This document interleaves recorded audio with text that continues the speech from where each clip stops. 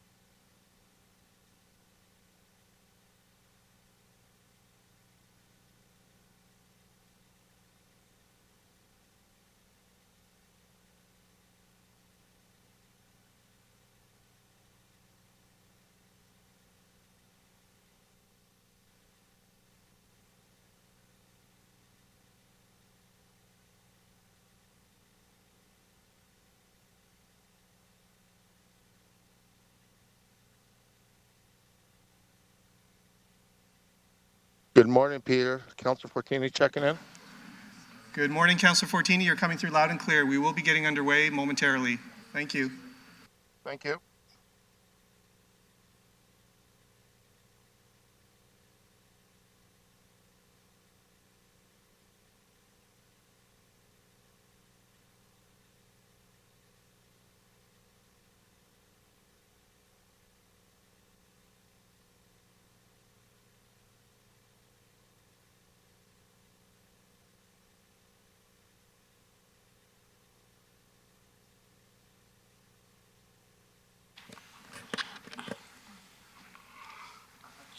Okay, good morning, everyone. As we begin today's meeting, we would like to acknowledge that we're gathering here today on the treaty territory of the Mississaugas of the Credit First Nation, and before them the traditional territory of the Haudenosaunee, Huron, and Wendat. We also acknowledge the many First Nations, Métis, Inuit, and other global Indigenous people that now call Brampton their home. We're honored to live, work, and enjoy this land. Good morning once again, and welcome to our meeting of Brampton's Committee of Council. All members are present today, with the following participating remotely. I see Councillor Fortini and Councillor Medeiros. Thank you. Our next item is approval of the agenda. Does any member wish to add a business item on today's meeting? I have Councillor Santos. Thank you. Through you, Mr. Chair, just wanted to add a discussion item given it's National Indigenous Peoples Day. A discussion item regarding an update from a previous report about specifically named streets in Ward 5, Whitewash Way, Whiteface Crescent, and Native Landing, and Whitewash Park and Native Landing Parkette. Just a discussion item, please. Thank you. Through you, Mr. Chair, to members of the committee, that would be proposed item, discussion item under corporate services, 9.3.4. Thank you. I have Councillor Palashi on the board. Thank you, Mr. Chair. Mr. Chair, I'd like to add an in-camera item about identifiable individuals. I've spoken with the solicitor already. Thank you. Through the chair, yes, I've spoken with the councillor, and so this would be an exception under 2392B of the Municipal Act for the clerk. Through you, Mr. Chair, that would be proposed addition under closed session item 15.4.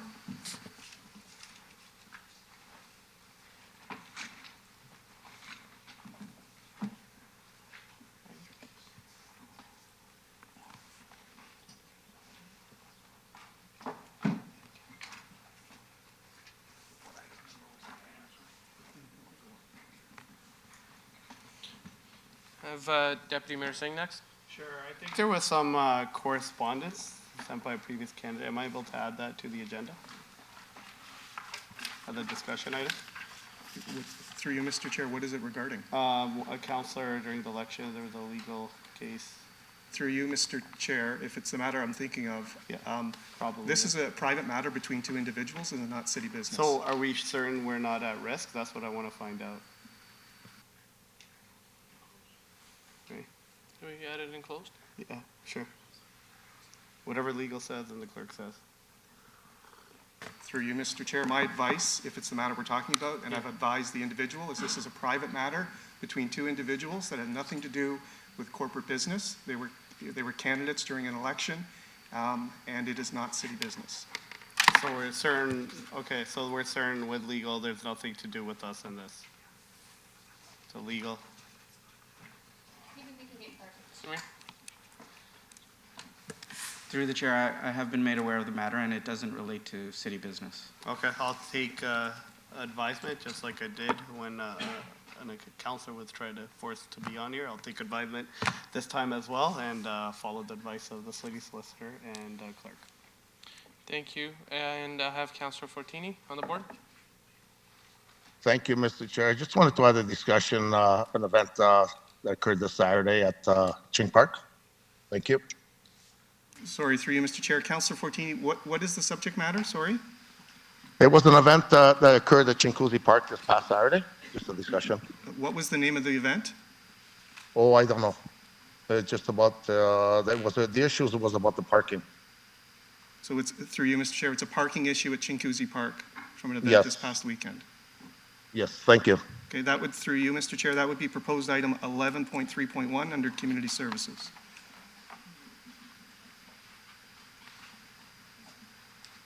Through you, Mr. Chair, just to advise as well, listed delegation on today's meeting, 6.7 from Sylvia Roberts regarding living wage in Brampton. Sylvia has withdrawn that delegation, so committee will not proceed with that today. Okay, thank you for that. Also, I would like to add another item on as a delegation from the Ontario Gurdwara Committee. I see members in the audience, and they would like to delegate. So through you, Mr. Chair, that would be proposed delegation item 6.10 on today's agenda. Okay.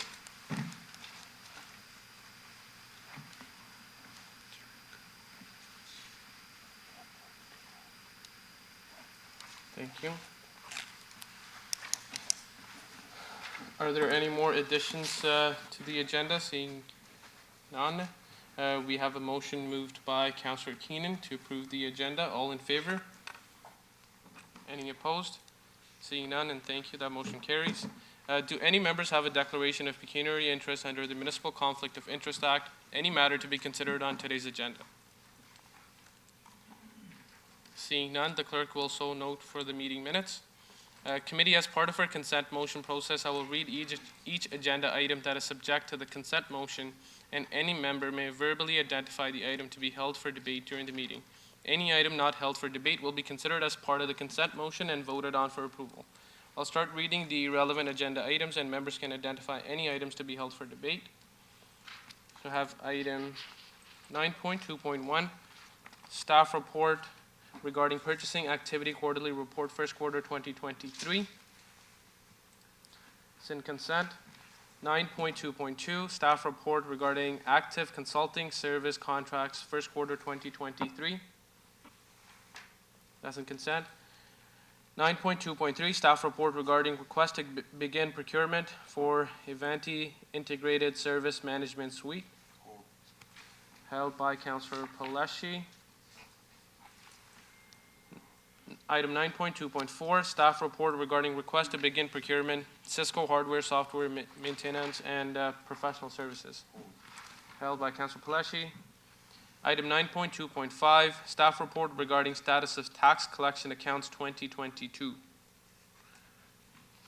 Consent. 9.2.6, staff report regarding land tax apportionments pursuant to Municipal Act 2001. It's in consent. 9.2.7, staff report regarding 2023 first quarter reserve report. Hold. Held by Deputy Mayor Singh. Item 9.2.8, staff report regarding 2023 first quarter operating budget report. In consent. 9.2.9, staff report regarding 2024 budget process. In consent. Item 9.2.10, staff report regarding recruiting and retaining top talent policy 2023 review. Held by Councillor Paleshi. Item 9.2.11, staff report regarding marquee festivals and events program update. Held by Councillor Santos. Item 9.3.1, minutes of the Accessibility Advisory Committee, June 6, 2023. It's in consent. Held for discussion is item 9.3.2, discussion item at the request of Regional Councillor Paleshi regarding employee maternity leave benefits and benchmarking municipal policies. Held for delegations and discussion, item 9.3.3, discussion item at the request of Regional Councillor Claude Broad regarding gender-based violence and intimate partner violence in the city of Brampton. We have an added item 9.3.4, and then held for possible delegations is 10.2.1, staff report regarding implementation of user fees for public access electric vehicle charging stations and approval of bylaw amendments for improper electric vehicle parking. Item 10.2.2, staff report regarding request to begin procurement for Gage Park Construction Projects Ward 3. Consent. Item 10.2.3, staff report regarding request to begin procurement, hiring of an architect for design and contract administration services for the new animal shelter Ward 6. Held by Councillor Paleshi. Item 10.2.4, staff report regarding request to begin procurement, construction of snow storage facility at 8055 Heritage Road, Ward 6. In consent. Held for committee direction is item 10.2.5, staff report regarding retrofit noise wall located adjacent to Howden Boulevard, Vauden Street East, Ward 7. Item 10.2.6 is staff report regarding 2023 new school infrastructure improvements in Ward 6. That's in consent. Item 10.2.7, staff report regarding traffic-related issues for U-turn restrictions at Sandalwood Parkway East and Sunny Meadow Boulevard, Ward 9. It is held. Sorry, Councillor Power, you're referring to 10.2.5? Okay, it is held. So 10.2.7 in Ward 9, in consent. Item 10.2.8, staff report regarding reserved parking on city property for expectant mothers and new parents. In consent. Item 10.2.9, staff report regarding initiation and of subdivision assumption for Markview Home Corporation in Ward 10. That's in consent. Item 10.2.10, staff report regarding request to begin procurement construction of thermal mitigation stormwater pond retrofit for Cottrell Boulevard extension. In consent. Item 10.2.11, Staff report regarding active transportation implementation plan for painting the active transportation footprint. In consent, held for delegations is staff, 10.2.12, staff report regarding electric scooter pilot program, Bramalea Go Connection Ward 7. Item 10.2.13, staff report regarding budget amendment and status report, Downtown Brampton Construction Mitigation Grant. In consent. Item 10.2.14 is staff report regarding Warriors Day free fares for veterans. In consent, item 10.3.1, minutes of the Brampton School Traffic Safety Council, June 1st, 2023. In consent, item 10.3.2, minutes active Transportation Advisory Committee, June 13, 2023. In consent, hold for discussion, item 10.2.3, discussion item at the request of Regional Councilor Medeiros regarding street sweeping. Item 10.3.4, correspondence from Stephen Sayers, Brampton resident, regarding 10.2.5, retrofit noise wall located adjacent to Haddon Boulevard, Vauden Street East, Ward 7. In consent. Item 10.3.5, correspondence from Chris Drew on behalf of the Drew family of Bramalea regarding item 10.2.12, electric scooter pilot program, Bramalea Go Connection Ward 7. Mr. Clerk, is that a video or just a letter? Through you, Mr. Chair, that is a letter. Okay, thank you. And consent. Item 11.2.1, staff report regarding Advanced Brampton Fund framework update. Consent.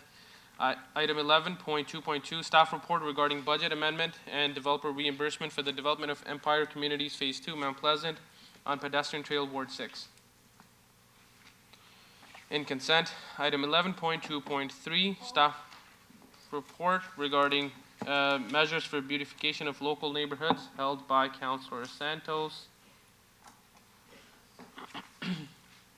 Added item 11.3.1, and held for possible delegations as 12.2.1, staff report regarding regulating nuisance noises from motor vehicles and power devices.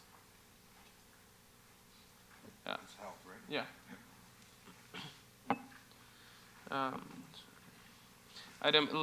Item 15.1, open meeting exception under Section 239 of the Municipal Act, personal matters about an identifiable individual, including municipal local board employees, Brampton Arts Walk of Fame inductees. In consent. Item 15.2 is held because committee direction is required.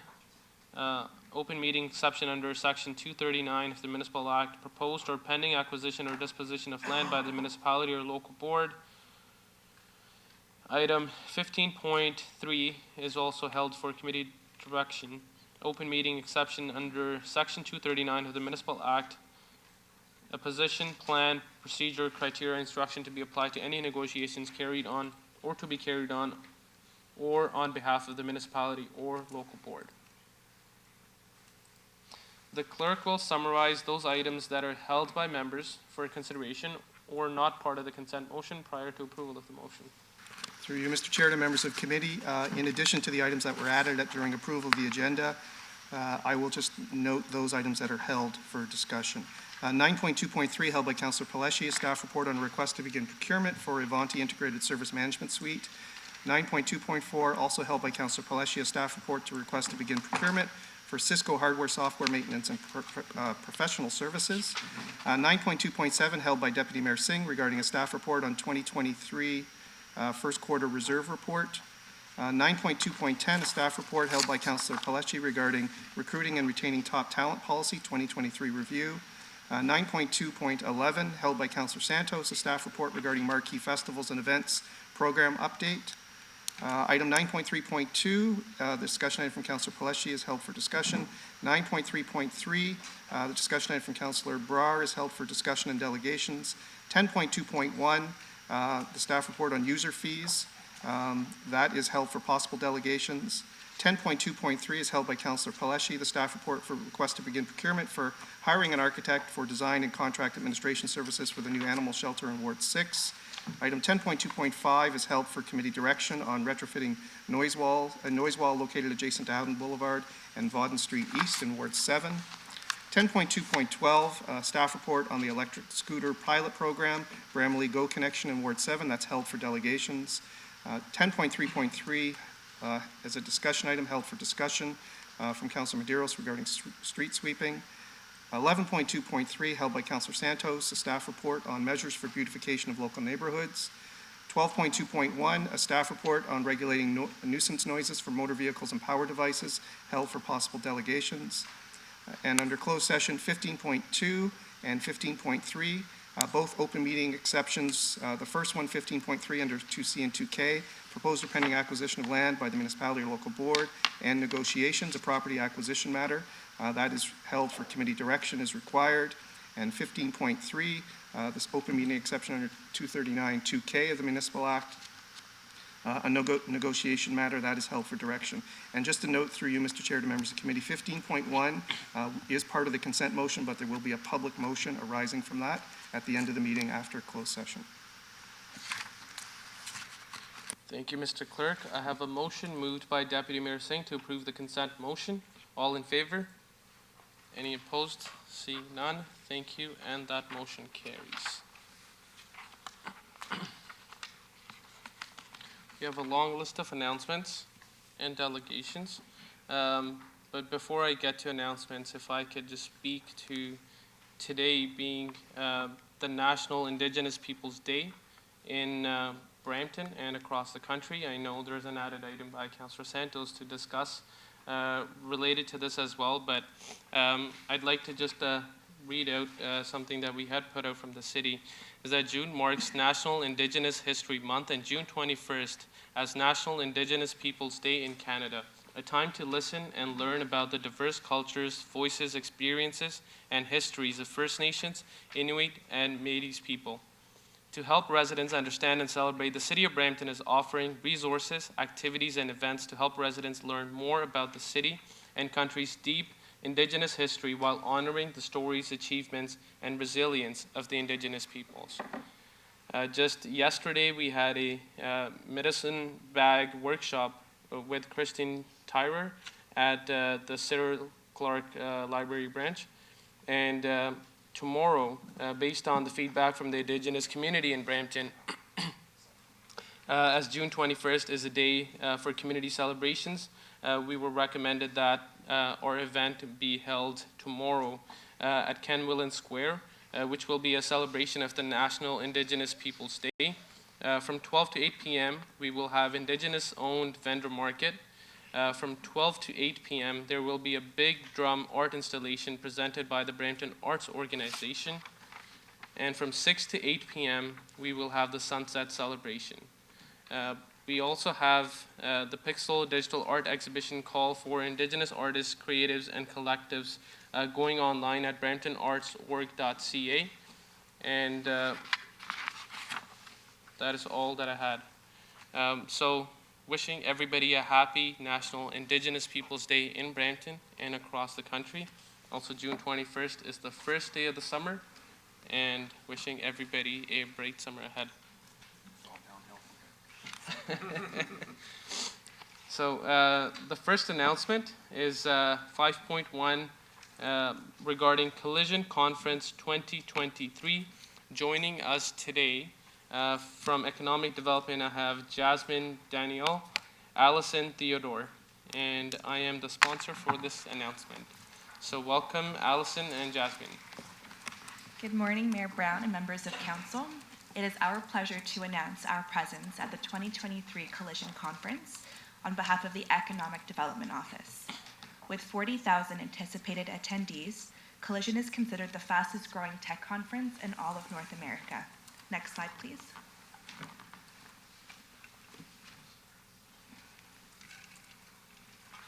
This year, we are proud to showcase 24 Brampton Innovation District startups that have graduated from our incubator and accelerator programs, including Scooty and ConsiderCare. These startups will be featured at Brampton's first ever Startup Island at Collision, and you can check our website at investbrampton.ca for a full lineup.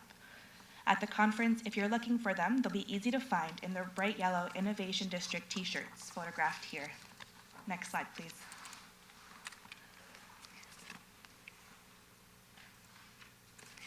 Our economic development team, in partnership with Beehive and the Ministry of Economic Development, Job Creation and Trade, will be hosting a Brampton Innovation District tour for 30-plus international startups that are attending Collision.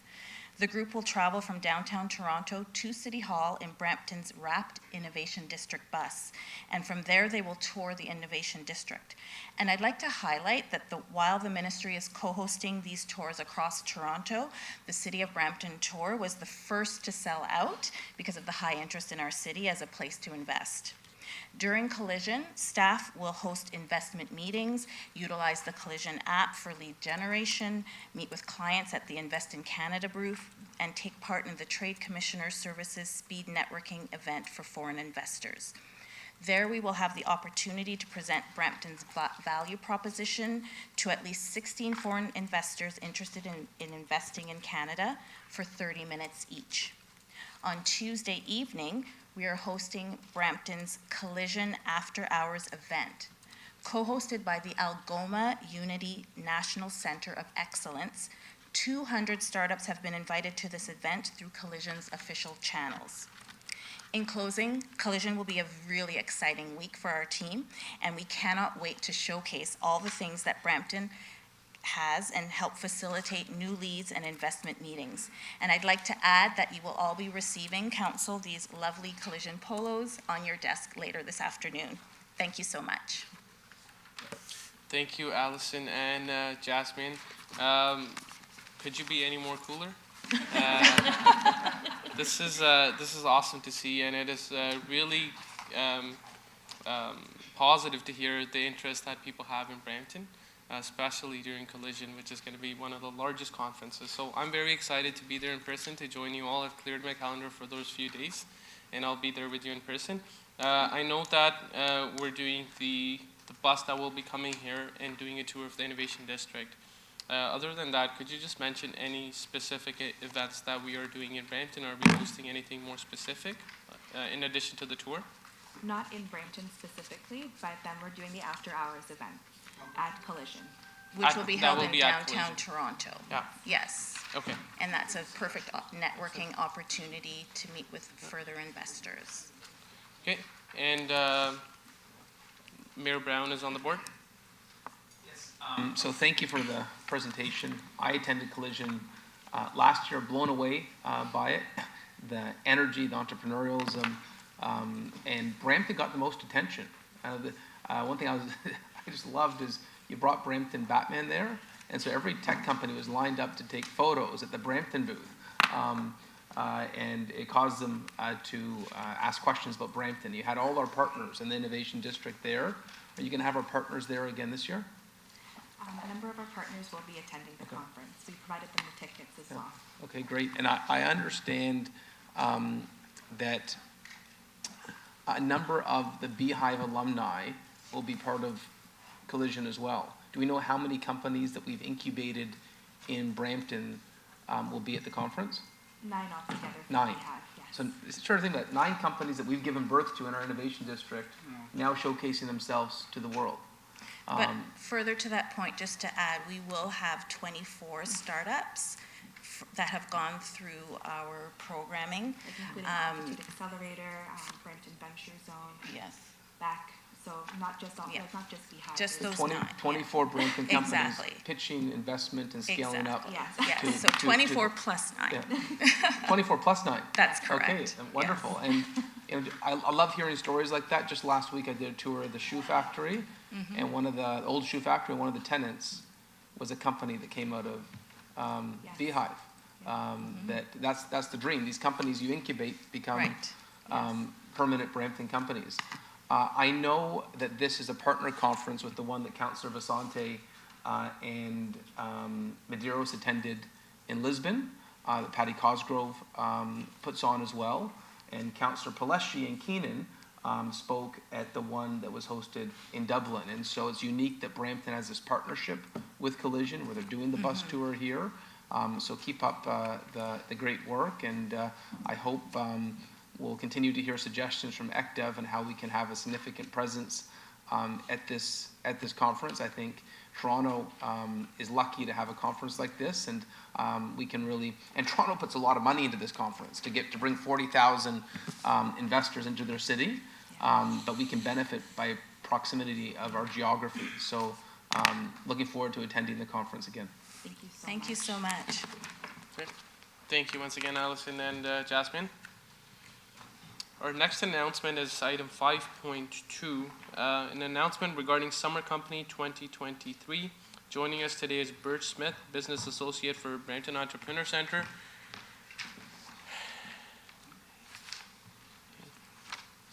And Councillor Santos is the sponsor for this announcement.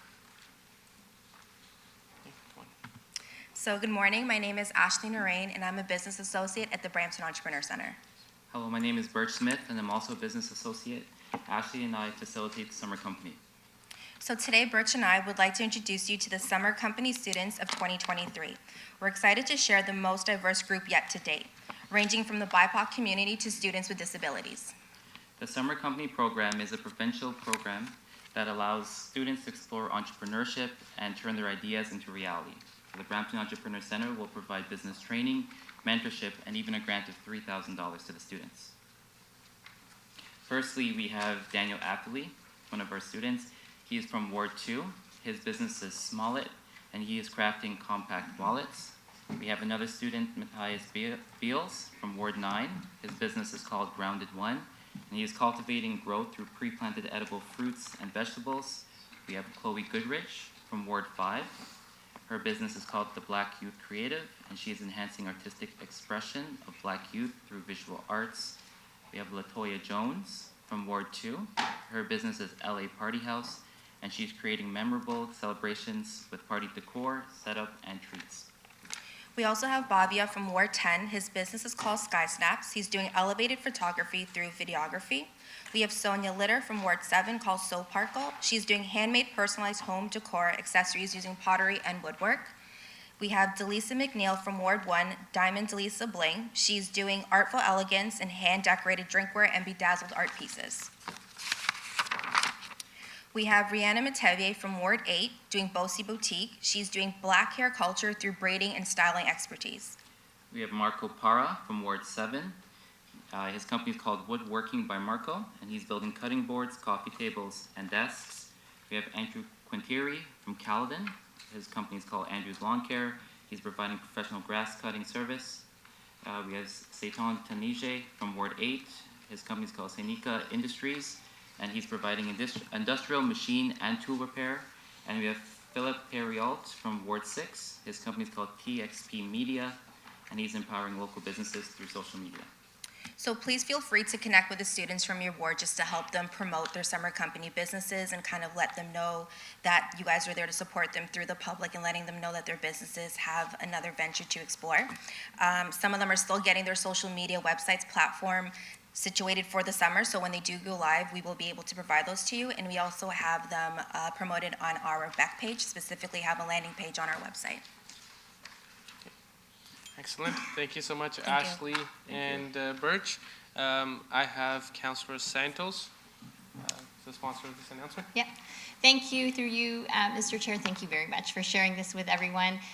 We had a youth council tour at the Brampton Entrepreneur Center just last week, and the folks at BEC were sharing and praising this particular program, encouraging young people to apply, but also be their own entrepreneurs. And sometimes it's really hard as a young person to find a job.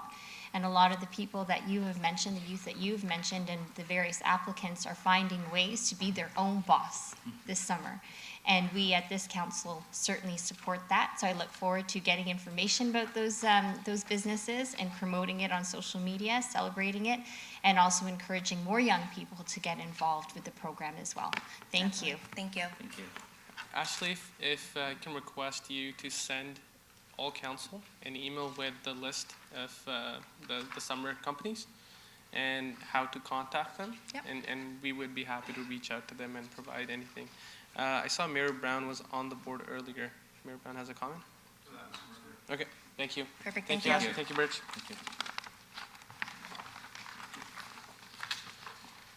Next announcement is item 5.3, an announcement regarding celebrating summer camp at Jean Augustine Secondary School, July 17 to 28, 2023.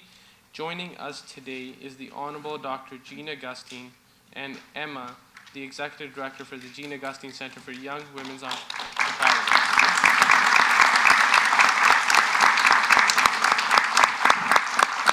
And Councillor Barad is the sponsor for this announcement. And Mr. Mayor and Council, Mr. City Manager, it is a great day to make a presentation to Brampton City Council. It's the beginning of summer, and it's also National Indigenous Peoples Day. And so we at the Jean Augustine Center feel very honored to have the opportunity to share with you what we do at the center and why Brampton is one of our home base, where we find great support among your constituents, and where we will bring some of our programs to the area with the expectation of full participation and support by you. Emma is the Executive Director, and I would let her speak about the program that we offer at the center and why it's important for us to maybe extend hands to the partnerships that we have in this area. I also want to compliment the tech program that's going to be coming, because I can see a connection between what we're doing in terms of STEM programs and the opportunity that's offered here through the tech innovation. Thank you. Good morning. My name is Emma Sadier-Kofi. I'm the Executive Director at the Jean Augustine Center. I'm happy to share a little bit about the center and the opportunity that we're bringing to the city of Brampton through our summer programs. Next slide, please. So we are located in South Etobicoke. However, we're excited to continue our expansion into Brampton because we do currently have a number of girls within the Peel School Board that do attend our programming. So it was a great opportunity for us to extend our programming to the city of Brampton. Next slide, please. We always do a slide about the Honorable Dr. Jean Augustine. For those who don't know, it's very important to highlight who she is. And this is something we share with our young people at the Jean Augustine Center. So as we know, she was the first Black woman in Parliament. She is the reason she led the motions for the Famous Five statue and also Black History Month. And she was also appointed the Fairness Commissioner of Ontario. Next slide, please. So we were founded in June 2014 by the Honorable Dr. Jean Augustine. We take a holistic approach to empowerment, and how we do that is by supporting the mental, physical, and social well-being of young women and girls. Next slide, please. We're committed to building the self-esteem and self-worth of young women and girls by positively influencing their outlook on life, broadening their horizons, and helping them to empower themselves. We work with girls between the ages of 7 to 17 throughout the GTA, and we place a special emphasis on mentorship, empowerment programs, civic engagement, and personal development and experiential learning. And our core values are empowerment, mentorship, leadership, and civic engagement. Next slide, please. We always get asked why we empower girls. We still have to answer this question in 2023, but the keynotes that we want to highlight is we want girls to have the right to make decisions on their life, both education, career, physical, and sexual health. We want to support in ending the cycle of poverty, and one of the ways to do that is to educate a girl who educates her family. And we believe that gender equality is still needed in various fields, including STEM, politics, and business. Next slide, please. And so we offer a variety of programs in after-school camp and workshops. However, the reason we're here today is to promote our STEM summer camp that will be coming to the city of Brampton, July 17th. It'll be 2 weeks, and it'll be offered at the Jean Augustine Secondary School. Next slide, please. So within this camp, we will be extending it to 30 young women between the ages of 7 to 17. It's an affordable camp to reduce the barriers to access. We will be working with various partners, including HackerGal, Ryerson, First Robotics Canada, to offer a broad range of activities in STEM, from chemistry to AI to cryptocurrency, providing foundation of education in STEM, but also making it fun and accessible. Next slide. And so more information about the calendar of this camp is located on our website, as well as all our other programming that is offered at Etobicoke and online as well. Thank you. Thank you so much. We're very honored to have you here with us today, delegate, to making this announcement. I have to learn from Councillor Broad how you tee up things so well that today on the agenda you have everything lined up perfectly. You're truly an inspiration as a councillor. Councillor Broad, being the sponsor of this announcement, would you like to say something? Yes. Thank you, Emma, for bringing this, and thank you, Dr. Jean Augustine, the Honorable Jean Augustine. It's a pleasure to have you here. It's an honor. You know, thing is, bring these incredible opportunities for our young girls and women in council. It's important to see that. It's flourishing. It, just like you're saying, it was in Etobicoke, and there's a lot of girls here that want this opportunity. I hope to see it grow and to see more in the future, because great work has been done. Thank you so much. Thank you. Thank you. Thank you. Thank you so much. And you see Councillor Power on the board as well? I saw there was a cost of $100 per girl. You have 30 girls in the program. If the girls can't afford it, what happens? So we do offer subsidies, continued subsidies. So we do not want access by cost to be a barrier to access. So I would propose, I would take out of my budget to help subsidize that cost if you need. And I would implore the rest of us on council to do the same. Thank you. Thank you. Thank you, Councillor Power. And thank you so much for this announcement. And Councillor Power had also suggested to me earlier that if we could do a picture with the Honorable Dr. Jean Augustine. So I would like to ask my council to please join us there. That is going to cost you, you know. Like a really good donation to the center. Thank you.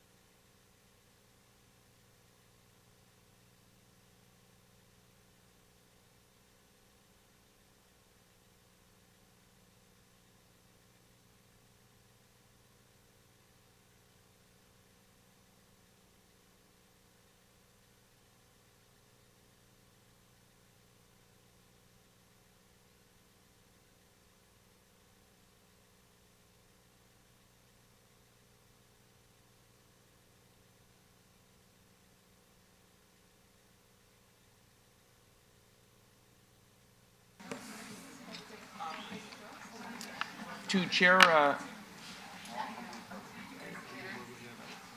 to Chair Tor, if I could just make one comment of someone we were remiss to not recognize. Yeah, please. So of course, we had the legendary Jean Augustine here today, who we've adopted as a Brampton resident, even though she represented Etobicoke, because we all love the Jean Augustine. But I was surprised to see today also in the chamber, Zanaya Conde, who is another incredible trailblazer, the first Black Canadian cabinet minister in Ontario history, elected in 1990 for the riding of St. Andrew, St. Patrick. And I remember this well because my father put up signs for her when I was 12 years old. And so nice to see you here, and thank you for being a trailblazer for the community, and you continue to inspire.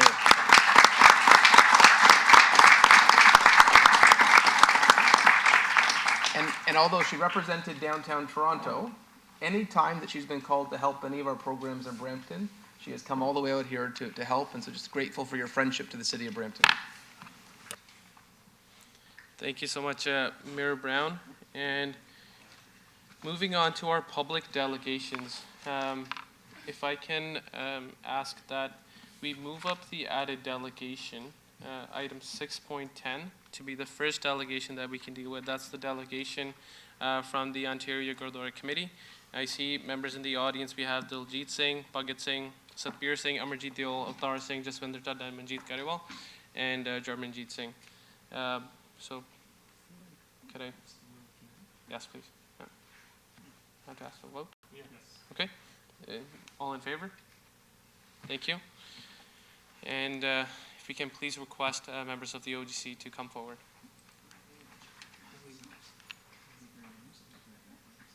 Okay.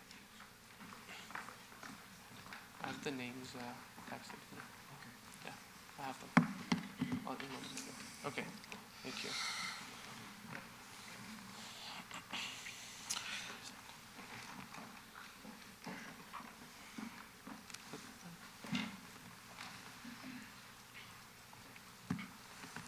So, thank you, Mr. Chair, City Councillors, and Mayor Brown. I am here on the behalf of OGC. Thank you for having us. Today, we gather here to pay tribute to an extraordinary Sikh activist, Bhai Hardeep Singh Nijjar, who was assassinated in the parking lot of a Gurdwara, of which he was also the president. Let us remember the mark he left on the Sikh community and the immense sacrifice he made. Bhai Hardeep Singh Nijjar was a beacon of courage and determination, dedicated his life to the cause of Khalistan, a land in which Sikhs can live freely. He passionately advocated the right and aspiration of Sikhs, working tirelessly to raise awareness about their struggle and the need of self-determination. Despite facing numerous challenges and the personal threats from the foreign interference, Bhai Hardeep Singh Nijjar refused to be silenced by a genocidal state which sought to suppress his message and the Sikh community. He knew his life was in danger, and so did CSIS, as numerous news reports now acknowledge that foreign interference could have played a role in his murder. Today, we pay tribute to Hardeep Singh Nijjar. Let us honor his memory by continuing his work for justice, equality, and the right of Sikhs. Let us sacrifice serve as a powerful reminder that the struggle for freedom and self-determination is not without risk, but it is also a cause worth fighting for. In commemorating Hardeep Singh Nijjar's life and activism, let us reframe our commitment to creating a world where all individuals can peacefully practice their faith, preserve their culture, heritage, and live free from violence and prosecutions. That's why we are here before City Council today. We call on the City of Brampton to pass a resolution calling on the federal government to fully investigate this killing, including the role of foreign interference, especially foreign interference in assassination of Sikh Canadian on a Canadian soil outside a place of worship. Thank you so much. Thank you so much, and I have Mayor Brown on the board. Thank you, and it's an honor to have the OGC here today. I believe Councillor Navjeet Kaur Brar will have a motion to put forward, but I just want to say I've heard about the pain in the community after this occurred in Canada. This may be Surrey, but there's a deep connection between Brampton and Surrey, and it's caused a chilling effect across the country that something like this could happen. No one ever in Canada should feel unsafe in their place of worship. Religious freedom is a cornerstone principle in our country, and if the president of a Gurdwara can lose his life at his Gurdwara, what message does that send? And I do believe as a country, we need to do whatever we can to make sure that all Canadians, regardless of your faith, whether you're Jewish, whether you're Muslim, whether you're Sikh, whether you're Hindu, that no one ever feels a fear of violence at their place of worship. And Brampton has always spoken out for religious freedom. So I think this is consistent with who we are as a city. We saw this during Bill 21, when we were the most outspoken city. Us calling on public safety to make sure that Canadians can feel safe in their place of worship, I think is entirely appropriate and consistent with our advocacy. And I would note, when there's been other instances in our city where different faith groups have felt concerned, we stood up. I know when there was an attack on the Muslim faith, the Peel Police particularly did tours around masjids and on their Eid event to reassure residents that we would stand up rigorously to defend religious freedom. So thank you for coming today. I know this incident just happened, and I would note Daljit Sekhan, to have a spiritual leader like you here today is an honor for us as well. Thank you. Thank you. Thank you, Mayor Brown, and I have Councillor Broad on the board. Thank you for coming here today. I don't think I could have said that better than Mayor Brown. Always fighting for human rights issues has always been something very dear to me, but just when we look at Brampton as a whole, we have so many cultures, so many diversity, so many religions, making sure you have that freedom of speech, but also, being there for one another. So thank you again for that, and I think we have a motion that we're going to be bringing. And is that motion, Mr. Clerk? So through you, Mr. Chair. Add it as a discussion item? There is no motion, there is no discussion item added. If committee, under council's meeting procedural rules, committee can either just receive or refer a delegation without a staff report. If committee wishes to add an item to the agenda, it's a 2/3 vote to reopen the agenda to add a discussion item. Okay. I thought the intention when we added the delegation was to add the discussion item along with it. Through you, Mr. Chair, I did not hear that. Okay. So, We'll request to add a discussion item.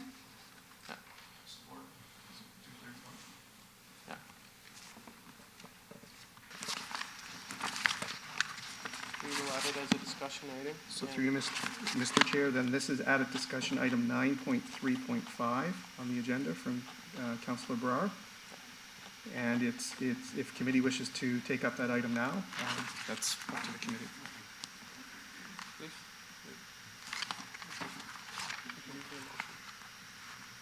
We don't have a motion.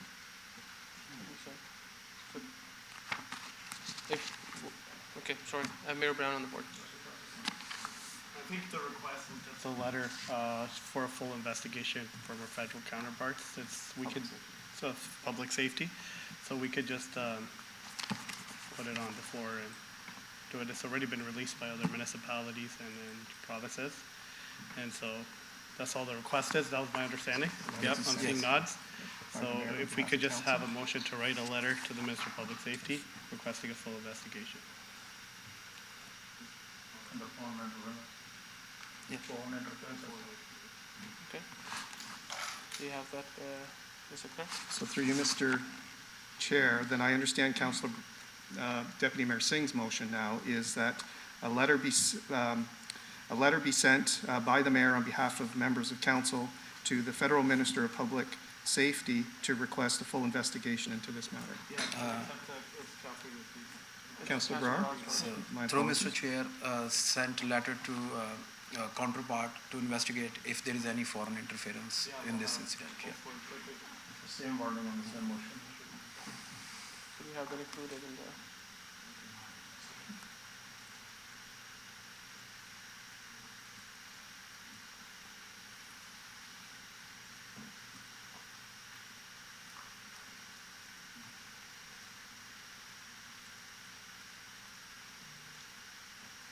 So the letter will be sent to the Minister of Public Safety, Marco Mendocino.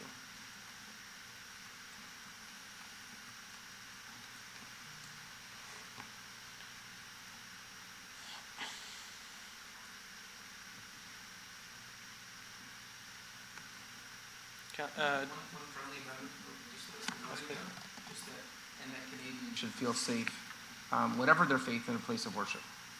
I think that's the general theme. Yes. That Canadians of every faith should feel safe in their place of worship. Thank you, Mr. Mayor. Thank you.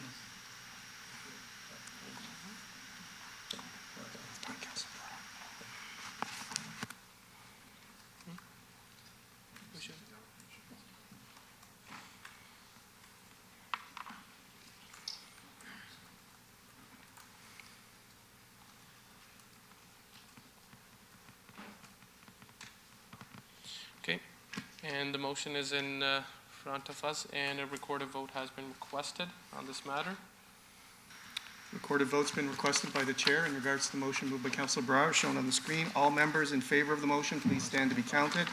Showing in favor is Councillor Santos, Councillor Vasante, Councillor Brar, Councillor Paleshi, Councillor Keenan, Chair Tour, Deputy Mayor Singh, Mayor Brown, Councillor Power. Councillor Medeiros, how do you vote? Yes. Thank you. Councillor Fortini, how do you vote? Councillor Fortini?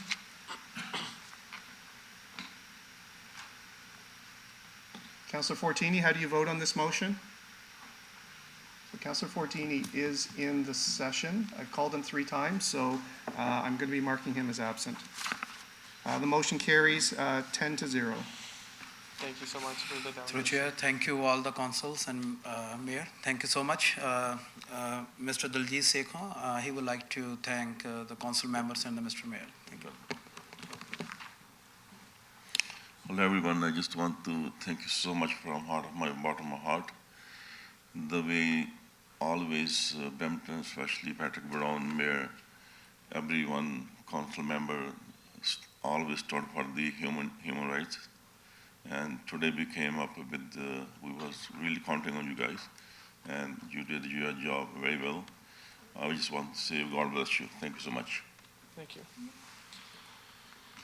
Thank you so much. And the next item that we have is item 6.1, possible delegations regarding notice of intention to propose user fees for public and staff EV charging stations provided by the City of Brampton. This relates to staff report item 10.2.1 on today's agenda. So, do we have anybody? Move up all the gender-based violence delegations now. We could do that as well.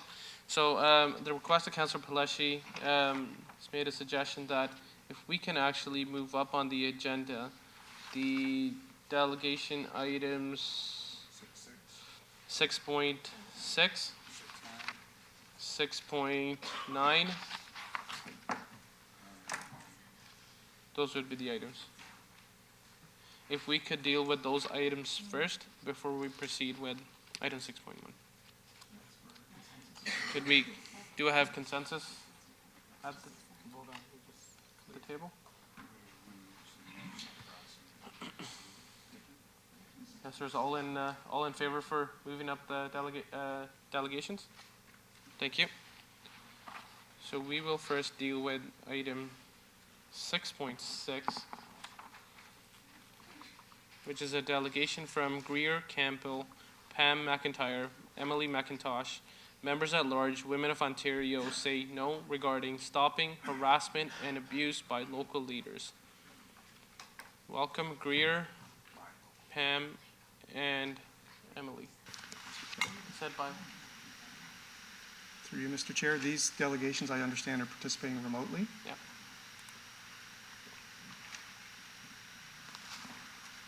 If we can, Tammy, if we can bring them into the session, please. Greer, Pam, and Shauna. Sorry, Greer, Pam, and Emily. My apologies.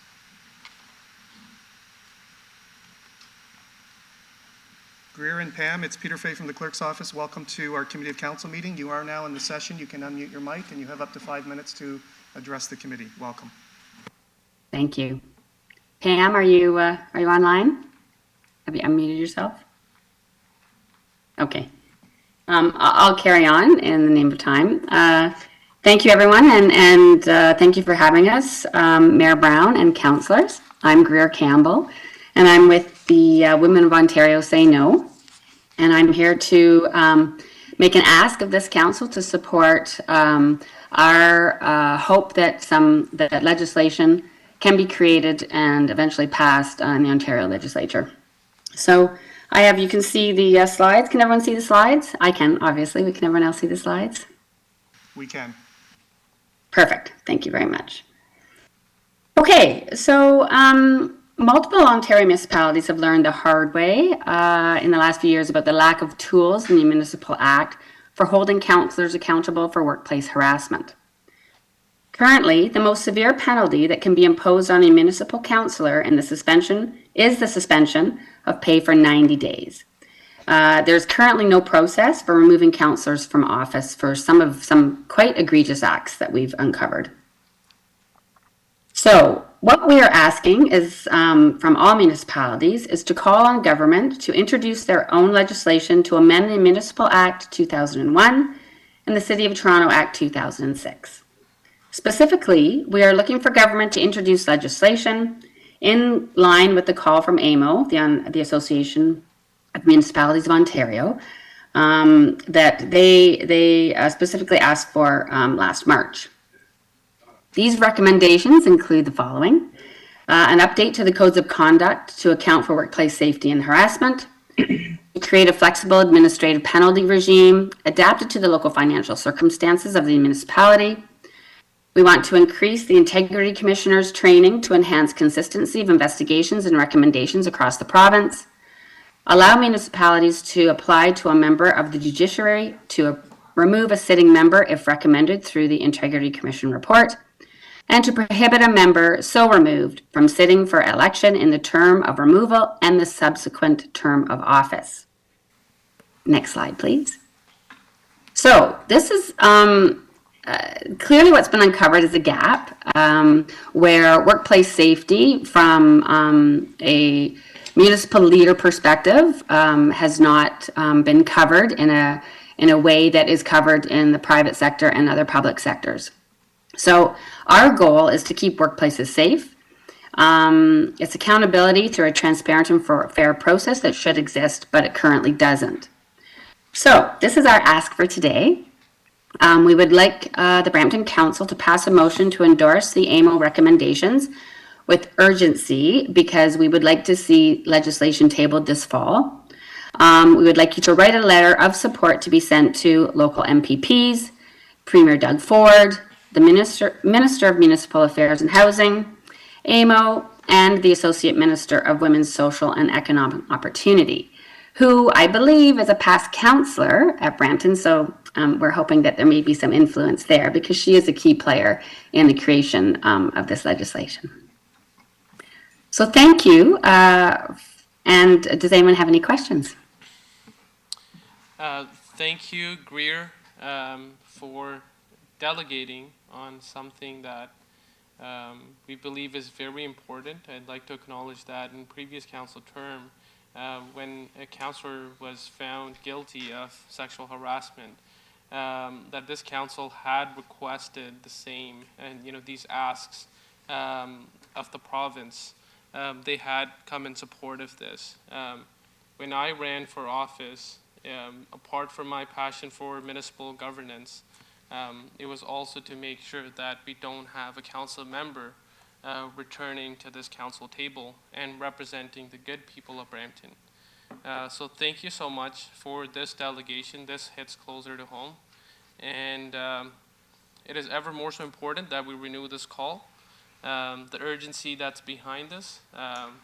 It is very difficult to see this, not just in Brampton, but other municipalities as well, that when something like this happens, you basically just get a slap on the wrist. And that is unacceptable, and it is embarrassing that we're having this discussion in 2023. But Agreed. It is still the right time to keep raising our voice on this very important topic And thank you once again for this delegation. I do have a few speakers that are on the board. So I would ask Councillor Vicente if you would like to speak next. Thank you very much, Chair, and thank you, Greer, for this presentation. I happen to sit on the board of AMO on behalf of the Region of Peel, and we had a lot of discussion at AMO, and AMO's policy and request of the province was to support the private members bill that unfortunately was not successful at Queen's Park. We here at this council endorsed and did send correspondence to the province and in support of the AMO request that strengthening of the Municipal Act was indeed called for, and that there should be tougher accountability measures for members who hold high office, particularly in the municipal sector here in Ontario, to be held accountable, including for there to be mechanisms, ways and means for removal from office. And so at AMO, we were calling on the province to put in place those measures, and I know here in the city of Brampton, we endorse that. And so we're entirely supportive of what you have been doing, and understanding that the private members bill was not successful.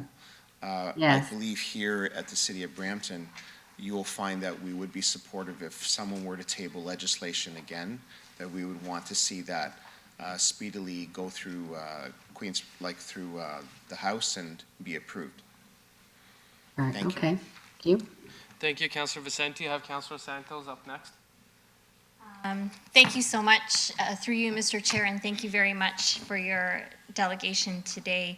As was stated, we have already been pushing the provincial government to consider this, and we continue to push, and we have some thoughts at the Councillor Barr and I have some thoughts at the upcoming AMO conference on bringing this up again. But as you may know, coincidentally, we have a discussion item regarding gender-based violence coming up next with a series of incredible women's organizations delegating to declare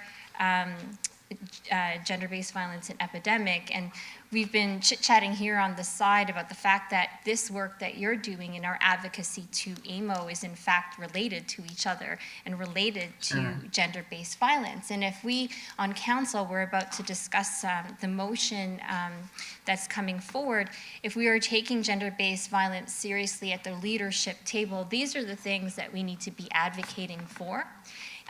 In order to, at the very top, local elected leaders to be making a commitment to be accountable to things like harassment, which quite frankly, within the realm of politics and in government, the majority of people getting harassed are actually women.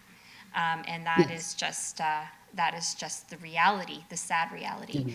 And so my suggestion is that when the motion comes forward on gender-based violence, we reiterate and continue and revise the motion to push harder in terms of advocacy, to provide accountability to leaders at the very top who are making these decisions, to also practice what we preach and make sure that there are stronger accountability measures when it comes to gender-based violence, or in this specific case, harassment. Does that sound good to you? Yes, so would that include a specific request to the Premier? Yes. Okay. I think from our perspective, as long as the Premier and also the Associate Minister are understanding that legislation, Bill 5, to your point, Bill 5 was not, did not pass second reading, which was, very unfortunate. But as long as they understand that what we're looking for is legislation, new government legislation to deal with this situation. Yeah, that's great. Okay, thank you very much, Greer. Okay, my pleasure. And is that it? No one else has any other questions? Yes, just thank you once again. And I will move the motion to receive this delegation. And all in favor? Any opposed? Seeing none. So and that motion carries. But based on the request that we have at this motion, this through this delegation, will we have to? So through you, Mr. Chair, if I can advise. We will provide an amendment to the upcoming motion to include ongoing advocacy for the provincial government and specifically Premier Ford to revise legislation and strengthen accountability measures related to local leaders and harassment, particularly when it comes to women and gender-based violence. Okay, and that's with the other item. Yeah, that's coming up. Okay, if we're good with that, then we are good to proceed. Thank you once again, Greer, for that delegation. Thank you very much for having us. Everyone have a great day. Thank you. I shouldn't take an election. Item 6.9 will be the next item that we will be hearing from the delegations from the following persons regarding item 9.3.3, council discussion item regarding gender-based violence and intimate partner violence in the city of Brampton. The first one is from Sharon Main Devine, CEO of Catholic Family Services Safe Center of Peel. Mayor Brown and members of council, thank you so much for having me today. So I am not only the CEO of Catholic Family Services Peel Dufferin, but we're also the lead agency for the Safe Center of Peel. So I'd like to invite you to imagine all the partners standing with me today. We have 17 community partners that all collaborate, come together to serve victims of gender-based violence. And at the Safe Center of Peel, for those of you who have not had the opportunity to come out and see, I'd love to have you out. A number of you have been there. And you know that this is an organization that we have here, one of the first of its kind in the province of Ontario, here in Brampton, that provides wraparound services to victims.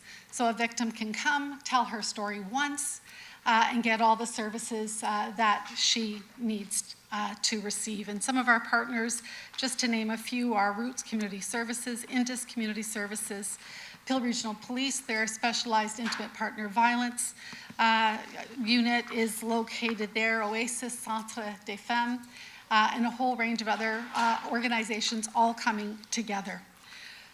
So this is not the first time I've come before you here at the city, and I want to thank you for all the support that you've already provided to us at the Safe Center.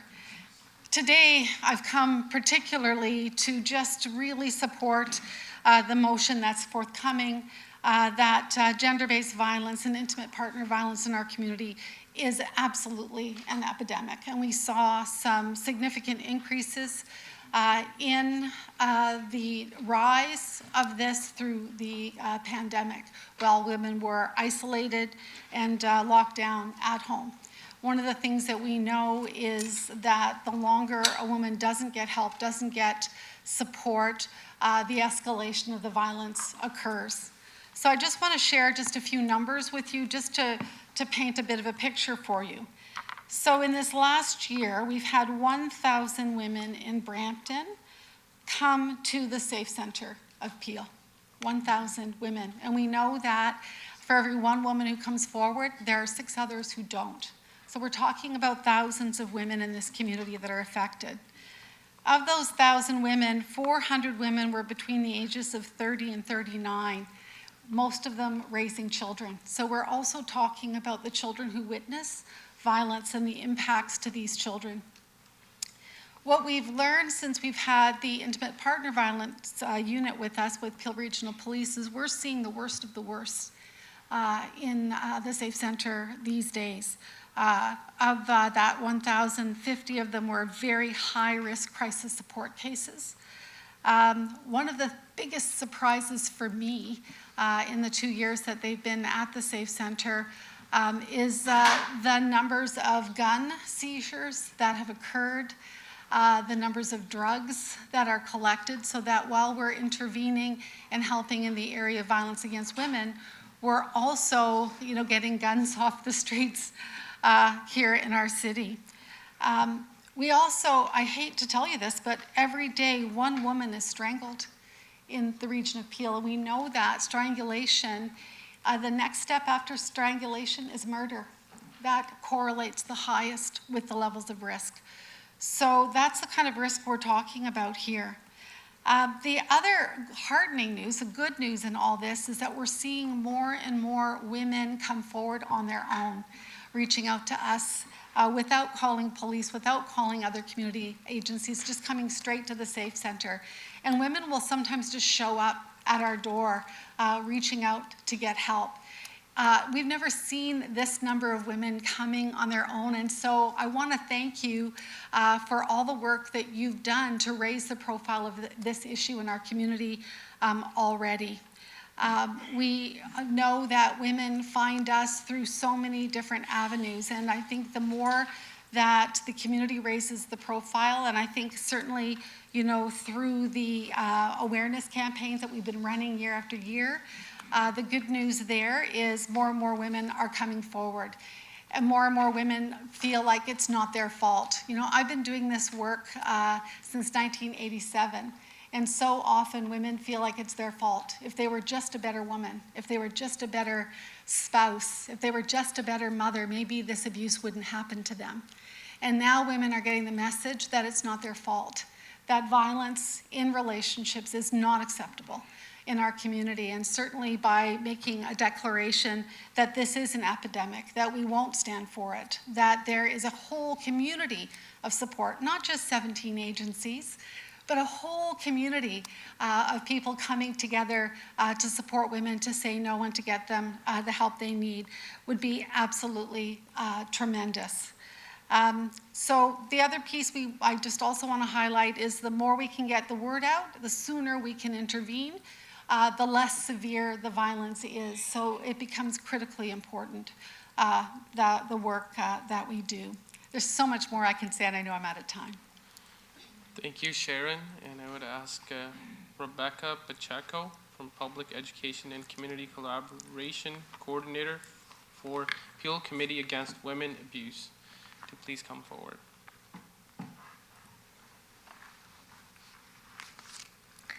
Good morning, Mayor Brown. Good morning, council members. My name is Rebecca Pacheco, and I am the Violence Against Women Coordinating. We are the Violence Against Women Coordinating Committee in Peel Region, the Peel Committee Against Women Abuse. Founded in 1984, PCAWA is a cross-sectoral community collaborative made up of 29 community organizations in Peel that have a shared goal of ending gender-based violence. I'm here today to support the motion that the City of Brampton declare intimate partner violence and gender-based violence an epidemic in our community. This is the first jury recommendation that came out of the Renfrew inquest into the deaths of Carol Culleton, Anastasia Koizek, and Natalie Warmerdam. In 2015, these 3 women were murdered on the same day by the same man, despite very clear warning signs of his potential to inflict further harm. In 2019, the coroner's office announced that the province would hold an inquest into the murders. The inquest took place in June of 2022. The 5-person jury, after listening to 3 weeks of testimony and reviewing written exhibits, returned with a verdict that included 86 recommendations for change, and this is the first recommendation on that list. Currently, 24 regions, towns, and counties across this province have already passed this motion to declare intimate partner violence an epidemic. I call on you leaders of our community to do the same and send a clear message to our community and our province that we recognize the imminent issue of intimate partner and gender-based violence and are committed to taking action. On Friday, May 19th, Devinder Kaur was murdered by her estranged husband in a public Brampton park. Right here in this city, in this community, a woman was killed in broad daylight, in public by her husband. She leaves behind her 4 children, and Devinder Kaur deserved safety that day. Femicide and gender-based violence is happening in Brampton, in our community. As we grow this list of regions, towns, and counties that have declared intimate partner violence and gender-based violence an epidemic, we're also confirming to the provincial government that this is an issue that is being felt across the province that requires immediate action.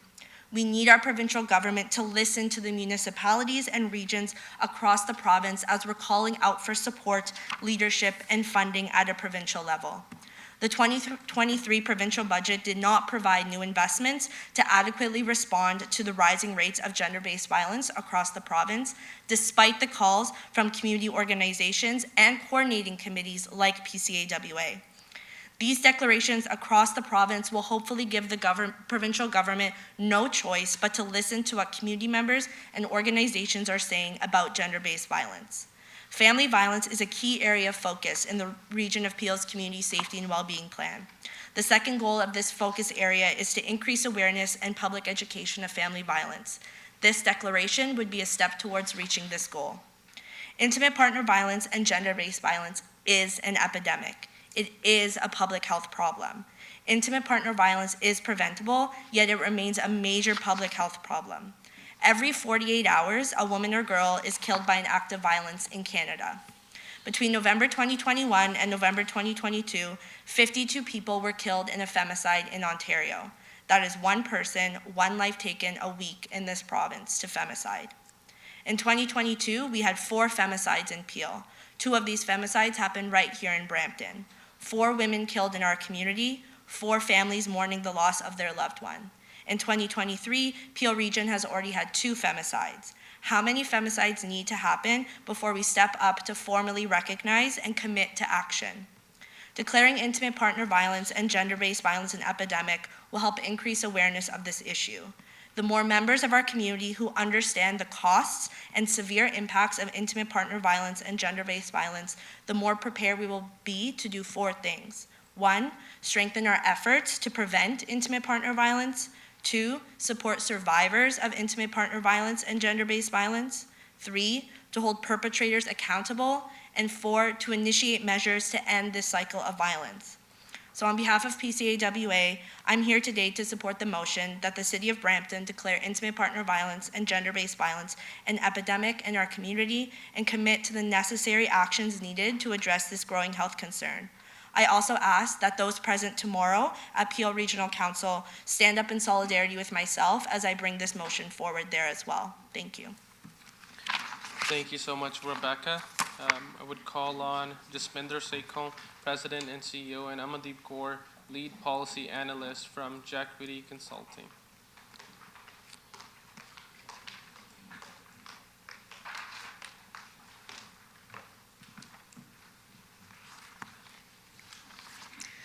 Good morning. Thank you so much. We're here as women who live in Brampton.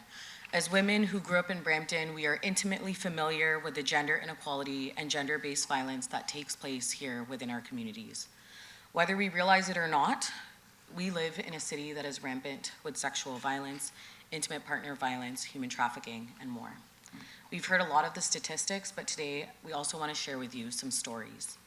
I had one young woman share with me that the years she's been living in Brampton have been some of the most difficult in her life. Back home, her parents helped her secure a place to rent when she came here to study. Once she arrived, she was forced to live in an overcrowded basement with 9 other women, paying hundreds of dollars per month per rent. Her landlord told her that if she slept with him, he'll be able to give her her rent for free. This made her uncomfortable, but after months of working under the table and for less than minimum wage, she felt that she had no other choice and she was sexually exploited by her landlord. After a presentation on healthy relationships, I had a young man share with me that he doesn't feel safe at home, that his stepfather hurts his mother, and this makes him feel unsafe, but he feels like he can't say anything because he's afraid of what might happen to him. And another young man shared with me that he'd been dating his boyfriend for a couple of months and felt like he was finally in love and had met somebody. Eventually, his boyfriend encouraged him to send nude photos of himself, and when they broke up, those nude photos were shared around the school. He was bullied, he was harassed, and he was beaten up.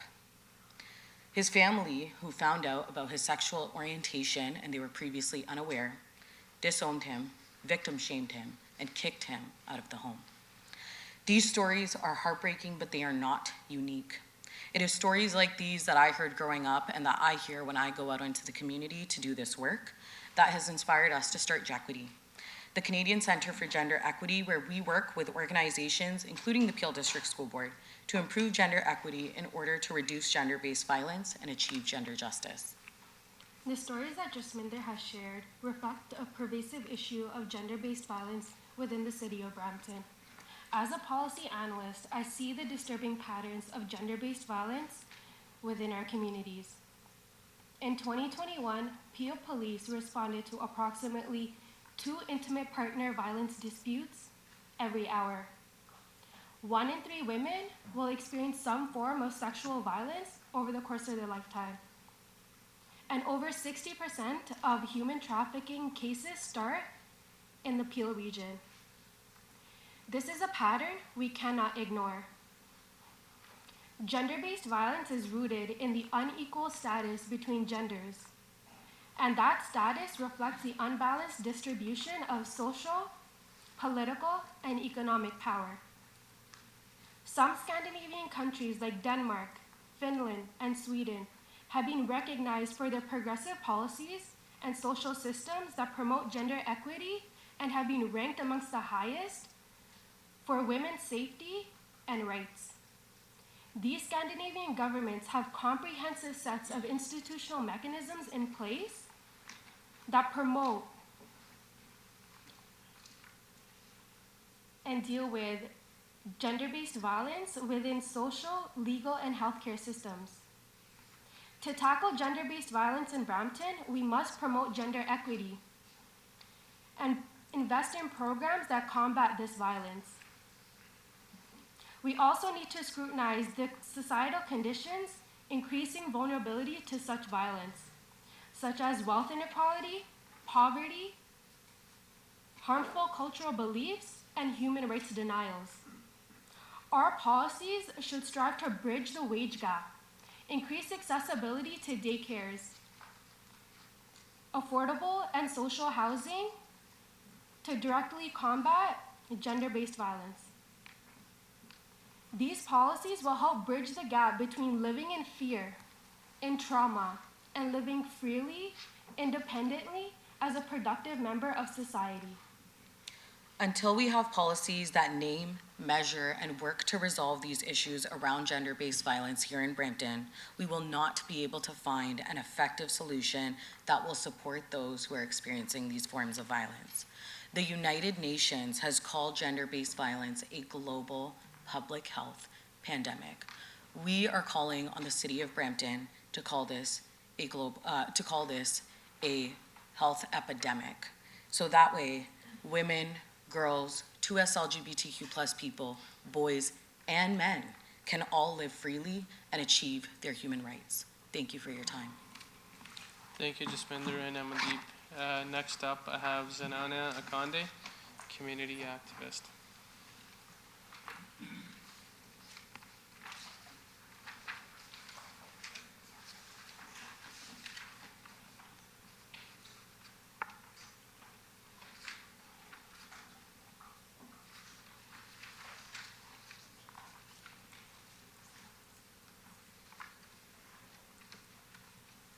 Good morning. I come from other parts of Ontario where I have spoken around these issues many, many times. And it is not getting better. It is getting worse. You look at Brampton, and I look across at Toronto. I look further than that at Ottawa, where I was a few weeks ago. I looked too at Hamilton, and the epidemic proportions of this action is so great. Women are suffering to the extent where some are considering and others have actually committed suicide. Many women remain in the circumstance because they realize that they don't have the ability to support their children, to continue with their lifestyle. They don't have those issues at all, the ability at all. And so they continue and they look the other way. And we have been working for years. I've served on the Elizabeth Fry Society, where women have been jailed because of their response to this and their actions, which in fact were themselves illegal. but they were initially forced into these actions by the imposition of violence. And one has to recognize that we cannot stand as governments, whether municipal, whether provincial, whether federal, we cannot stand as a country that leaves half of its population without support, without help, and in danger for their lives, for their livelihood, for their children. It has other repercussions. I began my career as a school teacher. It's much simpler than the one that I've inherited. I have to tell you that I have dealt with children who have lived in circumstances that have distorted their focus, that have made it almost impossible for them to learn. We are not talking. If you're willing to discard women, are you willing to discard the entire population? Are you willing to reject children's cry for help when they say, my mother is being beaten? Are you willing to ignore it when young women who come to university or to college are imposed upon simply in order to exist, to eat, and to eventually to succeed? I am really begging you to support this motion. I'm begging you to go further than that. I'm begging you to support others in other cities, in other places, in other towns, to support motions like these, and to push for all levels of government to give funding to bring the situations not only forward, but to assist the children who exist in that circumstance, and to assist women so that we can stand independently, even in marriage, even in relationships, to make sure that our lives are directed by us. Thank you. Thank you so much, Zanana.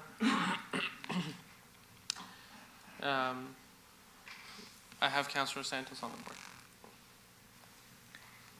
Thank you. Through you, Mr. Chair. This is a topic, an issue, and I'm so glad that Councillor Brar and I have been continuing this work and moving this work forward together. And I do have questions for the delegates, but I think we should have started everything by preambling that this is triggering for a lot of people. And we have in the city of Brampton women and folks within our own corporation who've experienced these things, and it would be triggering for them. It's certainly triggering for me. And every single time I hear the statistics or I turn on the news and that statistic of in Ontario, 1 every single week, sometimes I find myself working at my desk with CP24 in the background and I hear another woman killed. And I have to stop because my heart drops to my stomach. And there's this feeling of almost hopelessness. Because here, Councillor Brar and I, the 2 of 11 members of council on this council, struggle every single day because it's such a big responsibility to fight this fight, to continue this movement and fight for gender equity when there's no such thing as gender equity if women are not safe. If we cannot provide the bare necessity of women to be safe within their own homes and to stop violence against women, we will never achieve gender equity. And the funding piece is important because in 2019, when we started talking about this and moving on the awareness campaign to end gender-based violence at the region of Peel, we knew for the past 3 years with the It's Not Okay campaign and the Break the Silence campaign, as soon as we increased awareness, we would be encouraging women to stand up, be courageous, and say no more.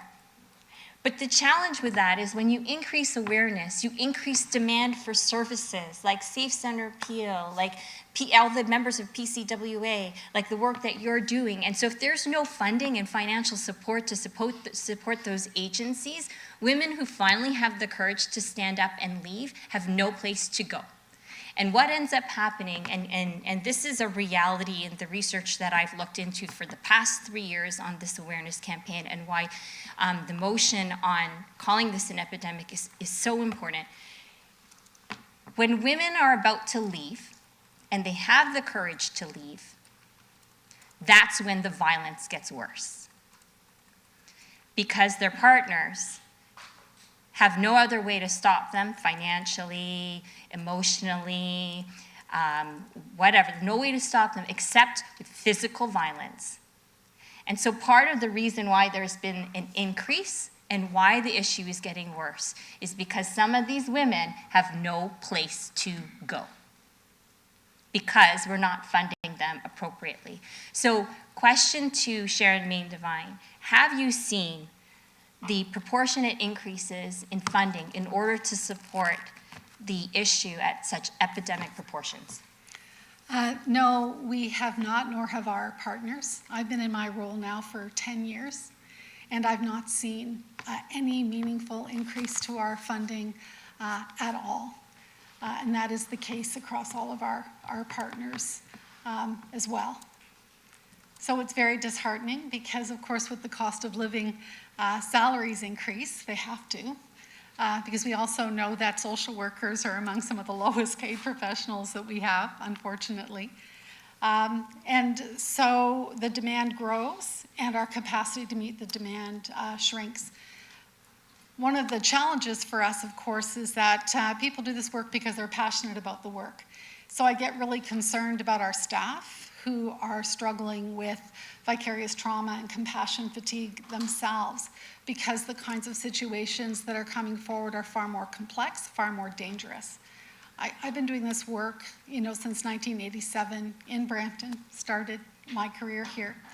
And I think, oh my gosh, how could things be so much worse all these years later than they were when I first started this? And how can we be funding it at such a low rate in our community?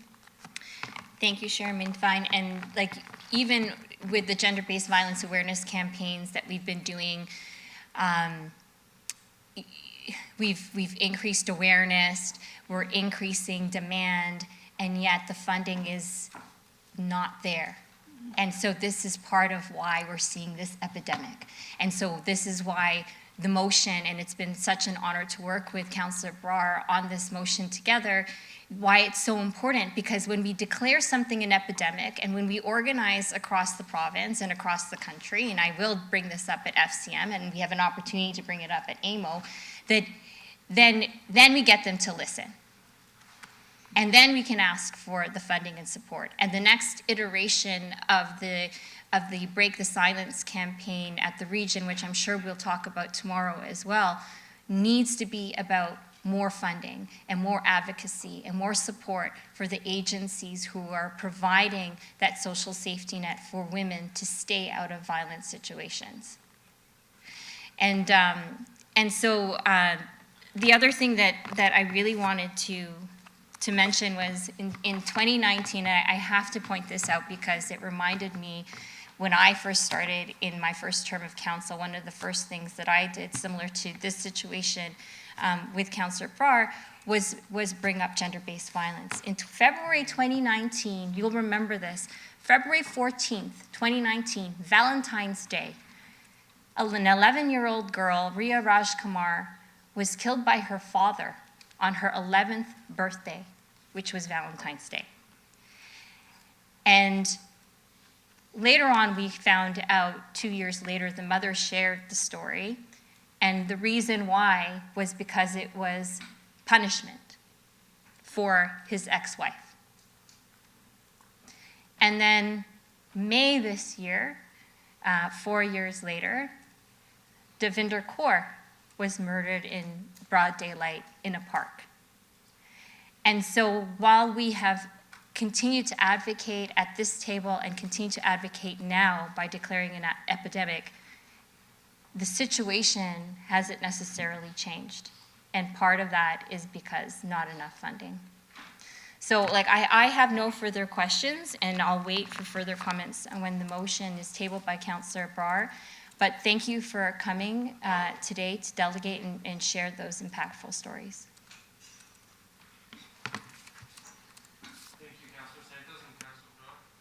Through you, Mr. Chair, first of all, I would like to thank Sharon, Rebecca, Jasminder, Amandeep, and Zanina for delegating. I think my heart feels really heavy right now, and I think a lot in this room, we're feeling that uncertainty of what's next. And that's where we want to give direction, be there, and be that force where we come together. And I think this story is really when the 3 women in Renfrew County is one that has echoed across the city, this region, the province, and all over the country. And over the past year in the region of Peel alone, I know Rebecca was touching on this too, so there's 6 women who've lost their lives as a result of gender-based violence. We've seen Devinder Kaur, Cassie Anto, Jandan Preet Kaur, Pawan Preet Kaur, Anna Monica Jurassica, and Vanessa Virjani. And these are not isolated incidents. Femicide is often the end result of gender-based violence and abuse, and one of the unfortunate outcomes in a system that doesn't take claims of abuse, harassment, stalking as seriously as it should be. Organizations that address gender-based violence have taken upon themselves to compile data on the prevalence of femicide. Femicide data is not collected by the criminal justice system, as femicide is not defined as a unique and distinct criminal charge within the Criminal Code of Canada. Those names, those women are the ones that are reported, the ones that are publicly known. There are also unidentified Jane Does and countless other victims and survivors of gender-based violence or intimate partner violence that aren't even part of the statistics. How crazy is that? This is just a tip of the iceberg. And in terms of intimate partner violence, in addition to those victims or survivors who identify as female, who go unreported, there are victims who identify as male that go unreported as well. I think, Jasminder, I was listening to your stories, and it's very heartbreaking to see that in our society today. And the victims and survivors of gender-based and intimate partner violence exist in every community, every geographic area, and are more widespread than ever than we think. This is a collective issue that needs to be addressed at every level, which is why today Councillor Santos and I are bringing this motion to declare a gender-based violence and intimate partner violence epidemic at the City of Brampton. I think, Councillor Santos, this is a very emotional time for us. I think we are feeling very heavy at our hearts because we know how important this is. Thank you.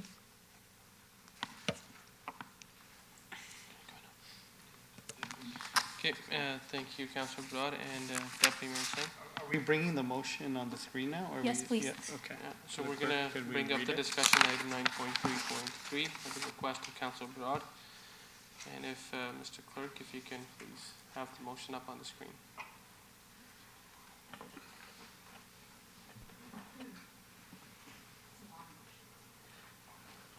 Maybe the therefore, so we know. Or you want to read it all? We can read it all. Councillor Burke, you want to read it? Yeah.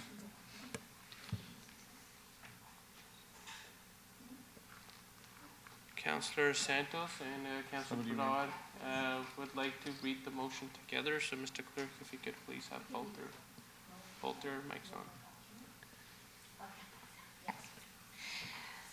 Thank you. Yep. Through you, Mr. Chair, just want to confirm, do you wish to read it off the screen, or you have a copy that you're going to read? So we can increase the size if necessary. Yes. Or if we could increase the size on the screen as well, as they read, you can scroll through so that members in the audience can see it as well, and people joining us online can easily view it as well.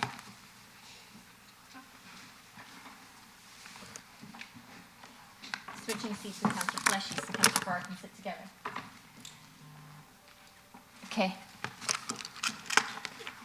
Thank you. Councillor Broad and Councillor Santos, you have the floor.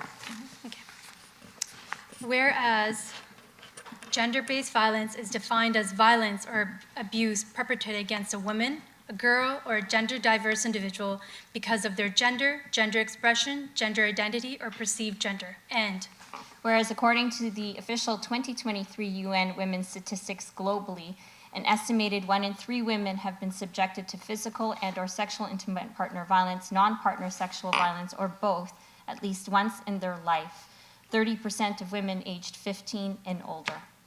And whereas globally, according to the same report, there is a woman or girl being killed every 11 minutes in their home. And whereas femicide is a result of gender-based violence and 22 countries specifically reference it in their criminal legislation. And whereas Canada does not currently include the term femicide in their criminal legislation. And whereas the Canadian Femicide Observatory for Justice and Accountability found that Canada between 2018 and 2022, 1 woman was killed every 48 hours. And whereas in the same report, not all femicide cases have an identified accuser, the majority of identified accusers have been male suspects. And whereas the injustice of a flawed system in Canada has allowed a serial killer who has been convicted of multiple femicides, Paul Bernardo, to be moved from a maximum security facility to a medium security corrections facility despite the outrage and disdain of victims' families, elected representatives across the country, and the public at large. And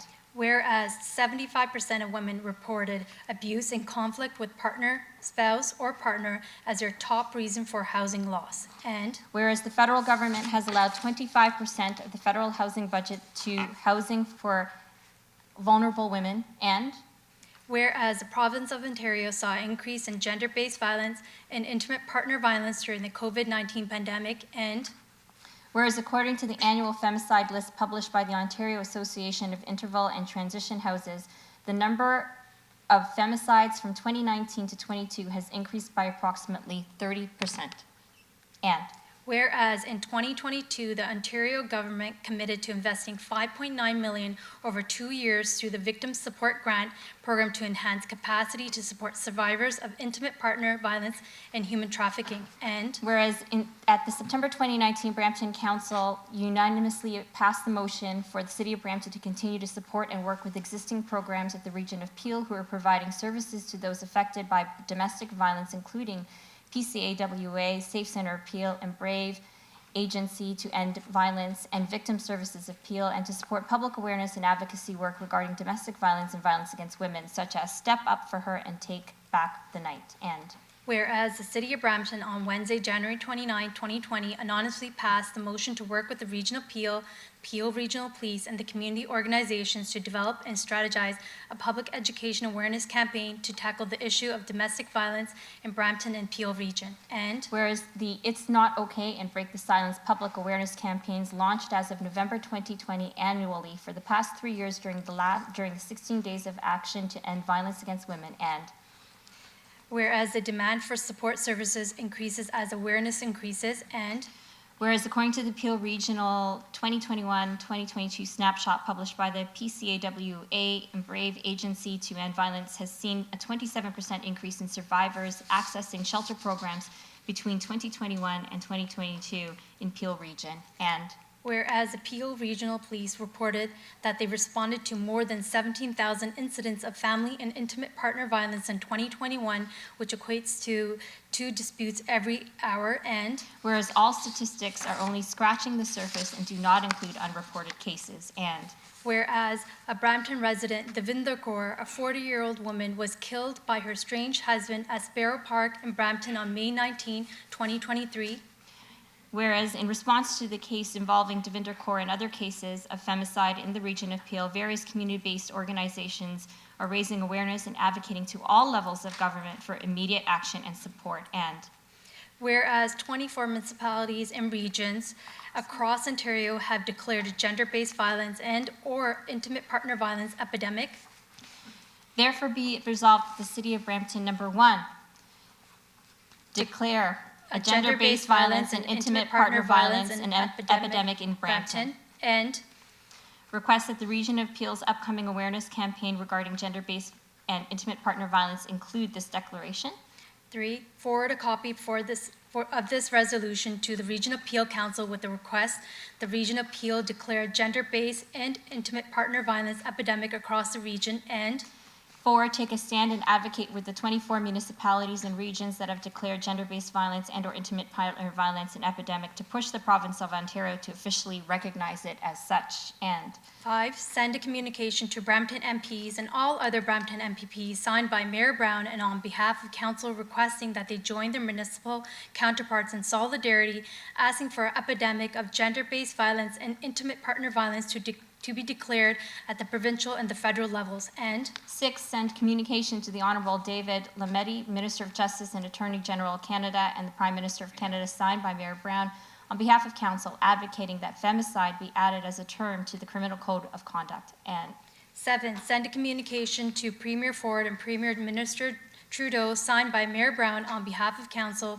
advocating to the provincial and the federal governments to provide the appropriate supports necessary to address the epidemic. And 8, send a copy of this resolution to the Federation of Canadian Municipalities and Association of Municipalities of Ontario.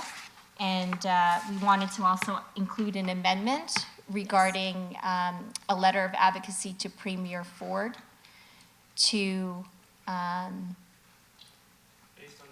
based on the previous delegation. Through you, Mr. Chair, it may be better to deal with that motion under this item, but deal with it as a separate motion because there is a fully described motion that the delegation from the previous delegation requested. That sounds good. Recorded vote.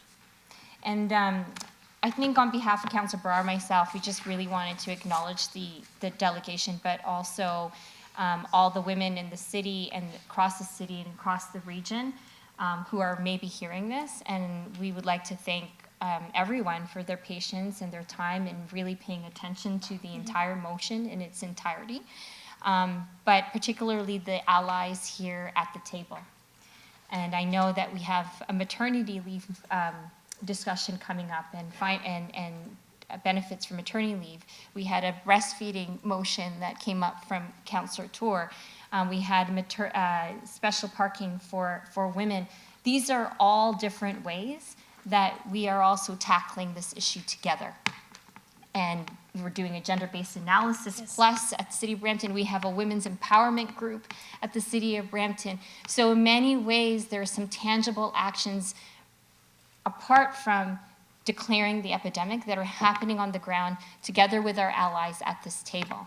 And Councillor Barr and I, it was our colleagues who said, no, you take the time and you read this motion out loud together. And so we want to thank our allies at the table for that opportunity. And just want to say thank you to everyone. I think, Councillor Santos and I have been, working together with so many things coming into play, but I think what it is bringing people together, solidarity as one, and just thinking as people that these are issues, these are real, and that we still need to talk about them. So thank you. Recorded vote. Thank you so much, Councillor Santos and Barad. So recorded vote, including to receive the delegation? Yes, and then after that, we'll deal with the other item at the request of the earlier delegation. Excellent, thank you. Through members of the committee, all in favor of the motion, please stand to be counted. Showing in favor is Councillor Paleschi, Councillor Vicente, Councillor Brar, Councillor Santos, Councillor Keenan, Chair Tour, Deputy Mayor Singh, Mayor Brown, Councillor Power. Councillor Medeiros, how do you vote? In favor. Thank you. Councillor Fortini, how do you vote? In favor. Thank you. That motion carries unanimously, 11-0.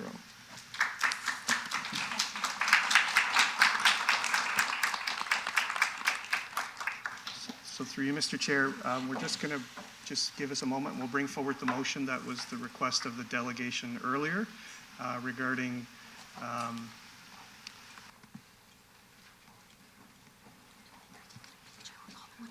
Yes. Could we actually, while the clerk does that, we'll give him a moment, but if we could request, Councillor Broad has requested, if we could do a photo with the delegates, and I believe any members of the audience that would also like to join this photo so that we could include it with our message out to the public.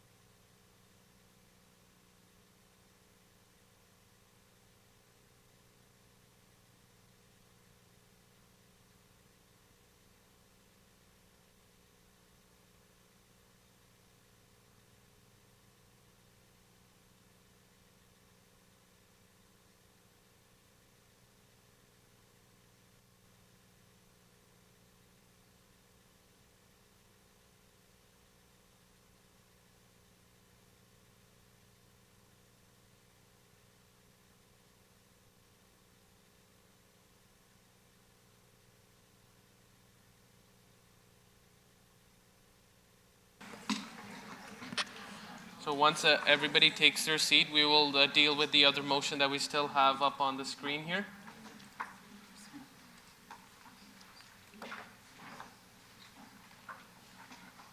So this motion comes from item 6.6 that was a delegation.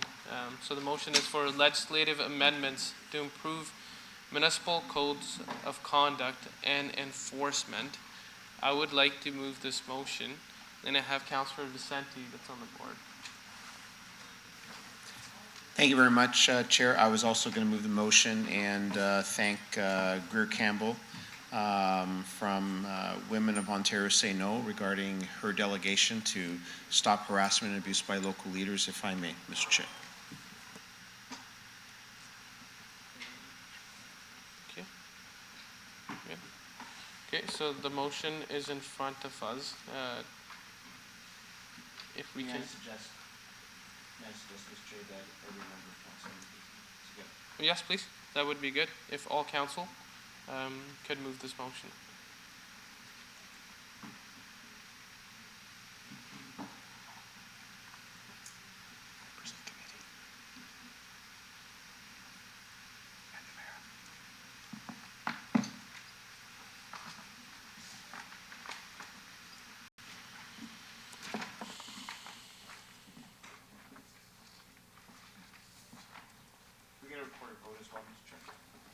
Thank you. Recorded vote has been requested.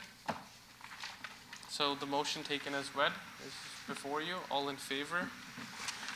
Please stand to be counted. Showing in favor is Councillor Santos, Councillor Vicente, Councillor Brar, Councillor Paleshi, Councillor Keenan, Chair Tour, Deputy Mayor Singh, Mayor Brown, Councillor Power. Councillor Medeiros, how do you vote? In favor. Thank you. Councillor Fortini, how do you vote? In favor. Thank you. That carries unanimously, 11-0. Thank you, everyone. We still have a few delegations to deal with. And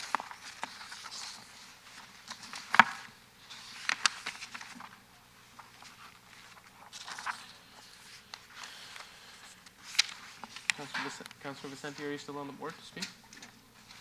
Okay. Next item is item 6.1, possible delegations regarding notice of intention to propose user fees for public and staff EV charging stations provided by the City of Brampton. This relates to staff report item 10.2.1 on today's agenda. Is anyone present today who would like to delegate to committee on this item? Anybody online? Thank you. As we have no delegations, we'll deal with this item later in the agenda order. Next is item 6.2, possible delegations regarding proposed amendment to business licensing bylaw 332/2013 regarding Schedule 4 automobile service stations and parking lots. This relates to staff report item 12.2.1 on today's agenda. Is anyone present today who would like to delegate to committee on this item? Anybody online? And seeing that we have no delegations, we'll deal with this item later in the agenda order. Next is item 6.3, a delegation from Ian Underwood, CEO of Habitat for Humanity GTA, and David Bronskill from Goodman's LLP regarding cost-sharing agreement for surplus property at 1524 Countryside Drive, Ward 9. Welcome, Ian and David. You have up to 5 minutes. I hope I said your name right. You did. Thank you. Terrific. Thanks so much. And I hope we've got David online. He's been waiting in the morning. Can the clerk just confirm if we have David up? Is he available? Through you, Mr. Chair, yes, David Bronskill is in the session now. Terrific. Good morning, everyone. I'm Ian Underwood, the CEO at Habitat for Humanity Greater Toronto Area. We really appreciate an opportunity to talk to you this morning about 1524 Countryside Road. As I think you know, Habitat has been an affordable housing partner with you for 2 decades. Over that time, we have built over 40 affordable home ownership units, and the 15 units under discussion this morning with his land at Countryside Drive are part of another group of 30 that we are on deck to build and complete over the next 2 or 3 years. The conversation today about this land intersects with 2 of the 4 big new moves in your Housing Brampton plan from 2021. So I'm referring to big move number 2, which is the use of affordable housing, the use of surplus land for affordable housing, and big move 3, promoting attainable home ownership. At Habitat for Humanity, we changed our homeownership program 3 years ago to position us to have even greater impact over the long term. And I'm happy to respond to your questions about those changes, but in brief, it means that Habitat homes that are being sold today, the model is structured so that when families are in a position to take the equity they have built in those homes and choose to move to market ownership, we will be in a position to buy those homes back. So when you're listening today and thinking about 1524 Countryside Countryside, just keep in mind, we're not just talking about a surplus land asset and monetizing the asset. Think about the 15 families whose lives we can transform in ways that have been discussed this morning through those homes. And think about the 15 rental units that will be become vacant when those families move in. But equally important, roll the calendar forward and think about, as those homes turn over, we will repeat that cycle again, generation to generation, using those 15 homes and that little community of affordability remaining affordable no matter what happens to prices in the larger community. Now, up until Countryside Drive, you had helped us many times with land, always at no cost. And so we were disappointed when in 2019, you as a council decided to have us pay full market value for this land, which is approximately $1 million. We did the math though, and given our commitment to affordable housing here, we agreed that we were still in a position to move forward. So when I then learned that we were now being told to contribute another $410,000 for a cost-sharing agreement that we had not been made aware of any time before or after the signing of the agreement of purchase and sale, I assumed that an error had been made and that City Council or City staff and Council would move quickly to rectify it. And that's still my hope, and it's why we're here today. I'm going to turn it over to David Bronskill, who's been providing pro bono legal support for us on this matter, to make some comments, and then we're both happy to respond to questions. David? Thank you, Ian, and Mr. Chair. I hope I'm coming through okay in terms of my audio. The issue, if I can distill it down for Council, is the only remaining development approval in respect of these lands to enable Habitat to deliver 15 affordable housing units is site plan approval. And quite simply, the City of Brampton, through site plan, cannot and does not have the jurisdiction to impose a condition related to cost sharing, and yet it is our understanding that city staff are insisting that Habitat be on the hook for such a cost sharing. I just need to say two things to Council as part of this. One, as Ian indicated to you, there was an appraised value of the land of around $1 million when it was purchased. There was no indication at that time of a $410,000 cost sharing bill that would be paid not to the city, but to the developer group. That would have represented a discounted value at the time of acquisition. There is an appraisal that has been distributed to you, and I need to make reference to it as part of my deputation.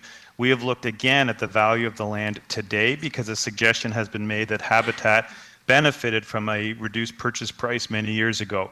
That's actually simply not true. Updated to today's value, there's a range of a value of between 1.36 million and 1.54. Even taking the median at 1.45, it is not a substantial increase in value off the table. And in fact, that 1.45 million, when discounted by the 410,000 that we're now being asked to pay to the developer group, would result in the exact purchase price for Habitat when it acquired the lands those years ago.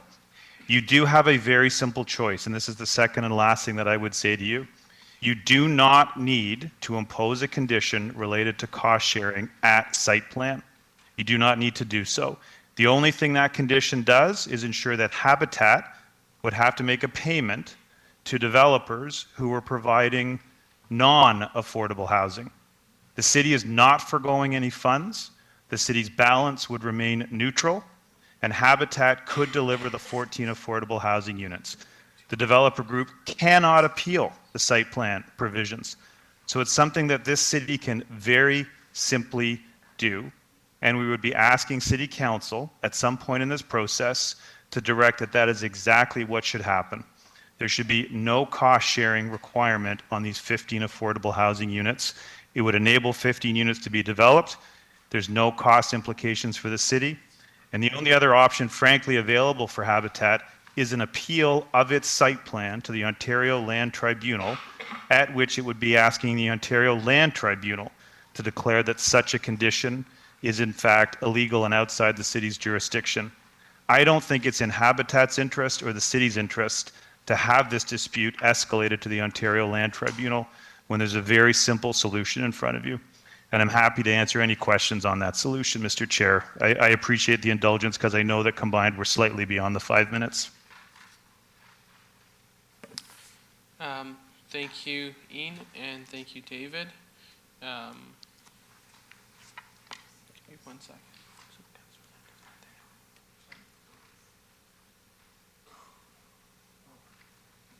So, members of committee, we do not have quorum present, so we're just going to stand down for a moment.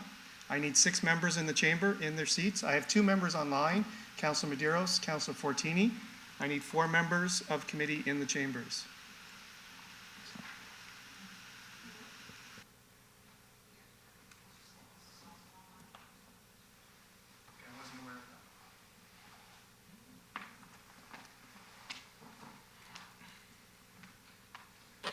See, we have quorum now.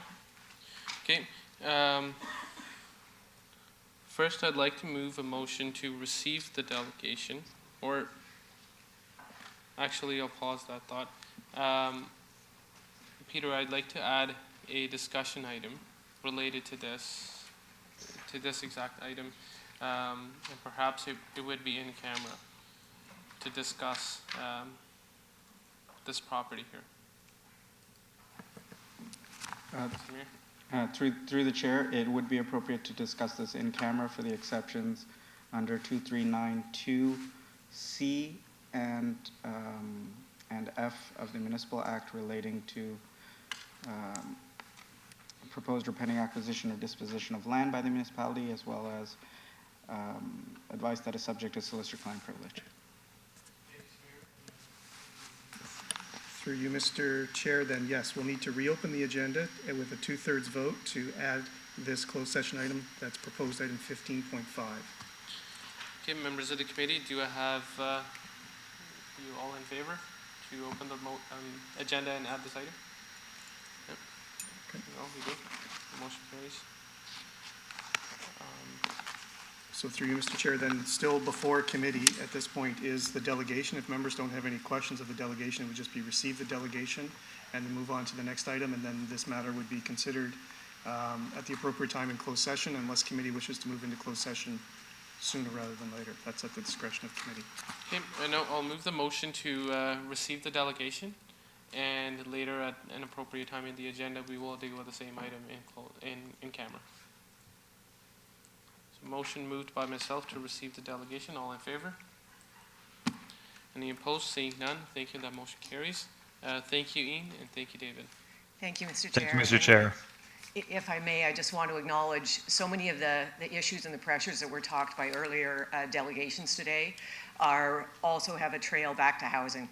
We are very, very committed to being your partner and working with you here and doing much more to support these pressures here in Brampton. So thank you so much for your time. No, 100%. And just, Ian, on that note, I'd like to also acknowledge that just today while we were in this meeting, we did get an email from the Region Appeal from Sean Baird, who's the Commissioner for Housing, that for the first time at the Region Appeal, we don't have any additional spaces. And any additional spaces that we were using for shelter spaces, like by renting hotel rooms, we've maxed out our capacity on that too. So unfortunately, the Region Appeal we have a good policy, a no turn away policy, but for the first time now, we will be having to not abide by that policy. So I understand the urgency of this. Yeah, and what we know at Habitat is like every time someone moves into a Habitat home, there's a ripple effect all the way down to sometimes a family waiting for that shelter. So again, thank you so much for your attention and your support.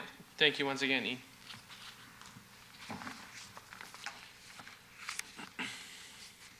Next is item 6.4, a delegation from Isioro Jaboro, President and Artistic Director for Toronto International Nollywood Film Festival, regarding proposal for a permanent partnership between TINFF and the City of Brampton.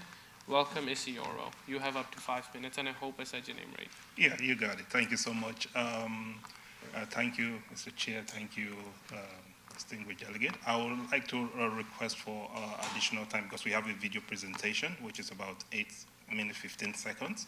So the video is 8 minutes? Come again? Sorry, you said the video is 8 minutes? Yes. Okay. Yeah, so it's about 8 minutes, 15 seconds. So I will ask the members if we're okay with that. Okay. Councillor Vicente? May I suggest, Chair, that we have here at the delegation that the video be emailed to members? Through you, Mr. Chair, it's too large. It's half a gigabyte. It's a very large MP4. It's actually, I think, too large for us to even post on our YouTube site to link it. Is it available online? It is not at the moment. We have it from the delegate, ready to play, if that's the will of committee. We can make best efforts to make it available online, but I don't know if the delegation already has it available online. Do you have the video available online that I could share with my colleagues? Yeah, we have it on Vimeo. Yeah. Yeah. Okay. If then perhaps they can share that link with us and to all members of council, all members of this committee, and we can view it. I would say, because seeing most of the members not here in person right now, that we could view it at our own time, and if we could have the verbal delegation from you. Yeah, the importance of the, I was under the impression that the video would be played because it has the description of what we intend to do. There's a voiceover, so that will have gone quickly, you know.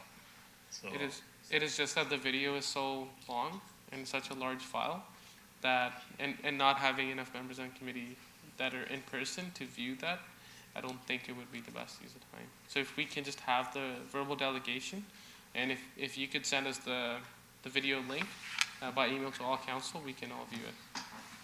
That's okay. Okay.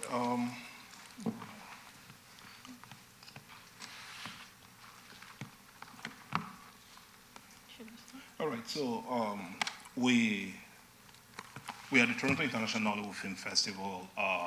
This is our 7th year edition. We are requesting for the festival to be the city of Brampton to be a permanent home for the festival. The city of Brampton is already a partner of the festival, you know. We believe that she's going to read some of the stuff. Yeah. So we're thrilled that the Toronto International Nollywood Film Festival, a registered non-for-profit organization, will be held in Brampton on an annual basis. The long-term partnership with TIMF and Brampton will bring filmmakers, investors, industry experts, executives, and other stakeholders to the festival and the Market Summit, serving as a creative hub for filmmakers and industry professionals to close deals in Brampton. So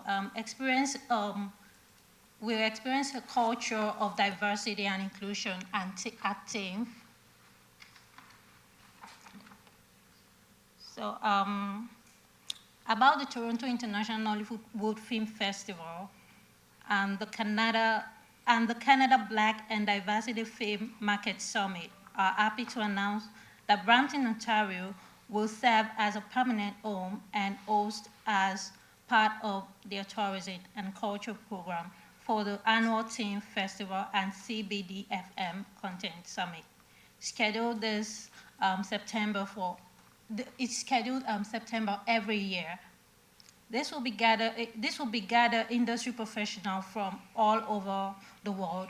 They'll be coming to the city of Brampton to celebrate diversity through films and music, art directors, and the entertainment industry in general. Okay, let me just let me just wrap up because it was detailed when you get the video. So the benefit of TIMF at the city of Brampton is that it will boast economic development, capacity building through our partner, the Black Actors and Film Guild Canada, and we have industry delegates, investors from all over the world, from Nollywood, from Bollywood, other places coming to Brampton every year. This is a good festival, and it's like a kind of like when you talk about TIFF, Toronto, Cannes in Paris, France, you talk about TIFF here in Brampton. So there's a lot of benefit for the city of Brampton and for the residents of Brampton, especially for the youths of Brampton. You know, so having this festival here will be as a partner will be a great benefit. I wish we had that video to play for you. It was prepared, and I was under the impression that it will be played. If not, we would have been planned and all that stuff. So that would have really explained everything properly for you. Okay. I have most of the committee members in person here, so I'll ask committee members if they can tell me by a nod. There is a video presentation along with this delegation. The video is an 8-minute long video. If there's a desire to watch the video now, or have them email it to us. Okay, well, we'll take it as that. Any questions for the delegation?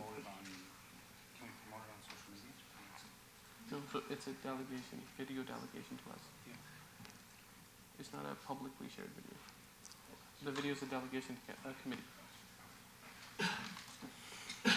Do we have any questions regarding this delegation? I see Councillor Vicente on the board. Yeah, thank you very much, and thank you for the delegation. I'd move the receipt of the delegation, and then once we all have an opportunity to see the video, we may take action from that point on. Okay. Thank you. Thank you, Councillor Vicente. So have the motion moved by Councillor Vicente to receive the delegation. And all in favor? Any opposed? Seeing none, and that motion carries. Thank you, and please do email that to us, and we'll have that discussion. All right, thank you. Thank you. Thank you, Mr. Mayor. And Mr. Public. Thank you so much. Next is item 6.5, a delegation from Michael, the president for Brampton Honey Badgers, regarding business update regarding the inaugural season of the Brampton Honey Badgers within the Canadian Elite Basketball League, the CEBL. Welcome, Michael, and you have up to 5 minutes. Good morning. Through you, Mr. Chair, if it pleases members, I kindly request an additional 3 minutes of my delegation. Sure. That should be good. Thank you. Welcome, Michael. Thank you. Through you, Mr. Chair, thank you, and good afternoon. I'd like to thank Mayor Brown, members of council, Mr. City Manager, city staff, and in particular our friends at Economic Development who've really recognized the positive impact that the Brampton Honey Badgers will play throughout the city of Brampton. Excuse me. My name is Michael Svikovich, and I'm proud to serve as the president of Brampton's only permanent professional sports team, the Brampton Honey Badgers. Next slide, please. We used to be a hockey nation, now we are a basketball nation. According to statistics from Sport Canada and our National Sport Federation, basketball is now the #1 most played sport for children in Canada. 50% year-over-year growth and participation in minor basketball programs across the country, and we are proudly the #1 coolest sport among 18 to 24-year-olds and for newcomers and immigrants to Canada. Next slide, please. The Canadian Elite Basketball League is Canada's only professional basketball league. We are partnered with Canada Basketball and an official FIBA, which is the international governing body for basketball, professional Tier 1 league in Canada. It launched in 2019 with 6 teams in 4 provinces, Hamilton being one. And just 5 years later, we now have 10 teams across the country in 6 provinces, and proudly having moved this franchise from Hamilton here to Brampton, calling the Brampton Honey Badgers at CEA Centre now our home. Next slide, please. Only 4 of the 10 teams remain corporately owned. That is Montreal, Ottawa, Saskatchewan, and here in Brampton. There are some pretty prominent owners that have now taken over some of the teams throughout this league, one being the Asper family in Winnipeg, and they play out of the same arena as the Winnipeg Jets. And of course, just our crosstown rivals in Scarborough, owned by this rapper named Drake, and the OVO brand. So there are 10 teams now across the country. Our plan is to launch between 12 to 16 teams across Canada. Next slide, please. Members may not be aware, but Brampton really is the home of Canadian basketball. If you look statistically from both women playing on national teams, men playing on national teams, players in NCAA and U Sport, and players playing professionally, Brampton ranks as one of the top 3 cities that produce basketball talent: Brampton, Toronto, and the Greater Montreal area. Next slide, please.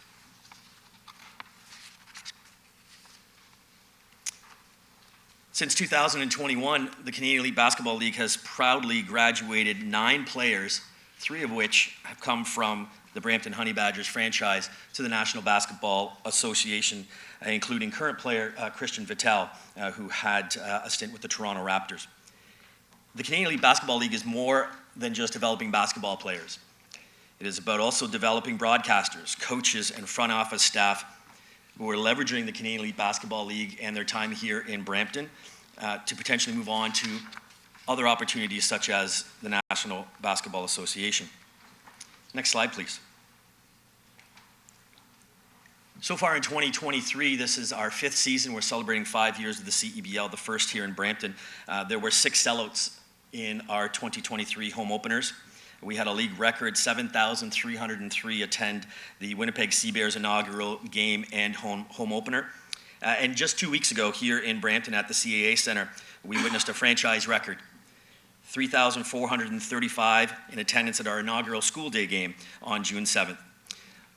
I'd say we're probably the lowest in attendance right now, and that aligns with our recent move to the city of Brampton. For those that may not be aware, we moved from Hamilton in December over the holidays, and in the month of February and March, we hosted an international event. And so I'm really proud of the staff for setting a franchise record in attendance in our first little while, but we have a lot of work to do to continue to grow our fan base. We know that professional basketball belongs in the city of Brampton. Our league-wide attendance is just over 2,700 through the first 28 games of the season, and we're really gearing up for the last half of this CEBL season.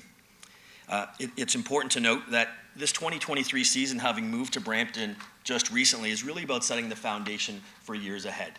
I've heard from some people wondering if this is a temporary move because of the Hamilton venues. We are here for good. We are proudly here, cementing ourselves as the only professional sports team in the city of Brampton. Next slide, please. A little bit of history about the Brampton Honey Badgers. We've won now 59 games in our first 85 games, just updated this week. We are the reigning league champions. 2022, we won the CEBL championship in Ottawa, so we are the reigning champs. Almost 80% of our players have gone on to play professionally after finishing their season in Brampton. 3 players have signed with NBA clubs. And I think the thing I'm most proud about is the celebration of diversity within our team. We were the first team in 2019 to hire a female. Chantal Vallée was the first female general manager and head coach of a professional men's basketball team in the world.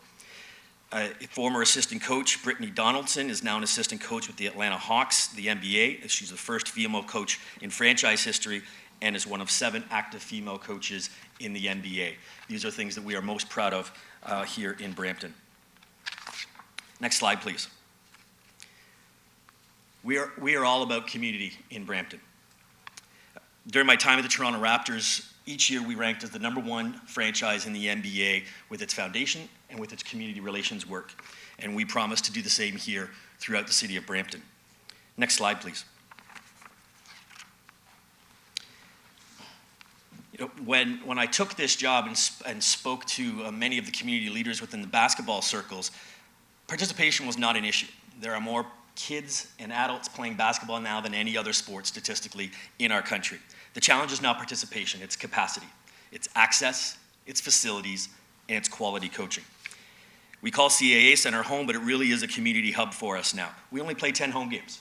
10 home games throughout the season. And so while the court is down at CAA Centre, we are welcoming many community groups every week because we want to be a community hub. We want the CAA Centre to be a place that the entire Brampton community can call home for their basketball programming. We're really proud on our opening night to host Peel Police as well in a basketball game. I did hear there were no injuries at the time, so I'm great to report that. Next slide, please. So as mentioned, 10 home games. Really, for the 355 other days of the year, we're a community organization. And before joining this team, I knew a lot about Brampton. I was actually traded from Ottawa to Brampton to lead this team. My predecessor, John Lashway, who brought this franchise to Brampton, is now serving as the Deputy Commissioner of the CEBL, and I'm proud to carry the torch from my mentor.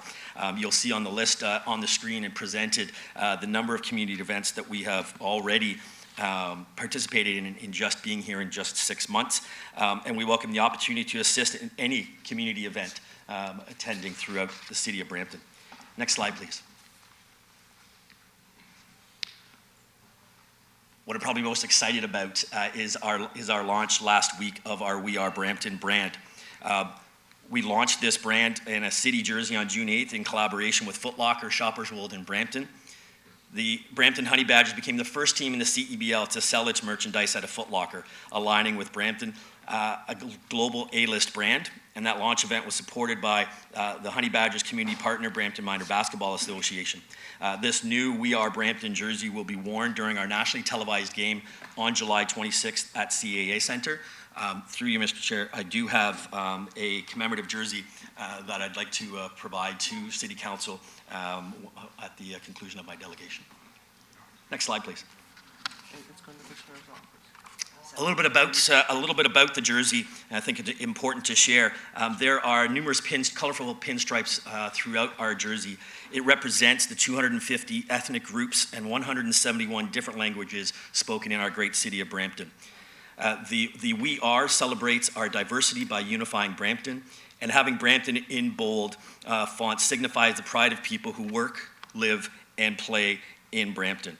This is just the launch of a multi-year marketing campaign, and we really see this being as a point of civic pride, an opportunity to increase tourism, business, economic development, and recreation. I do believe there's a 30-second video that's available for members of the community to see. Through you, Mr. Chair, we will play that right now.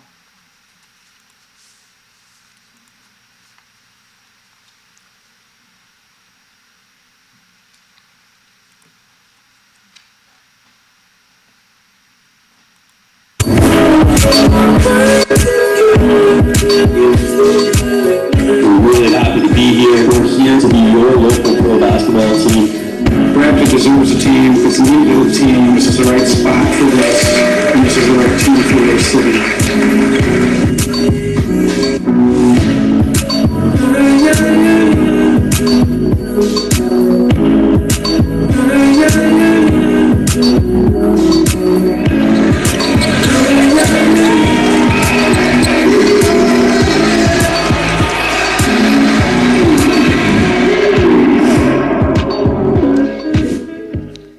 Briefly, in closing, July 26th, Wednesday, July 26th, the national spotlight will be on the city of Brampton as we host the TSN nationally televised game. We'll be hosting our crosstown rivals from Scarborough.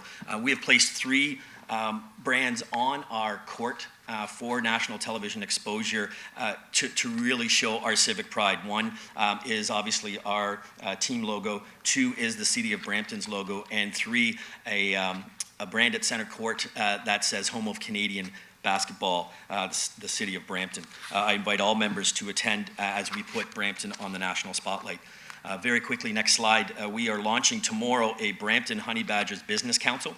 A similar council was created when I was president of the Ottawa franchise, and this is about forging new partnerships, aligning municipal priorities, including economic development and tourism. Next slide, please. Our priorities moving forward: community, community, community. Starts and ends there. We're looking to finalize a long-term agreement with the CAA Centre. We need to work extensively on our local awareness, greater engagement with all of our municipal partners, and I think educating the business community that basketball is unique in its sports sense, that it transcends the game. Basketball is about music, art, fashion, culture, technology, media, and of course, community. We have a game tonight against Calgary at home at 7 p.m. At CAA Centre, and I'll be rushing to prepare for that when this is final. Just in closing, through you, Mr. Chair, there is no ask today. This is simply a thank you for welcoming the Brampton Honey Badgers to the City of Brampton. We've been incredibly grateful for the support of City Council, of members of this council who attend our games to support us throughout the community. So we would like to certainly say thank you, and we're proud to be here as the only professional sports team in the city. With that, I'll yield the floor. Thank you so much, Michael. I know I have some council questions from my council colleagues, but before I pass it on to Councillor Keenan, I'd like to say thank you so much for this delegation, which I truly personally believe we're a basketball city. Like the amount of talent that we push out of here, it got me very excited when we first heard about the team moving here and a championship team, right? So it's a win-win. And you know, you're filling in some big shoes of John Lashaway, and we're very excited to work with you as well. John was a big champion, especially for economic development with the Brampton Entrepreneur Center. I know in a lot of initiatives, John's been a good, like he's provided volunteer work and advice to us at a lot of times, and he believes in Brampton, and I'm very happy to see he's the Deputy Commissioner now. So another champion for Brampton in a bigger role. So welcome, Mike. And would also like to say that the jersey that you would be presenting to council today, I'd propose that, you know, till we find a time that we can display it appropriately in a public space where people can come see this, I would be happy as chair to have it hanging in my office. I'll take the opportunity. Till we find an appropriate time, we can display it in public. So for some time, I'd like to show it off in my office. I'd be happy to take that. And I would also like to extend an invite, informally right now, but I'll follow up with an email. I didn't think about this earlier. On June 25th, this upcoming Sunday, we're doing the grand opening of the Gore Meadows Activity Hub. We have beautiful basketball courts there. I would love to see if Brampton Honey Badgers would love to come attend, be part of the community. The community is invited to join us from 11 a.m. to, I believe, 1 or 2 p.m. And if that is a time and that could work for your franchise, would love to see the mascot there along with your team. We'll do our very best. Thank you. I will send that as an official invite as well. I will pass the mic to Councillor Keenan, a season ticket holder of the Brampton Honey Badgers. Thank you, Mr. Chair, and thank you, Michael, for coming in. I really want to thank you for bringing me that jersey to hang in my office for the rest of its life to proudly show off. But no, seriously, thank you so much for coming in. And I just really want to point out it is about the community. We've seen the Honey Badger at a lot of events that we attend as council, especially me. And I enjoy it. I enjoy the games. It's so family orientated. My kids think they're at an NBA game. And it's so much fun. I've had other colleagues come with me. I know there's a game tonight, and I will be sending Councillor Paleshi in my way, in my presence, just because I have a graduation to attend. But this is just something that I find so amazing to have here in Brampton. And I think as a council, we really need to push it. I try to push it out on my social media as much as possible. I was at the keg sitting, having a drink and watching them on TSN.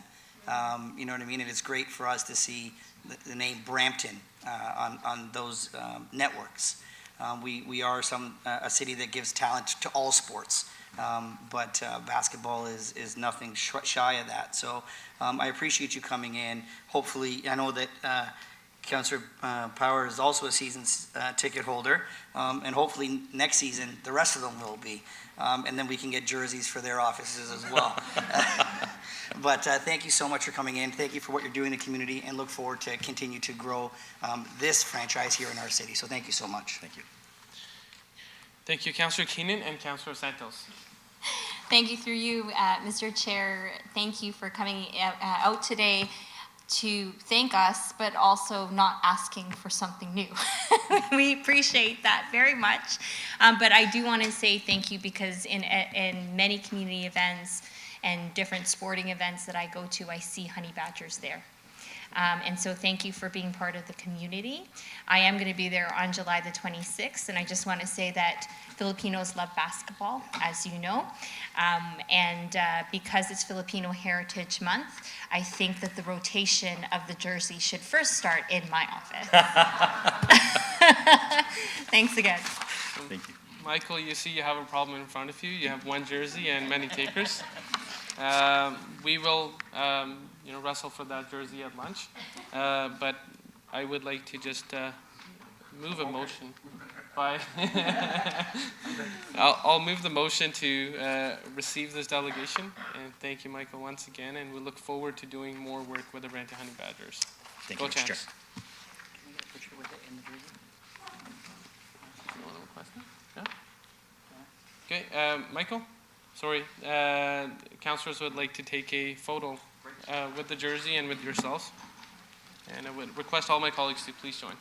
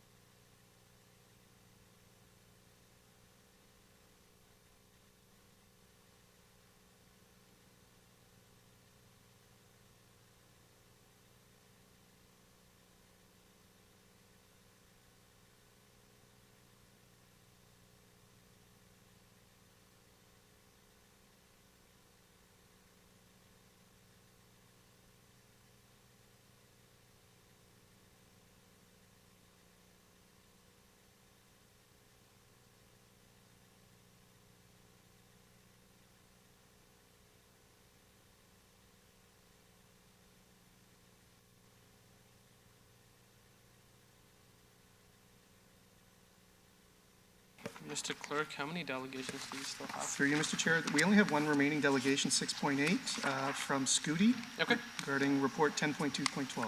Okay, we will bring forward this delegation, and then we shall break for lunch.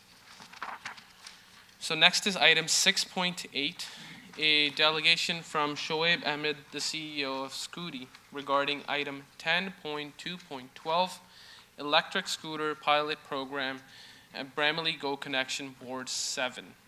We also have a related staff report, which is 10.2.12, which we can also bring forward at this time. Do we have Shoaib online? Sure. The delegation is present. We're just waiting for them to return to chambers.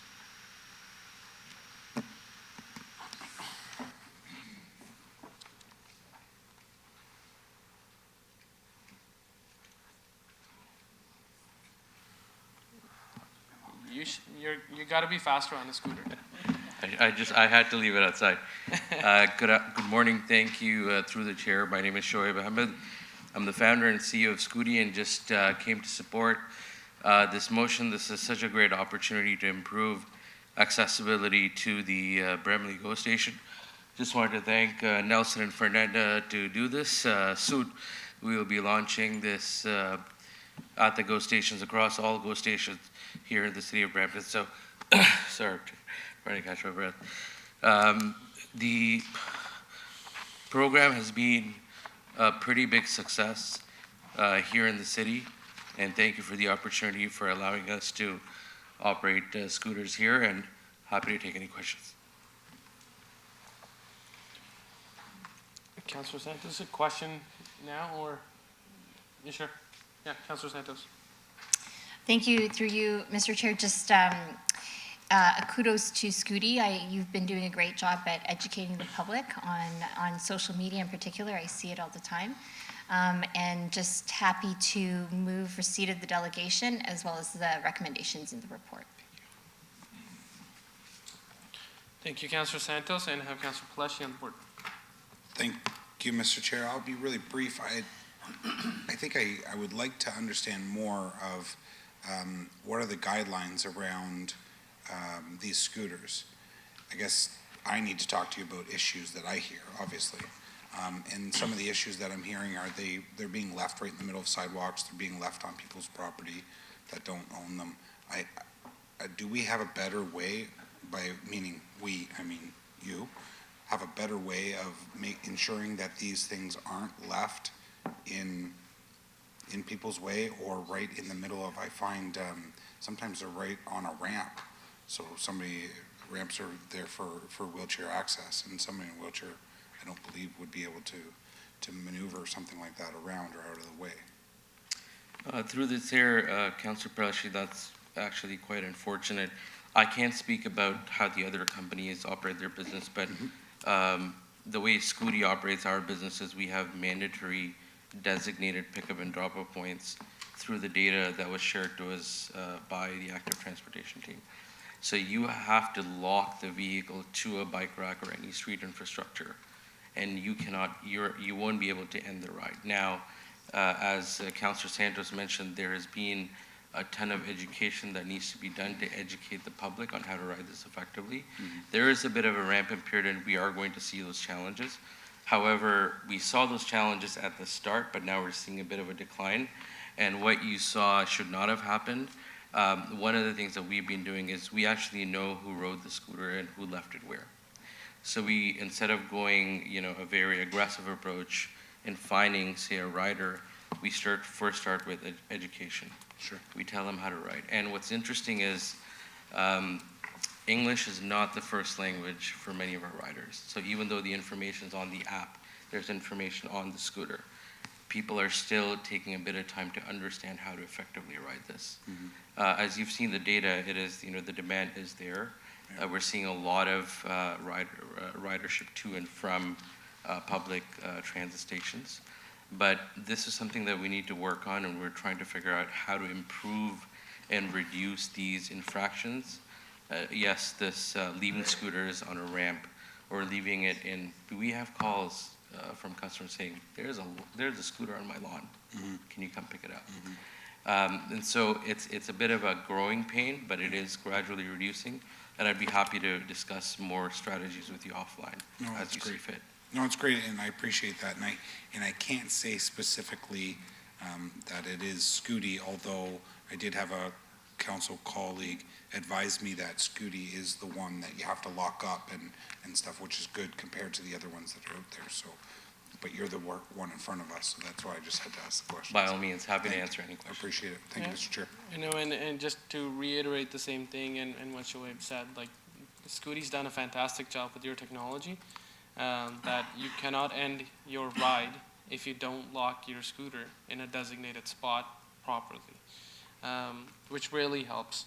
So thank you so much, Shoaib, for your delegation. First, I'd like to have the motion that's moved by Councillor Santos to receive the delegation. Vote on that, please. So all in favor? Any opposed? Seeing none, and that motion carries. And to speak to the motion, again by Councillor Santos, to approve the staff report.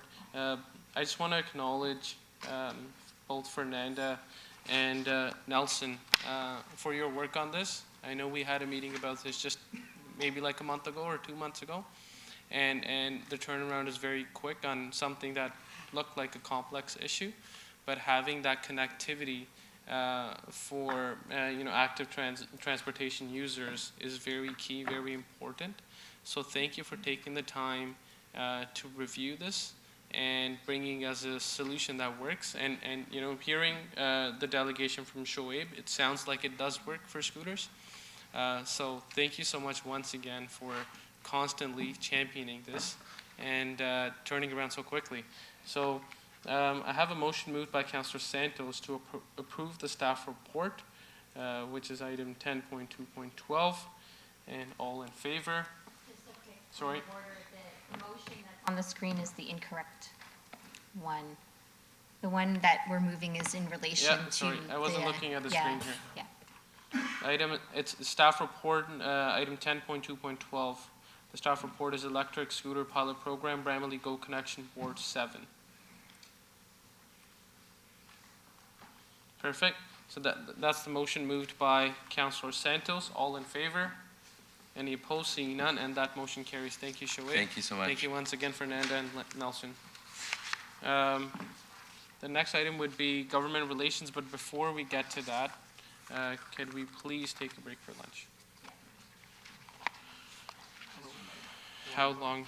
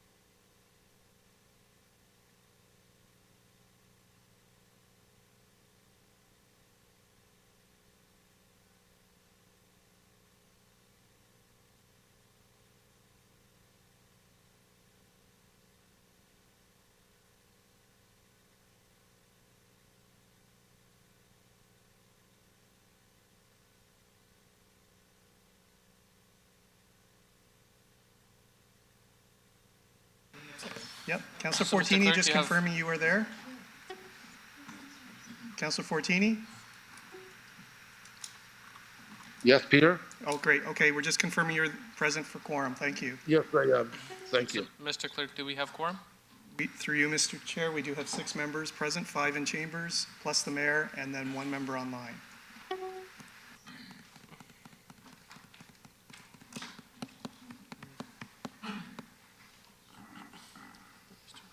Proceed.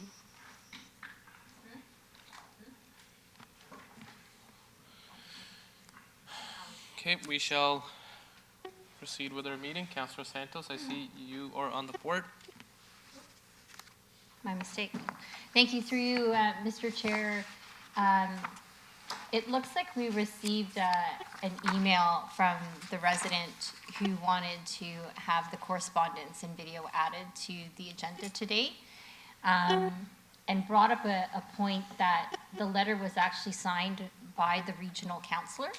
And so just over to legal, because it was signed from regional councillor, does that mean we should add it to, or we can add it to the agenda? Because the resident is very determined and really wants it to be added.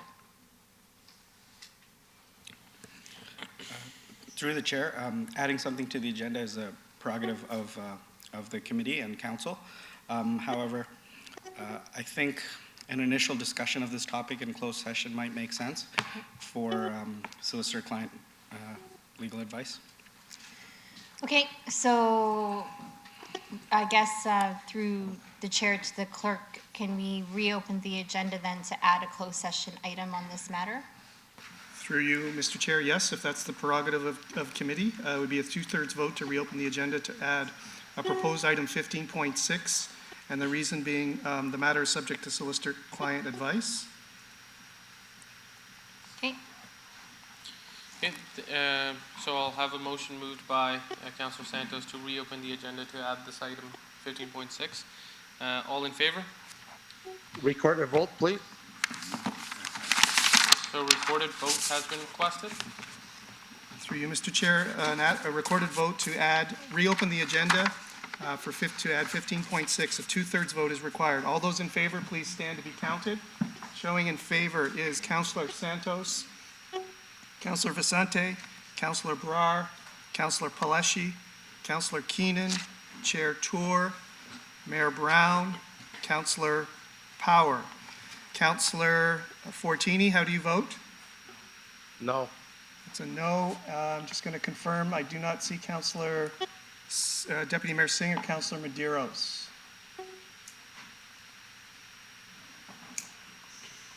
So they will both be marked as absent,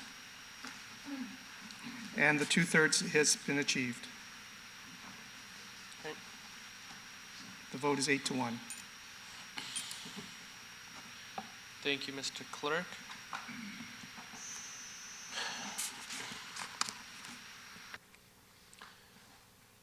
So we will deal with the next item on the agenda, which is our 7.1 Government Relations Matter. Chris is here with another presentation on Government Relations Matter. Welcome, Chris.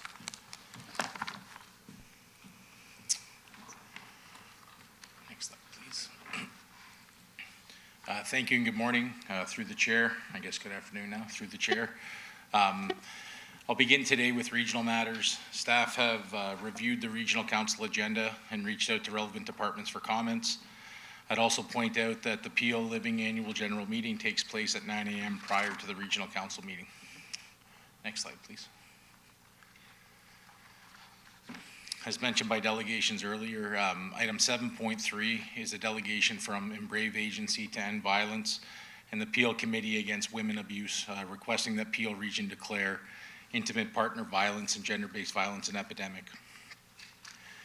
The accompanying motion also calls on the region of Peel to write the Premier and the Minister of Health in support of the creation of provincial legislation to address family violence and requesting that intimate partner violence be formally declared an epidemic in Ontario.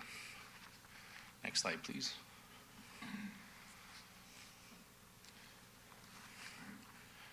Next, we have several finance-related items, beginning with 11.1 regarding the region's approach to the development of the 2024 budget. Forecasted property tax increases on the region share of the bill is 3 to 3.7%, which is higher than their 2023 approved increase of 2.8%. Staff observed that the 2023 tax increase was approved during a period of heightened inflation, and inflation has declined through the year. Therefore, projecting an increase that is higher than what was approved last year is concerning. The City of Brampton 2023 tax bill increased by 5.7%, and as mentioned, 2.8% of this was from the region. For the City of Brampton tax bill to come at or below the rate of inflation for the 2024 budget, it will not be possible for the region to increase their property tax collections by 3 to 3.7%. The report does state that staff are not providing a target and will remain flexible throughout the development of the budget, given the significant uncertainty in the economy and municipal legislation. Next slide, please. Next is item 11.3, the 2023 Capital Financial Interim Performance Report as of May 31st, 2023. The region's year-end unspent capital has been increasing from $3.9 billion at the end of fiscal 2021 to $6.1 billion at the end of fiscal 2022, and $5.9 billion as of May 31st, 2023. With estimated annual spending of approximately $600 million, this is equivalent to approximately 9.8 years of work, assuming similar annual spending pattern. In comparison, the city's unspent capital at the end of 2022 was $1.1 billion, with annual spending of $237.9 million, which is equivalent to 4.8 years of work. Next slide, please. Item 11.4, the 2023 update of the Region of Peel's financial conditions, which highlights long-term challenges that apply across the municipal sector in terms of financial sustainability, vulnerability, and flexibility. Appendix 1 provides an excellent overview of the financial condition of the region. An operating interim performance report as of May 31st, 2023 will be brought to Regional Council to provide a forecast on the operating budget. Next slide, please. Next, we have several planning-related items, beginning with item 17.2, Housing State of Good Repair Needs and Funding Gaps, which outlines the projected gross capital repair needs of $872 million for Peel Housing Corporation, the 46 external community housing providers, and Peel-owned housing. As the region plays a critical role as service manager in funding over 85% of community housing in Peel region, the city recognizes the findings of the State of Good Repair Review and support the ongoing regional budget requests to fund approximately $872 million in capital repairs required over the next 10 years. The city recognizes that adequate housing is a key element that keeps households in Brampton out of core housing need. Staff agrees with concerns that Bill 112 poses in terms of the long-term protection and support of the capital needs of community housing providers, as this could place a growing number of residents in Brampton in core housing need. The protection of Brampton residents remain critical in the transition and dissolution of Peel region. Next slide, please. Next, we have item 17.3, Peel Affordable Rental Incentives Program, update and 2022 results. The city supports and continues to promote rental housing developers to apply to the program, which supports the development of affordable rental options in Brampton. To respond to uncertainty in the housing market, regional staff have recommended that going forward, the previously approved $7.5 million annually in housing support operating budget be redeployed from a grants account to a contribution to reserve account with no net impact. The funds will be held in the reserve until disbursements are required based on project approvals. Staff recognize that this will ensure that in future years, when Brampton housing projects apply and are approved for funding, there will be available funding within the reserve to access. Next slide, please.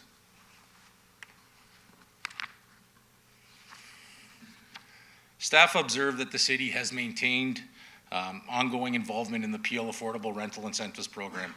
We currently have $400,000 approved in the budget to stack on top of the region's incentives for rental housing projects specific to Brampton when relevant projects come about. Dissolution of Peel Region will impact the program, most notably accountability for the ongoing administration of the program. Will need to be considered in the dissolution of Peel Region, as contribution agreements span 25 years or more. The city has maintained that protecting the affordable housing stock over the long term and providing assurances to Brampton residents who are provided affordable shelter through these programs be protected from any potential impacts that could occur through the dissolution process. Next slide, please. The last item on the regional agenda I want to flag is item 20.1, a motion from Mayor Brown regarding Bill 23 housing targets.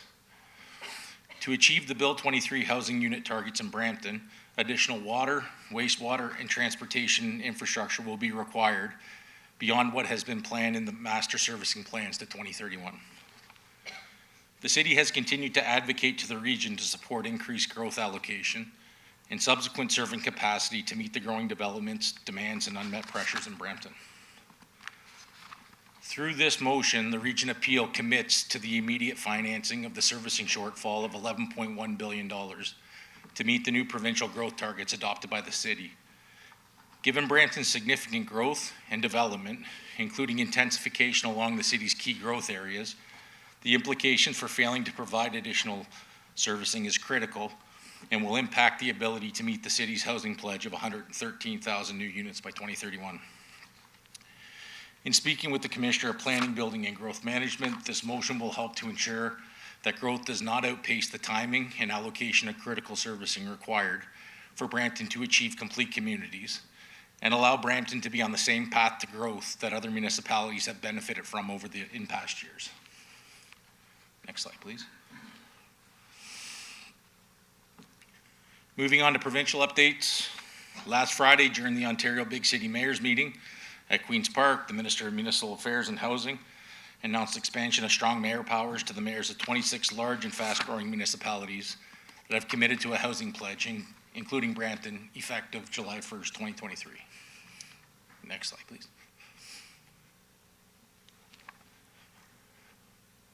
The 26 additional municipalities that would be designated as part of the Strong Mayor Framework are single or lower tier municipalities with a population over 100,000 or growing to 100,000 by 2031, and that have submitted a housing pledge to the province. The Strong Mayor powers are to provide additional tools to heads of council on shared municipal provincial priorities such as housing, transit, and infrastructure. Council may override the mayor's veto of bylaws or budget amendments with a 2/3 majority vote. The Strong Mayor bylaw powers could only be used to support prescribed provincial priorities. Next slide, please. This slide provides a list of Strong Mayor powers. I won't go through the entire list in the interest of time, but starting July 1, the mayors in the municipalities given the Strong Mayor powers will be able to create committees of council, appoint their chairs and vice chairs, and assign their functions. Veto certain bylaws if the head of council is of the opinion that all or part of the bylaw could potentially interfere with a provincial priority. Propose the municipal budget, which would be subject to council amendments and a separate head of council veto and council override process. Appoint the municipality's chief administrative officer, certain municipal department heads, and reorganizing departments. Next slide, please. The last slide provides an update from the preparations for the 2023 AMO conference. As previously outlined, staff have already submitted requests for delegation meetings with 9 ministries. As requests for delegation meetings with opposition parties have now opened, staff will proceed with requests for delegation meetings with all opposition parties. And thank you. That concludes today's presentation. Thank you, Chris. Have Councillor Pelleshi on the board. Thank you, Mr. Chair. Thanks, Chris. Chris, for the housing state of good repair, I think from my recollection, there's the older buildings are in Mississauga, the newer buildings are in Brampton, and in Brampton we have, well, I know we have more buildings. So that state of good repair, do we know where the region is saying that it needs to be going to? Is it defined in the report? I haven't looked at the regional agenda yet. Through the chair, I'm not sure at this point in time. I can tell you that as part of staff's work in preparation of the transition board that will come about through Bill 112, we do have finance staff, and I believe it's Deloitte taking a review of the region's asset management books and portfolio. That would probably be able to uncover some of the question that you've asked, Councillor Pelleshi. I'd also defer over to our Commissioner of Corporate Services if he has anything to add from a finance perspective to that. And it's over the next 10 years. Okay, I see that now. But they only have 7.5 million in their budget? Yes, I believe so. So they need 872 million over the next 10 years, but we have 7.5 million in the housing support, the operating budget. Is that 7.5 million based off of, like, is that annually? Do you know that? Through the chair, I don't have that information with me now. It's certainly something we could follow up with our regional colleagues and report back. Okay, if we can. As for the super mayor powers, just trying to get a better understanding. You know, you heard the new super duper mayor on CP24 the other day, talking about these powers and how, you know, he certainly wouldn't have needed, he would have liked to have used them last term, but really no need to use them this term. If he wanted to change, if not he, but if any future super duper mayor wanted to change a council decision, is that a possibility? Because in order to do that, you need 2/3. Through the chair, and I'm not sure if our city clerk has comment. So our understanding, and I believe there's still some gray area on the regulations. And I would comment that the regulation reporting open commenting period is actually open until the 23rd of June. Okay. But once this goes into effect on July 1st, the mayor would have a veto power over legislation that would only affect defined provincial priorities and joint areas of priorities between the municipal and provincial government. So I find that a little bit vague, because really we have the ability to justify anything in terms of provincial priorities, everything that we do. We're creatures of the province, right? So, and then I'm glad that, you know, even with the super mayor powers, you know, a super duper council can overturn a decision based off of 2/3. So, keeps it all in check. I appreciate it. Thanks, Chris. You're welcome. Thanks, Mr. Chair. Thank you, Councillor Pelleshi. I thought when they were saying strong mayor powers, it was a gym membership for all the mayors, but it is more than that. Thank you so much, Chris, for that delegation. The part of this delegation, I also just, I have a few more speakers on the board, but before I get to that, I also, once again, want to say that. See, we were talking about the Peel housing infrastructure needs, and I know we're going to have a discussion about this tomorrow at the regional council table. But, you know, after 2025, it will be a problem for this table here. And once again, like this email from Sean Beard from the Region of Peel, it is just so disheartening that the Region of Peel is not able to meet the demand and are not able to honor our no turn away policy in Peel.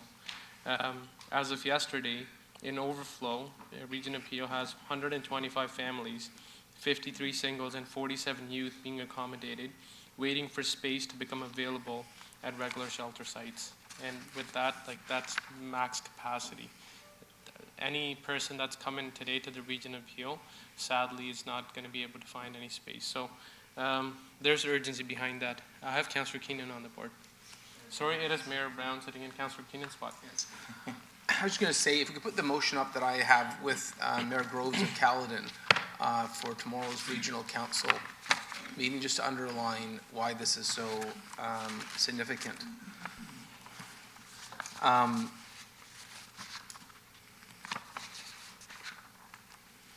have it on the screen. Sorry, through you, Mr. Chair, Mayor Brown, which item are you speaking to in terms of the? That's a couple slides down. It's like 12 point something, or, That's it. This really gets to the crux of why I took great offense to what the mayor of Mississauga was attempting to do with this push for dissolution. It was to transfer costs to Brampton and Caledon. We have largely paid for Mississauga's growth. And we have not, as a region, signed on to the new growth targets. As you know, the report presented in February showed that it needed additional financing. And so by the region committing to this, it essentially says no one can run away from their bill. And so just a question to you, Chris, or maybe our planning commissioner can answer this. If the region doesn't finance the new growth targets, then we'd be left in no man's land trying to figure out how to finance this to meet provincial stated growth objectives. If the region financed this, it would be on a cost-shared basis between Mississauga, Brampton, and Caledon. What percent, or is it premature, how would that cost-sharing work? Maybe you could speak to that. Through the chair, without knowing all of the details, I'd be hesitant to say what the percentage to Brampton would be. Historically, it's been 40% of the bill that Brampton has had to sort of support towards overall growth in the region. But how that percentage changes over time, because the majority of growth will now shift to Brampton and Caledon, I don't have those numbers in front of me at this point. It'd be about 55% Mississauga, 5% Caledon, rough. At a high level. And so 55% of 11.1 billion, we're talking, close to $6 billion. Yeah, through the chair, that high level math. Mm-hmm. That's high level math, but these are the stakes of what is it potentially being taken away from Brampton if anyone's allowed to run away from these principles we've abided by. And decade after decade, we have subsidized and paid for growth in Mississauga. So I just want to highlight the importance of this motion tomorrow, and hopefully everyone can be quite vocal tomorrow in supporting this and protecting the financial interests of our city. And frankly, this is even more important to Caledon, where it would be even more devastating. Thank you, Mayor Brown. And, sorry. Just if I could add to the remarks by Mayor Brown, maybe just to underscore how important this is.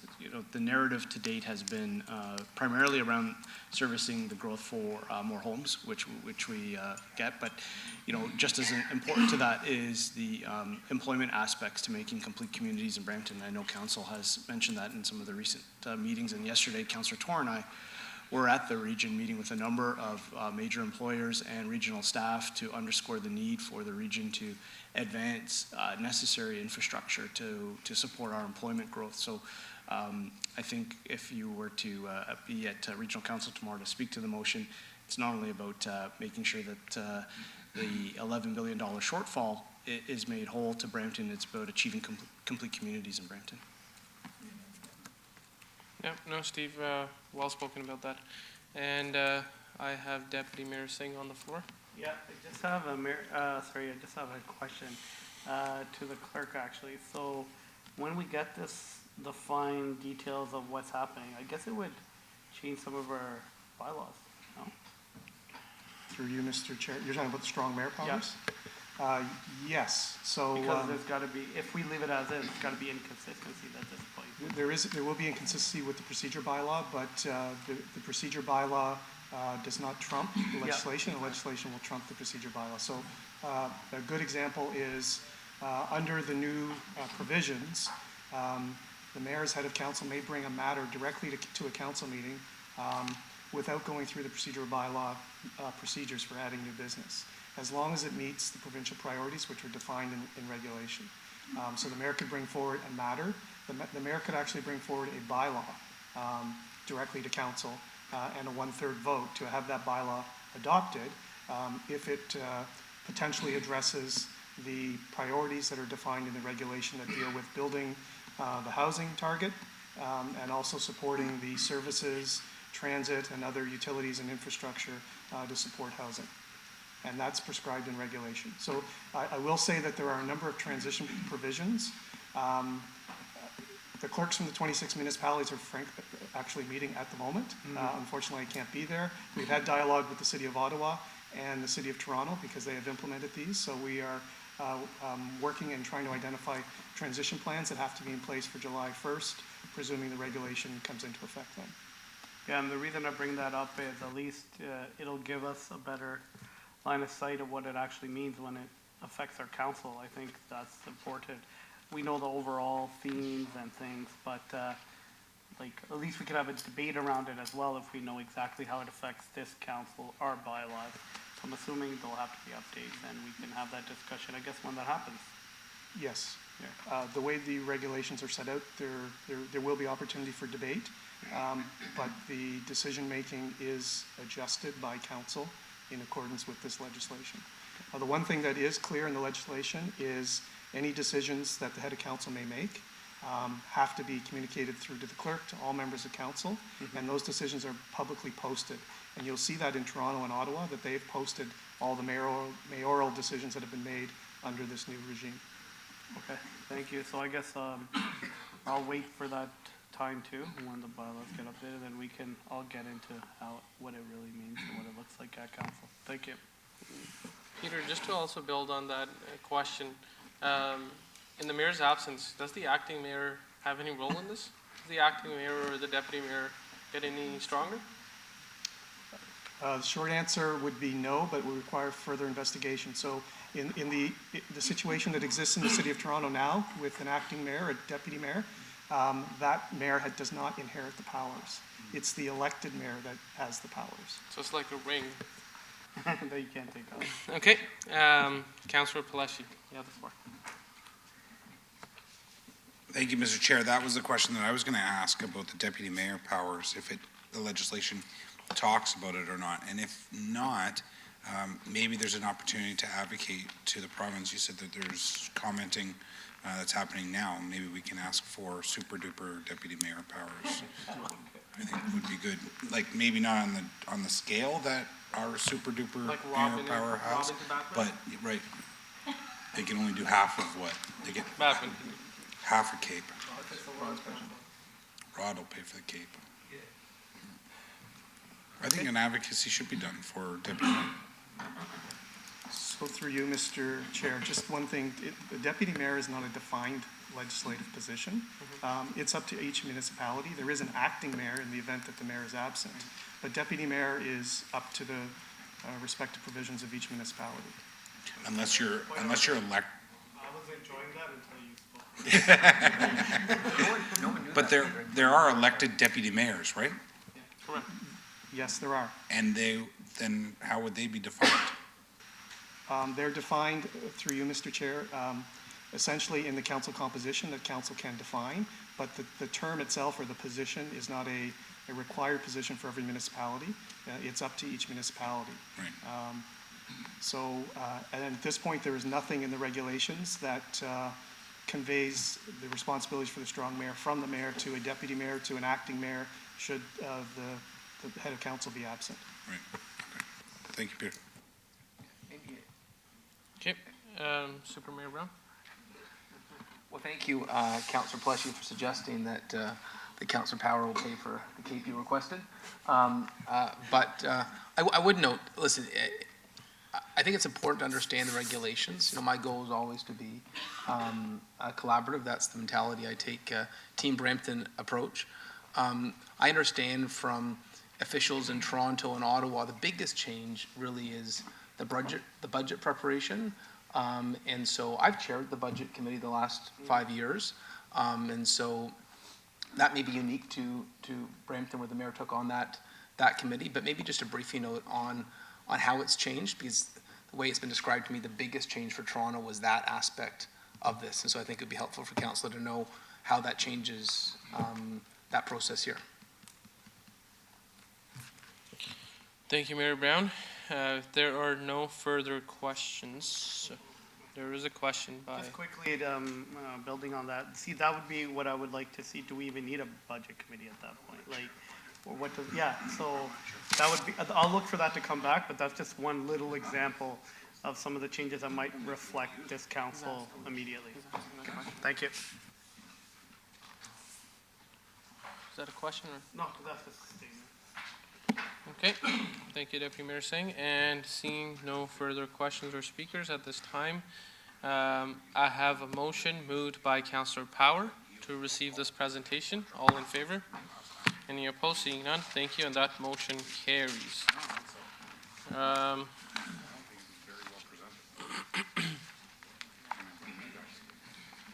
Our next item is item 8.5, councillor question period for the economic development section of the agenda. Seeing that there are no questions from any members, we will move on to the public question period. And I will ask the clerk if there are any questions submitted by members of the public. Through you, Mr. Chair, there are none submitted online. I don't know if anybody has, in the gallery, has a question regarding the economic development section. Seeing none. Thank you. And I will now pass the chair over to Councillor Broad to chair the corporate services section of the committee agenda.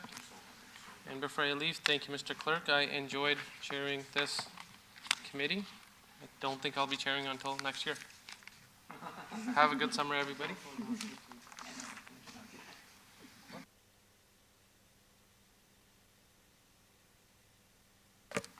Thank you. We're on to the corporate service section. Our next item is 9.2.3, a staff report regarding request to begin procurement, Avanti Integrated Service Management Suite. We have Councillor Paleshi has held this. Thank you, Madam Chair. Just going through the report, like one of the last ones that I had held, I don't see a budget in here. If a budget is not, if staff feel like, we don't want to put ourselves or make ourselves, vulnerable when we're entering into any types of these negotiations, then I think that an in-camera portion of the report should be shared with members of council, because I have a hard time just entering into any procurement and not fully understanding what the budget is, regardless of it saying, don't worry, we have it covered, it's in the budget. Still, it's my job as an elected official to ask those questions. So I'd like to see how much we're looking at for this. Also, because it's a limited procurement, and I'll talk to kind of this one and the next one that I held, because they're kind of together, even though the next one does have a budget. Limited procurement, and I'm caught with this because I feel sometimes when we have these opportunities, we're going to get the best bang for our buck. But you look at what Mayor Brown did, I think it was at the beginning of last term, where we opened up a procurement right across the municipality, and all of a sudden the prices started coming down. We were so focused in staying with one particular company. When he brought that forward, I don't remember what that was at the time, but I remember him doing that. And so that's where I'm kind of caught, and I know we rely heavily on staff to be able to provide us with this information, but I need to be able to see that. I need to be able to hear it. The other thing is, I've read through both of the reports, not very technical savvy, but I'm not a slouch when it comes to IT either. I really don't know what any of these are. I don't fully understand them. Maybe a little bit more of the next one with the Cisco hardware, but I really don't understand some of these, what this Avanti is. Avanti, Integrated Service Management Suite.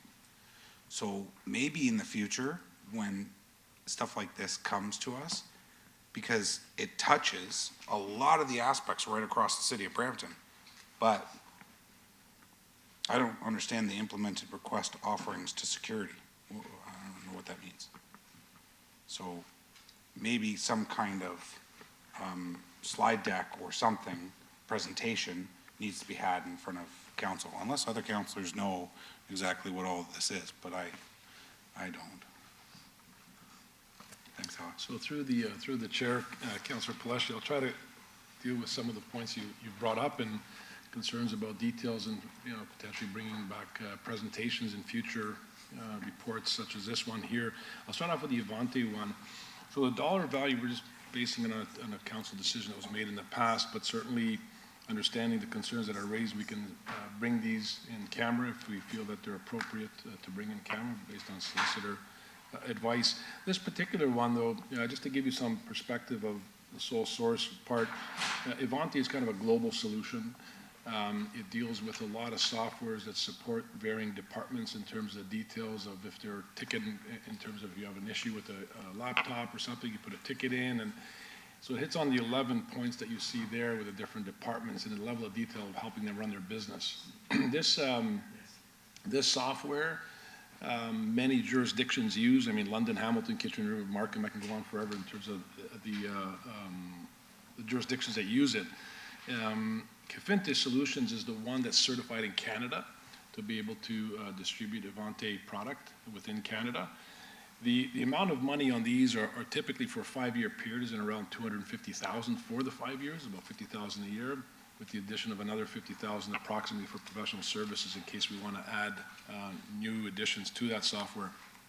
The part of going out to an RFP, absolutely. I mean, I've been making sure that everything that comes through goes through that lens and make a fair and competitive process. The only problem is when you get these systems, it takes 3 years to implement to get the business needs met, and then you have that all into the system. So that's what we have done to date. To now change the system would cost a large amount of money and a lot of change management resources again in the organization. So the dollar value for the 5 years is approximately $250,000, but again, it's an operational cost, operational maintenance, and that'll be forthcoming through the budget process every year for the operation, not specifically with Avante.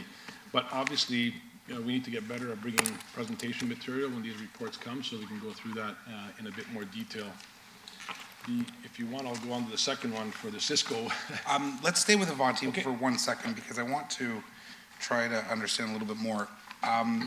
So we have all of these software systems within the city of Brampton. This one is kind of that overarching to make them all communicate with each other? Is that what I'm hearing? No, it's a system that enables certain business functions, as outlined here in terms of onboarding process of HR, with security, the different things if they need to track badges. I'm not saying that this tracks badges, like security badges, but that type of stuff where this solution helps track all that, helps manage all that. So they're not necessarily integrating different softwares, they're providing business functions to help enable our businesses with the requirements they need for IT support. And it orders toner? I'm sorry? It orders toner for printers? That level of detail, if it's specifying here, it may be a tracking to order toners for printers, if that's what's outlined in here. I haven't seen that, but I'm obviously... So if that's, what it is what it is. I guess what I'm starting to worry about now, and we've talked about this in the past, where we get into one particular software and it is so expensive to get rid of it or to go a different direction. And I'm almost thinking that we need a better backstop, because companies like them, they know once they have us, they have us. So then those prices start going up, and then they're taking us kind of out of the market. And I'm sure we have, we have very competent staff that are watching that to make sure that doesn't happen.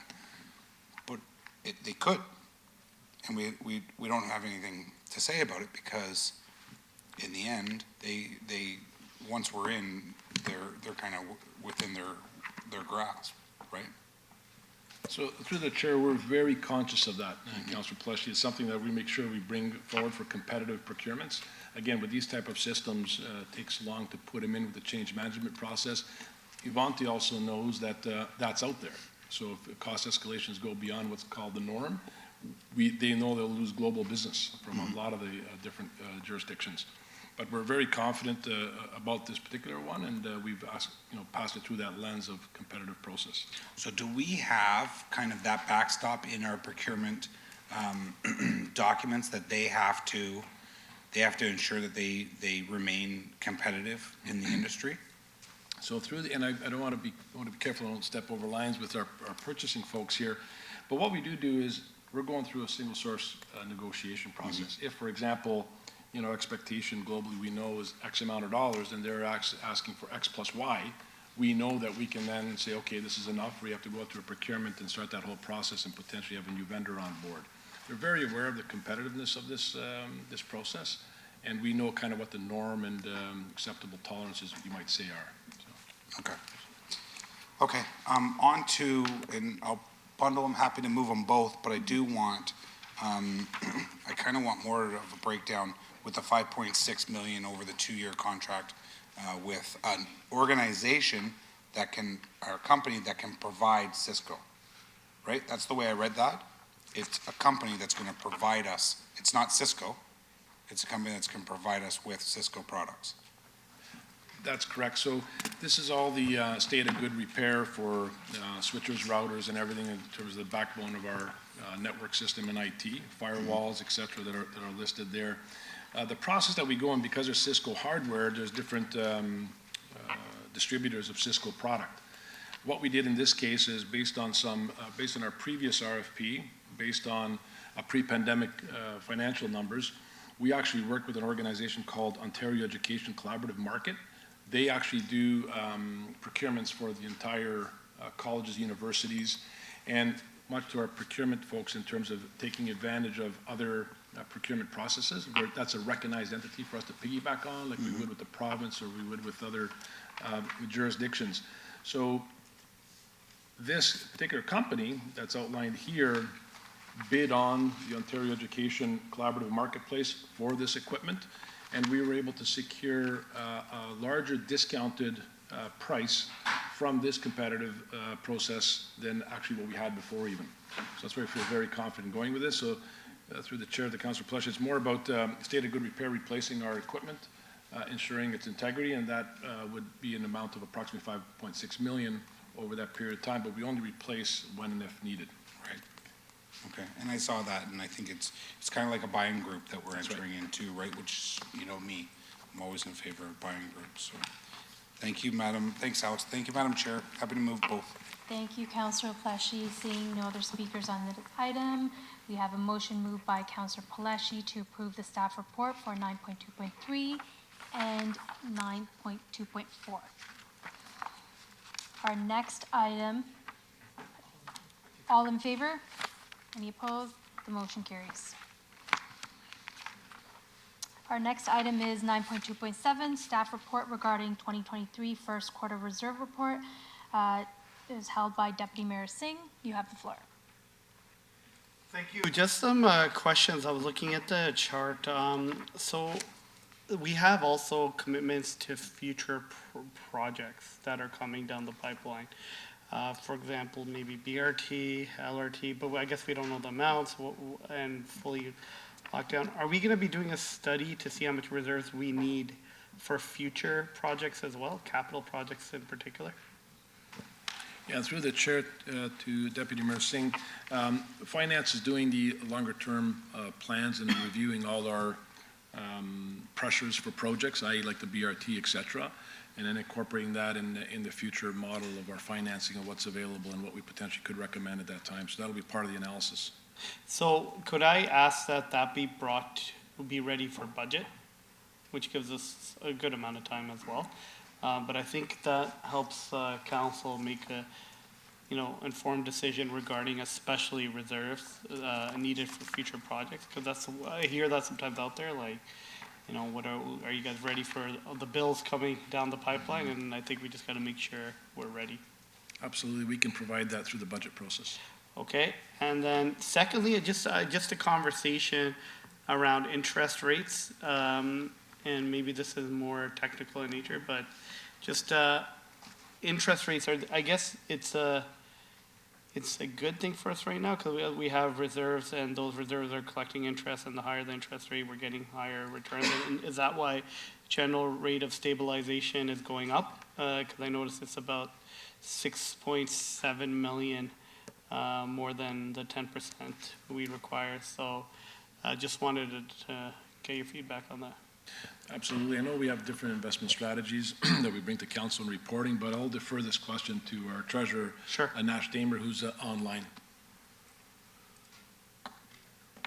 Thank you. Thank you, Alex. And through the chair, actually our GRS is currently, if we account for removing the COVID funding that we have in the we're a little under the current target. Our target is 85 million, and we're at 69 million as of current for the GRS. But talking about the interest and how much we're gaining from the current rates, Councillor, we do currently earn higher than in previous year because of the higher interest rates. However, because our portfolio is balanced between the long-term and short-term investments, we don't fully realize the 5% that we're currently seeing in the market. It does make it higher in part because of it's part of our portfolio, but it only has a partial impact for it, if that makes sense. So, okay. I guess, and then borrowing becomes more expensive as well in the future. That's correct, yes. Okay. So I'm not getting, sorry, could you just clarify that? Because in the general rate stabilization, it says with the forecasted net year balance available of 91.7. So that's where I was getting the 6.7. But then I see net balance forecasted is 22.8 million of federal provincial relief funding. Excluding the federal provincial amount leads to a year end of 68.9. So are we not getting that federal provincial relief funding? Is that why you take it out? Or is that because that's the provincial federal part, you just want to talk about the municipal part? It's through the chair, it's because I wanted to give you a picture of our own money separately. Okay. But we are expecting that additional 22.8 million, correct? That funding is currently still available on our books. We might have to give part of all of it if we don't use it, Councillor, but it's currently available for us. Okay, so it's only available if we need it. Otherwise, say 6 months down the line, then we won't be able to keep it though. Is that correct? Is that what I'm hearing? That's correct. If we don't need it to cover COVID costs, at some point we might have to give it back to the province. And what's that money used for normally? It's used to meet the COVID impacts, direct COVID impacts that we had either to our revenues. For example, in the past, we had lower revenues than we would normally have because of COVID or because of direct COVID impacts in sanitization and in measures that we put in place in order to meet COVID requirements. Okay, perfect. I'm happy I asked those questions, offered some clarification. Thank you. Thank you. Thank you, Deputy Mayor Singh. Seeing no speakers on the list, we have a motion moved by Deputy Mayor Singh to receive the staff report. All in favor, all opposed, thank you, the motion carries. Our next item is 9.2.10, staff report regarding recruiting and retaining top talent policy 2023 review held by Councillor Palashi. You have the floor. Thank you, Madam Chair.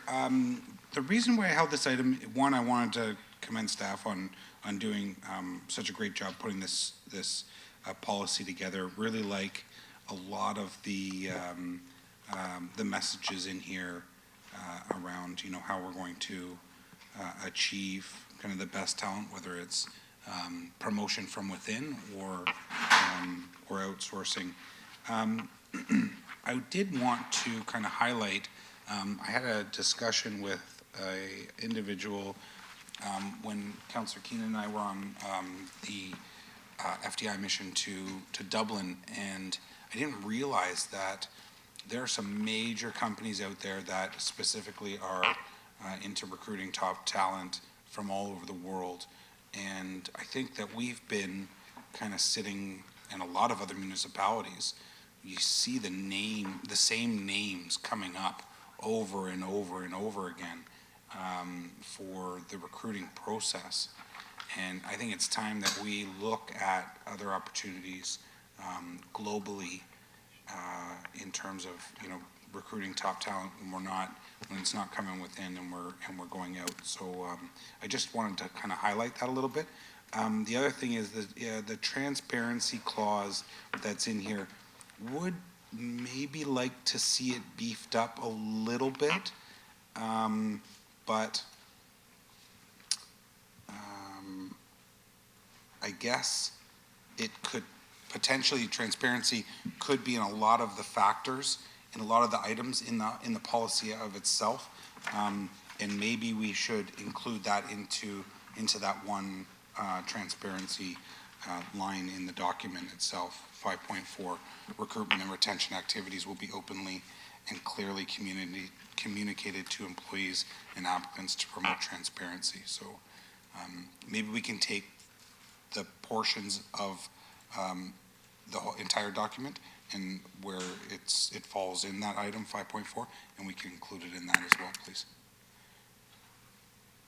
So through the chair, we can take that back and modify that 5.4 to include other elements that are in the document. Excellent. Thank you. Thank you, Madam Chair. Thank you, Councillor Pelletier. Seeing no speakers on the floor, have a motion moved by Councillor Pelletier to approve the staff report. All in favor? All opposed? Thank you. The motion carries. Our next item is 9.2.11, staff report regarding marquee festivals and events program update. Councillor Santos held this. Councillor Santos, you have the floor. Thank you. Through you, Madam Chair. I actually held it for Councillor Keenan, and so I'll let him speak first, and then I'll add anything after. Councillor Keenan. Thank you, Madam Chair, and thank you, Councillor Santos.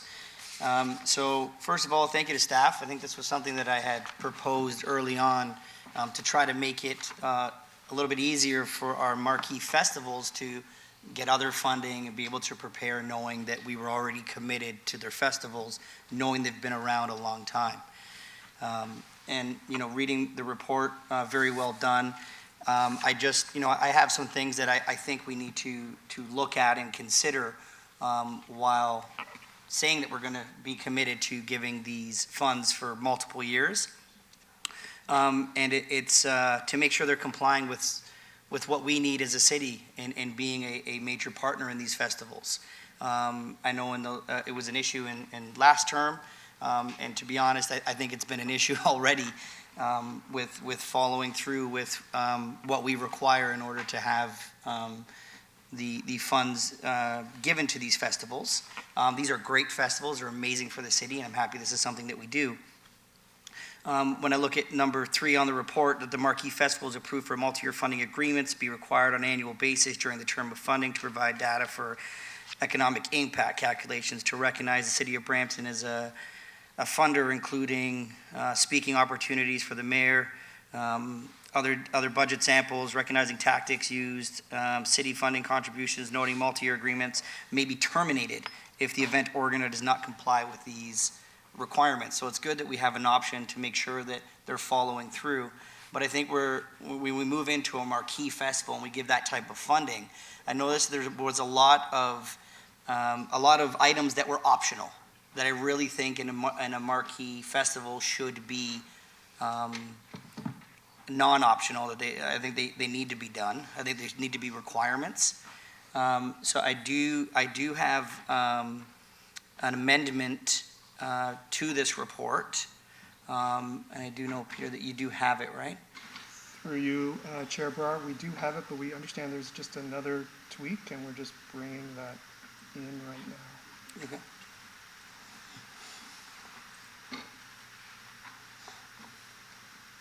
So I believe it's the wording that's just highlighted there by Charlotte. I think it's the second last clause, that's the new provision. And that was just what Councillor Keenan just spoke to, and that the multi-year agreement may be terminated if the event organizers do not comply with these requirements. Yeah, so these are optional requirements that are currently in our portfolio. I'm just recommending that they be requirements and not optional, that we need to follow through with these. I think it's important for the city to have these in. And they're on the screen. I don't think I need to read them out. But I do want to thank staff for bringing this back pretty quickly. I'm sure that the festivals themselves are very excited about this. So if I'm good with that, I know that Councillor Santos and I see Mayor Brown as well, so I'll yield to them. So thank you very much, Madam Chair. Thank you, Councillor Keenan. We have Councillor Santos. You have the floor. Thank you through you, Madam Chair. And I do agree with the Councillor Keenan's amendments to make these requirements.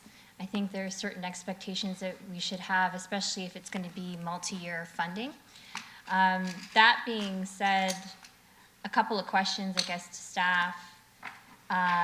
Is there a possibility to make this retroactive from the previous events, like evaluating the performance of any events, marquee events that have already received funding for this year or previous years, to take a look at whether or not they have traditionally met the requirements on this list? Question number one. And then the other thing that I'm wondering is with respect to respecting the city's code of conduct and values of the city. So I have a lot of concerns because on this one, there are a couple of events in particular where organizers have publicly criticized, insulted, offended, made offensive comments about the city, about staff, about members of council, about the mayor, very publicly. And I'm not going to name them here. I know exactly who they are. And yet they continue to receive funding from the city. And so how do we make sure that that doesn't happen? And if it does, and they're not following the code of conduct, they're not respecting the city, that their funding gets pulled?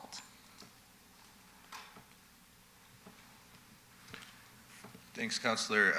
Through the chair, with respect to retroactivity, I'd have to speak with finance. I think it would be a little bit difficult, seeing as some of them have already received. They usually receive a portion of the funds up front, and then 25% is held until that wrap-up report is completed. So they'd already, many of them would already have the funds. So I think it would be, contracts have been signed with them as well. So I think it'd be a little difficult to do the retroactivity piece. On the codes and values, it's something we could probably, with direction of council, add into these requirements that I uphold the values of the city and we could come up with some language to add in here with direction. I think with the direction we could add a clause to that effect. Thank you, and through you, Madam Chair, I think that's necessary because as a councillor, I have witnessed organizers at the events themselves disrespecting members of staff, disrespecting members of council, and that is not acceptable to me. So if we could include an amendment that upholds the spirit of what I'm trying to express, that would be great.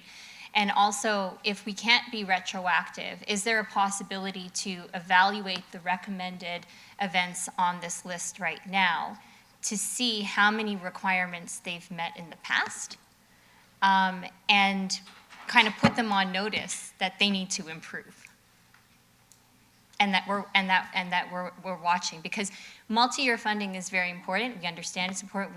We want these marquee events to be successful, but we also don't want the city to be taken for granted nor disrespected, because once they're locked in for this multi-year funding, you know, there's a sense of security that causes perhaps some level of laziness not to meet certain requirements or to kind of do whatever they want with that money and disrespect staff, disrespect council, disrespect the city. Thank you, Councillor. Through the chair, so with respect to the clause to be added, I think we should could work with the clerk on the language.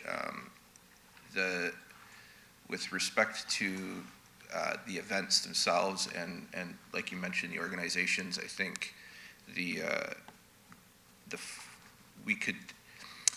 I just want to note to Councillor Keenan's point, he was suggesting that we make these required. Right now, and I'll turn it over to Laura in a minute, but right now, the organizations, some of them are optional, so they indicate what they will be doing on a number of fronts, whether that's promotion, marketing, participation of elected officials and such. They indicate what they will do, and we kind of measure against what they've checked off on the proposal. So now that this is making a number of those optional items required. So some things in the past have been, they just indicated they may not be doing that, and that's been accepted. I think the challenge comes when they indicate they will and then do not. So we could assess that. I don't think we have that here today, but we could bring some information back and circulate it to council with respect to the ones on the list in the past. Okay. And I think Mayor Brown has some ideas on, looking at things a little bit more retroactively. However, the other question I had is about marquee events that we're looking to in the future. So, for example, one amazing event that happens every year in the city of Brampton that we love just happened this year, and that's Bike the Creek. Bike the Creek Paleshi was going to say something else. He has another event to celebrate. But Bike the Creek it has been successful over, 13 years or for a long time, 9 years. And it keeps growing. There were over 1,500 participants this year. There's so many, it's diverse, so many young people. Like, it's a great event that sometimes compared to the list that we have here, is a better event than some listed on the marquee. So how do we incorporate something like Bike the Creek in future years? Thanks, Councillor. Through the chair, we can look at that. I'd note two things. One is probably because TRCA is the actual host of that event, the local municipalities in Peel plus some other partners are partners, and then there's also presenting sponsor, which I believe is Region of Peel. So I just suggest two things. One is that the way the program guidelines are set up, it would need to generally go through a nonprofit. So maybe there's a path through Bike Brampton as an organization, but probably not the criteria that would lend itself to the city giving the marquee grant to TRCA. And then secondly, I just suggest some considerations with respect to Region of Peel dissolution and where their future sponsorship goes, perhaps would maybe recommend holding on a decision on Bike the Creek specifically this year until we see where the direction goes in the future. Okay, thank you. No further questions. Thank you, Councillor Santos. Mayor Brown, you have the floor. Yeah, I was just wondering, I'm just thinking how to strengthen this as well. If we could add a term, maybe K, on that list of terms on attendance, sort of on reasonableness that you don't see. There has to be some expectation these events are going to continue to be successful. You sign a 4-year deal, we should be encouraging and having some barometer over the capture in the community. I said at this table how impressed I was with the Jazz Fest this year because they had a kids component and it was huge. And I told Carmen Spada, I was blown away. You couldn't move. There's another historic event that I've gone to that Councillor Santos and Keenan spoke to me about, and I echo their concerns. I've seen a massive decline over 10 years. What can we do? These are all great events. How do we make sure that they can continue to be successful? And if there is a lack of interest or a lack of leadership causing this, what can we do to make sure that events that mean something to the city are successful? And so I think a blank check is not the way to ensure that. If you tell someone you're good for 5 years, don't worry, then maybe year 4 and 5, it's like a sports player who's got a 4-year contract. They always perform best in the 4th year. And I don't want to lose that sense of accountability. And so the only term I would add into this would be, the ability to hit prescribed attendance targets. And maybe 1 year's off, it rains, you can't control that, right? But I would say just a reasonableness associated with attendance. And you know, there's always reasonable explanations why an event may be down one year, but if we're seeing continuous declines year after year, there's a broader problem. Thanks, Mayor. Through the chair, I'll just comment a little bit on that. So for the current guidelines, the minimum expectation is that there's 1,000 attendees to be on the marquee list. We can look at changing that number. I would say it is because we're providing grant support to third-party organizations. The tourism team and our city staff team are not evaluating the attendance. We're counting on the reliability of the organization to provide those numbers. That's difficult for them when you've got multiple entrances and exits for these larger events to really be tracking that. So there's a little bit of a trust factor. We can definitely put in more rigor to that, but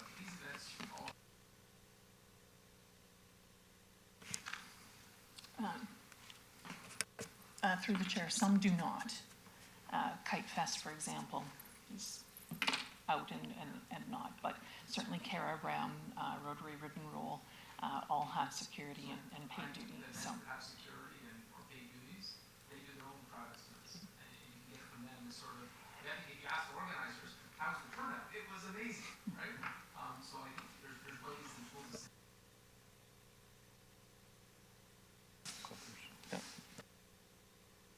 Thank you, Mayor Brown. Councillor Keenan, you have the floor.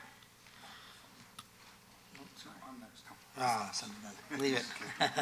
Thank you, Madam Chair. Just to touch on Councillor Santos' point about being proactive, and I know once we put this in, we're going to go ahead and you know, implement this funding for moving forward. But I think it'd be appropriate to look at it and make sure that they hit at least what our guidelines were prior to setting this in this year, to make sure that they hit those requirements that we already had in place. Because what I find is going to be tough is if we're adding more requirements and they didn't even meet the minimum requirements for this current year. So I would like to see, prior to the funding going out for next year, that they at least hit the minimum targets we had in place prior to today.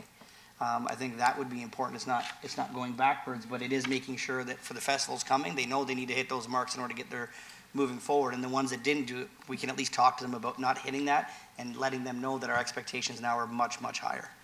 so we can, through the chair, we can take that away and have the conversations with the organizations. And then, as noted, these terms will be part of the new contracts that the organizations sign with the city. So there's some rigor to that and on the go forward, and then we can have conversations with those that didn't meet the expectations this year. Thank you so much. Appreciate you guys. Thank you, Councillor Keenan. Councillor Pleshy, you have the floor. Thank you, Madam Chair.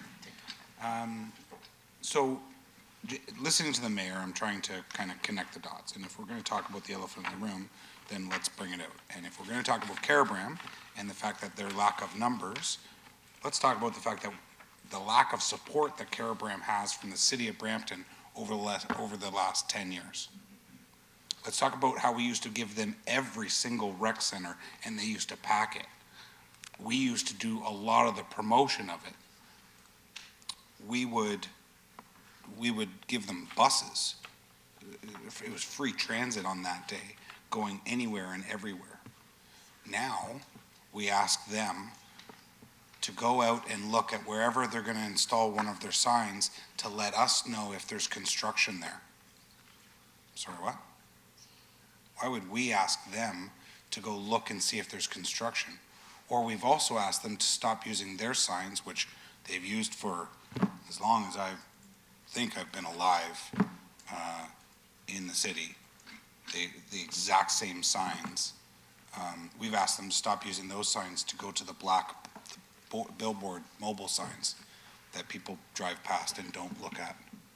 So if we're going to call out, probably, I'm shooting from the hip here, but I'm pretty sure that Cara Brown is the longest lasting event on this list.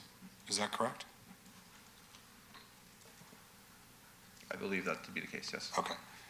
And in my view, the only marquee festival in the city of Brampton, based off of the fact that you want to look at the numbers that they've done, over the past, are they in their 37 years. Let's put those numbers all together and then stack them against Chutney Fest, which I never heard of. Lusophonia, that I think they just started a couple years ago. You know, the Fold, respect them, support them, but again, nowhere near do any of these have the numbers that they've brought into the city for as long as it's been organized and it's been running. So if you want to talk about a decline in numbers, then let's talk about the decline in support that we've shown Caribram for whatever fault. It's council's decision. It's not on anybody other than the members that are sitting up here and past members that have sat in these chairs. World of Jazz Festival, I don't know, like, fantastic event. But if it rains, and it could, for that weekend, they don't get the numbers. And then if it rains the following year, they don't get, and I don't want to, knock on wood, I don't want to hex anybody, but then how do we, that's why I don't know if attendance, I don't know if that's something that we can include in this. I don't know how you measure that, but in terms of 1 through 8, as far as I'm concerned, number 1 is a marquee. Everything else should be coming back to us year after year to see how we can support them. And I want to be able to support them in ways that, you know, are different on a yearly basis. If they think of something, or if we have something new with the city and they bring that forward, maybe that's something, a different way of us putting that support through, but I don't know. I may not be the most loved councillor up here right now, but Caribram is something that it's near and dear to a lot of people's hearts. It's been here a long time, and we've called on them to make any necessary changes that they need to make going ahead. And if they haven't done that, then, you know, we can continue to ask them to make the changes. But if you're talking about Caribram, the fact of the matter is, it's a different support network that we provide Caribram today than we did 10 years ago. Thank you, Madam Chair. Thank you, Councillor Paleshi. Seeing there's no speakers on this item, we have a motion. Point of order. Is it the amendment I put in here? So through you, Chair Brar, the original staff recommendations had 9 staff recommendations, so Councillor Keenan moved the staff recommendations with an amendment to add a clause 10, which are the requirements. Then there was the friendly amendment, assuming Councillor Keenan's accepting it, which is clause 12, regarding upholding the principles and decorum towards the city and the conduct and communications in relation to the funded event. And then there's the friendly amendment 10K from Mayor Brown regarding reasonable attendance and minimum attendance of individuals. So those are the matters that are on the floor, and I presume Councillor Keenan's accepting those as friendly amendments. Councillor Keenan? Okay. So we have a motion moved by Councillor Keenan to receive the report with amendments that we are seeing on the screen right now. All in favor? All opposed? Thank you. The motion carries. Our next item is 9.3.2, a discussion item at the request of Councillor Paleshi regarding employee maternity leave benefits and benchmarking municipal policies. Councillor Paleshi, you have the floor. Thank you, Madam Chair.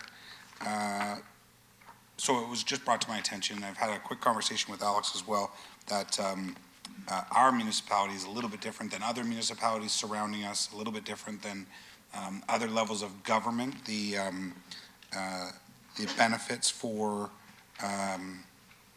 pregnancy and parental leave. So what I'd like to do is like to put forward just a simple motion to staff to report back on benchmarking of pregnancy and parental leave benefits that the city of Brampton offers, and that other municipalities and levels of government offer as well. something as simple, hopefully as that, just to kind of do a scan, look at other municipalities and see where we're at. I understand that even though Mississauga may top up a certain amount, we have the better support because ours is longer, for a longer period. So I think that's where we need to kind of, if we can look at those to see where we are, I would appreciate that. Thank you, Madam Chair. Thank you, Councillor Palashi. Seeing no speakers on this item, we have a motion moved by Councillor Palashi that staff be requested to report on benchmarking with respect to employee maternity leave benefits provided by the City of Brampton in relation to other municipalities and other orders of government. All in favor? All opposed? Thank you. The motion carries. Our next item is 9.5, councillor question period for this section of this agenda. Do any members have any questions regarding the corporate service section? Through you, Chair Brar. We do have one added item remaining. It's 9.3.4 from Councillor Santos regarding street and park renaming. 3.4, I believe it was, added to the agenda at the start of the meeting.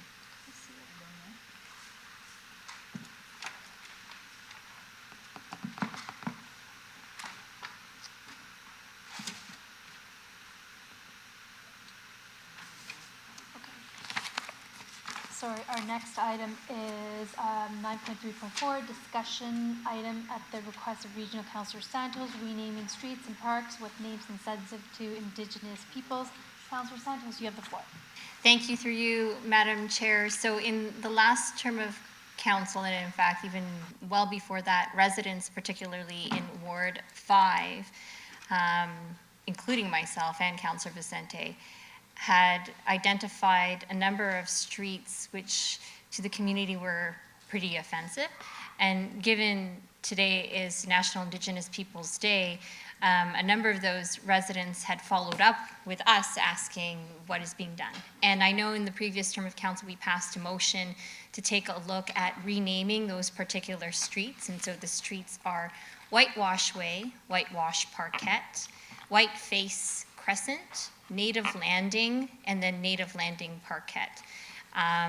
And based on that previous report, we had asked to start the process in renaming the parquets because that was a lot easier. The city had a little bit more control over that, but with respect to the streets, there were some barriers that were a challenge, including cost and communication to residents, etc. And so Councillor Vicente and I are bringing forward this particular motion just to move the process forward. But on top of that, it so happens that Kathy McDonald, who is a trustee in the Peel District School Board, also lives in and around the area. And she brought up, around the same time that we're bringing up this conversation, that Whitewash Parquet, she suggested a different name for that parquet. And I know she's been in touch with Mayor Patrick Brown. Being so disruptive. Anyway, in touch with Mayor Patrick Brown about Whitewash Parquet and considering the renaming of that parquet to an individual who's played a very important role in the Peel District School Board in terms of eliminating the whitewashing of curriculum within the education system in our Peel District School Board. And the person's name, and he actually sadly passed away a couple of years ago, the person's name is Kola Iliumade, and this individual founded the advocacy Peel, which serves all students and families in Peel. He led the push when McCrimmon Middle School was referred to as McCriminals. He's buried in the Brampton Cemetery at Beauvert and Chinguacousy, and he did a tremendous amount of work with Brampton schools, coaches, and the Black Student Advisory, and he worked tirelessly against white supremacy. And so she suggested that renaming Whitewash Way Parquet to this individual would be appropriate. And so this motion provides a little bit more direction to continue moving the process forward. And thank you to staff and the CAO's office for helping us put this motion together. Thank you, Councillor Santos. Mayor Brown, you have the floor. Thank you, Councillor Santos, for putting this forward, and Councillor Vicente. This idea about replacing Whitewash Way Park with, in honor of COLA, I thought was a beautiful gesture. Trustee Kathy McDonald first raised this suggestion as well, and Kathy is a force of nature. She's a fighter for the community, and anyone that gets to know Kathy knows that when she takes on initiatives, there's passion and a reason behind it. And COLA was at the center when they were trying to deal with systemic discrimination that existed at the school board. Remember, in 2020, they had the big rally at the school board. COLA was one of those organizers, a Brampton resident, well regarded by the community. And so I just think this is a wonderful gesture and fully support Councillor Santos and Vicente moving this. And I just want to highlight and thank Kathy McDonald for putting this forward. Happy to support this. Thank you, Mayor Brown. Deputy Mayor Singh, you have the floor. Yeah, I just want to say I actually knew Kala, and he was a remarkable individual. It was a shocking loss. I really remember him for being very consistent. He saw an issue with the school board, and it wasn't like he was paid. And day in, day out, he came to back then the Peel District School Board, because I was a trustee there, and raised the issue. And I remember his delegations, because he was effective, passionate, but also extremely witty. And I remember how he used to delegate. And I just used to be, it was very effective, but I just never seen somebody be witty in delegations and that good with words and that effective. So we grew and we knew each other, and we used to laugh about certain things we saw around council and share some strategies. And then I just remember having a good, authentic relationship with him, and his persistence paid off years later. But he was one of the community leaders that brought forward issues of anti-Black discrimination at the school board, and effectively, and it was because of his commitment and his persistence, and I would say resilience, a very resilient individual. And I remember when we heard of his passing, it was a shock to everybody. And, a shock to those who knew him as well, and forever will be remiss. So more than happy to support this. I think he is a deserving individual of this. Thank you. Thank you, Deputy Mayor Singh. Councillor Vicente, you have the floor. Thank you very much, Madam Chair, and thank you, Councillor Santos, for moving this, recognizing that through the naming of streets and parks, there may have been an error made, and we may not have recognized that at the time, but we certainly recognize that today through the work that we've done through Truth and Reconciliation, and again, recognizing that today is National Indigenous Peoples Day. This is a very appropriate time for us to do this. Just want to highlight with respect to, for example, the naming of Native Landing Parkette. While we have a name for the Whitewash Parkette to be renamed to Kola Iloyomade, very appropriate. We want to underline that we're looking for consultation with Indigenous community to find a great name, a really appropriate name for Native Landing Parkette. And also, if we're going, these parks, both in Councillor Santos and my area in Ward 5, have been around for quite some time. And if we're going to be giving these parks important and significant new names, as we are clearly deciding to do that here today, I want to ask staff to look at the condition of those parks because they've been there for quite some time and they may be due for a remake. And if we're going to be doing this, let's have that work done at the same time so that we honor the residents and the parks and the new names for these parks appropriately. And if I could just ask for that amendment to be made.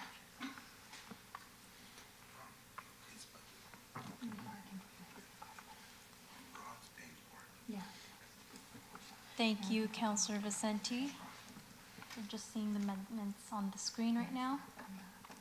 Yeah, so if staff could come back with respect to information on the current state of repair of those parks and what would be needed to have them refresh appropriately, shall we say, in time for the renaming to take place. Through the chair to Council Vicente, happy to take a look at it and check out the condition of both those parks and bring it back to council. Thank you. Councillor Tour, you have the floor. Thank you, through the chair. Seeing that today is National Indigenous Peoples Day, and I commend both my colleagues here for bringing this up. It is very appropriate at this time to do this. I would request if all council could actually support this in moving the motion. I think it is very important. It is part of our efforts for reconciliation, and I think it would be a good idea if we could all move it. If I could also propose a friendly amendment to this, that just building on what Councillor Vicente just said, that when staff is going to investigate and report on the state of repair for the park, is it possible for us to also explore the option that how all the parks that we have the same design template for the park signs, but recognizing that if we're going to do this, that maybe we can, on some portion of this, include Indigenous art as part of the sign displays, because I want this to stand out.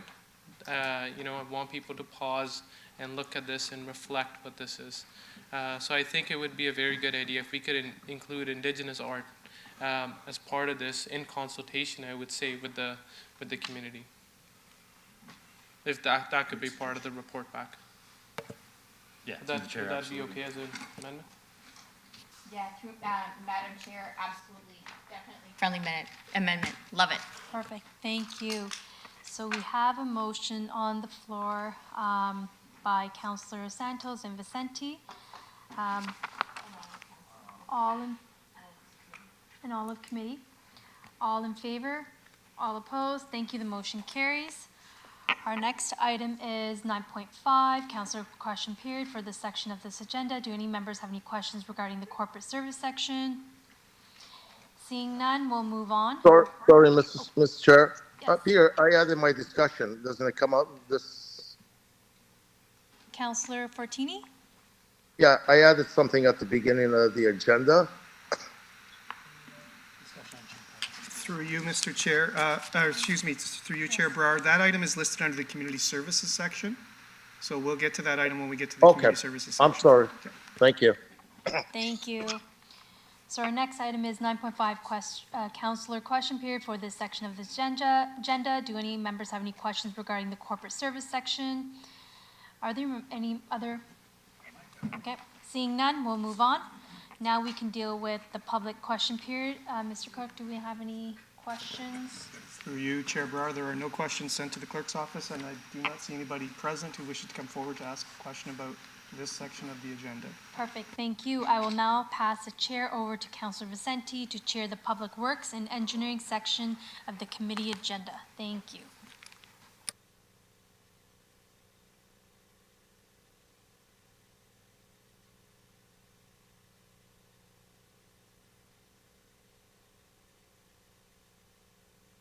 Our next item is item 10.2.1. Mr. Faywood, did we have any notices for delegation with respect to this item? There were none, Mr. Chair. Okay, can I have a mover for 10.2.1, moved by? What is it? 10.2.1 is implementation of user fees for public access to electric vehicle charging stations and approval of bylaw amendments for improper electric vehicle parking. We now have a competition of people wanting to move. Councillor Tour to move. All in favor, any opposed? That carries. Our next item is item 10.2.3, which is staff report request to begin procurement and hiring of an architect for design and contract administration services for the new animal shelter in Ward 6. Councillor Paletti, you held this item. Thank you, Mr. Chair, and just want to say to staff, appreciate the eagerness to have an animal shelter built. I just want to let everybody, just want to put this on official record. The Environmental Education Center came first to this location. The Environmental Education Center got the money first for this location. Nothing will be built on this plot of property until the Environmental Education Center is built. No animal shelter, no nothing else. And if you need that in a motion, I'm happy to do so. I am continued getting pushed off to the side, this shelter, from Michael Wan way back 4 years ago to today. The Environmental Education Center will be built first. Does staff need that in a motion? I'll ask the CAO to respond. Please. Through the chair, staff will take that as a motion and direction. Okay, I'm happy to put that motion forward. That the $3 million that came out of the budget and design is for the design of the Environmental Education Center and the animal shelter, 100%.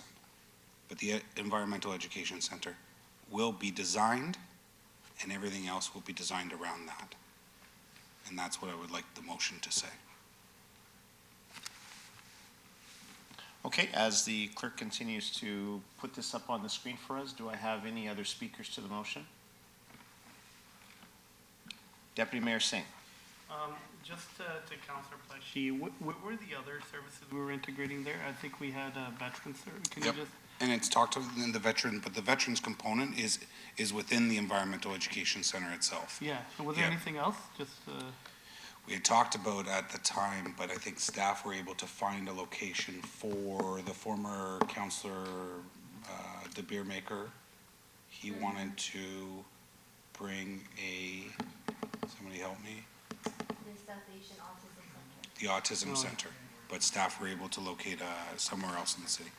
Okay, thank you. We'll talk offline with somebody else. Perfect. That you might be interested in. Thank you. Going down my speakers list, I have Councillor Santos.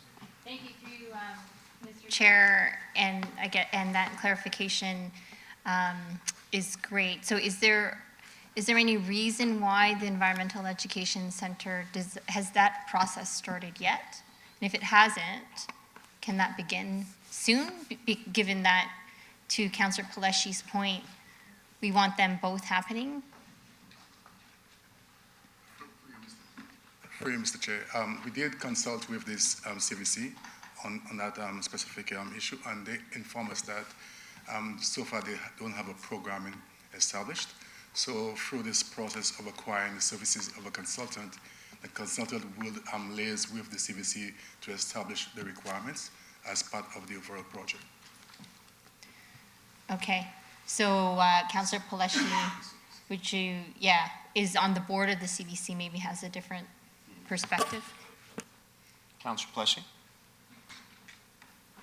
So they don't have programming now, specifically because there isn't the center, but they have programming across the CVC watershed in other municipalities. And it's a mirrored program that they're going to be participating in or essentially running out of the center. So I'm not sure if that was every board of directors meeting that I go to at the CVC, I talk about the Environmental Education Center and the programming that's going to be coming out of the Credit Valley Conservation. So they're ready. Don't let anybody think that, they're not ready to program it. They'll be ready to program it. It's us that take time to build it. And this has been going on for far too long. Through the chair to Councillor Paletti, I totally understand that, but just a point of clarification, I believe what the Lucius was speaking about was a build-in program, but now that we have an architect on board moving forward, that will get done quite quickly. Excellent. Okay, Thank you very much. I see no further speakers, so we have the motion moved by Councillor Pleshy, which also includes that staff will design and undertake the development of the Environmental Education Center facility prior to procurement and/or implementation activity in relation to the proposed new animal shelter or any other uses on the former Siemens property. Councillor Pleshy, does that capture your motion? They don't conflict with each other. You don't feel like one and two So through you, Mr. Chair, so if this does carry, then 1 and 2 will not proceed until 3 happens. So it's essentially a conditional approval. Okay, all in favor, any opposed? That carries. Next, we'll move on to item 10.2.5, which is a staff report on retrofits a noise wall located adjacent to Howden Boulevard, Vauden Street East in Ward 7. I see Councillor Power on my board. Councillor Power. Hi, thanks, through the chair. First, thanks to the staff for preparing this report fairly quickly. I do have a couple questions on it. The first one, I believe Mr. Sayers, who has initiated this whole course of action, has a wood, some type of a wood, and a wood retaining wall or wood type of, what do you call it, noise wall. In the report, it says that it's 1.9 million for a concrete wall. Did we explore a wood wall?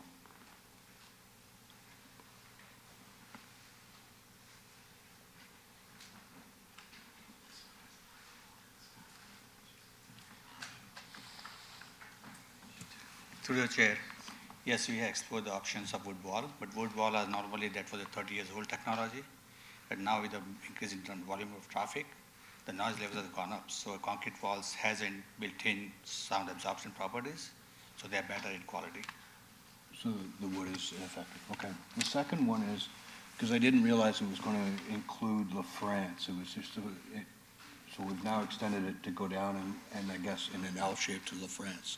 That's correct. Right. There's a plan at the back of the report. The Brussels Avenue noise wall, that was concrete? Through the chair, yes. And that cost $2 million? Through the chair, yes. That's estimate. The budget was $2 million, but the actual cost, we have the project still going on, but that's the tenders were around $1.8 million. Okay. And what is the length of that one? It's pretty much through the chair. It's pretty much around 600 meters. Pretty much this one is around 475 meters.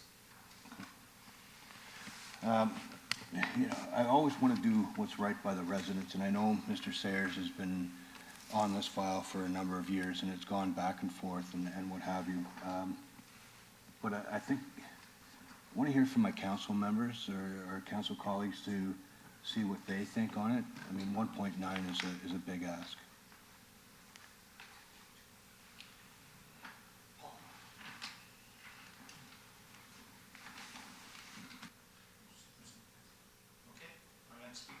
Deputy Mayor Singh.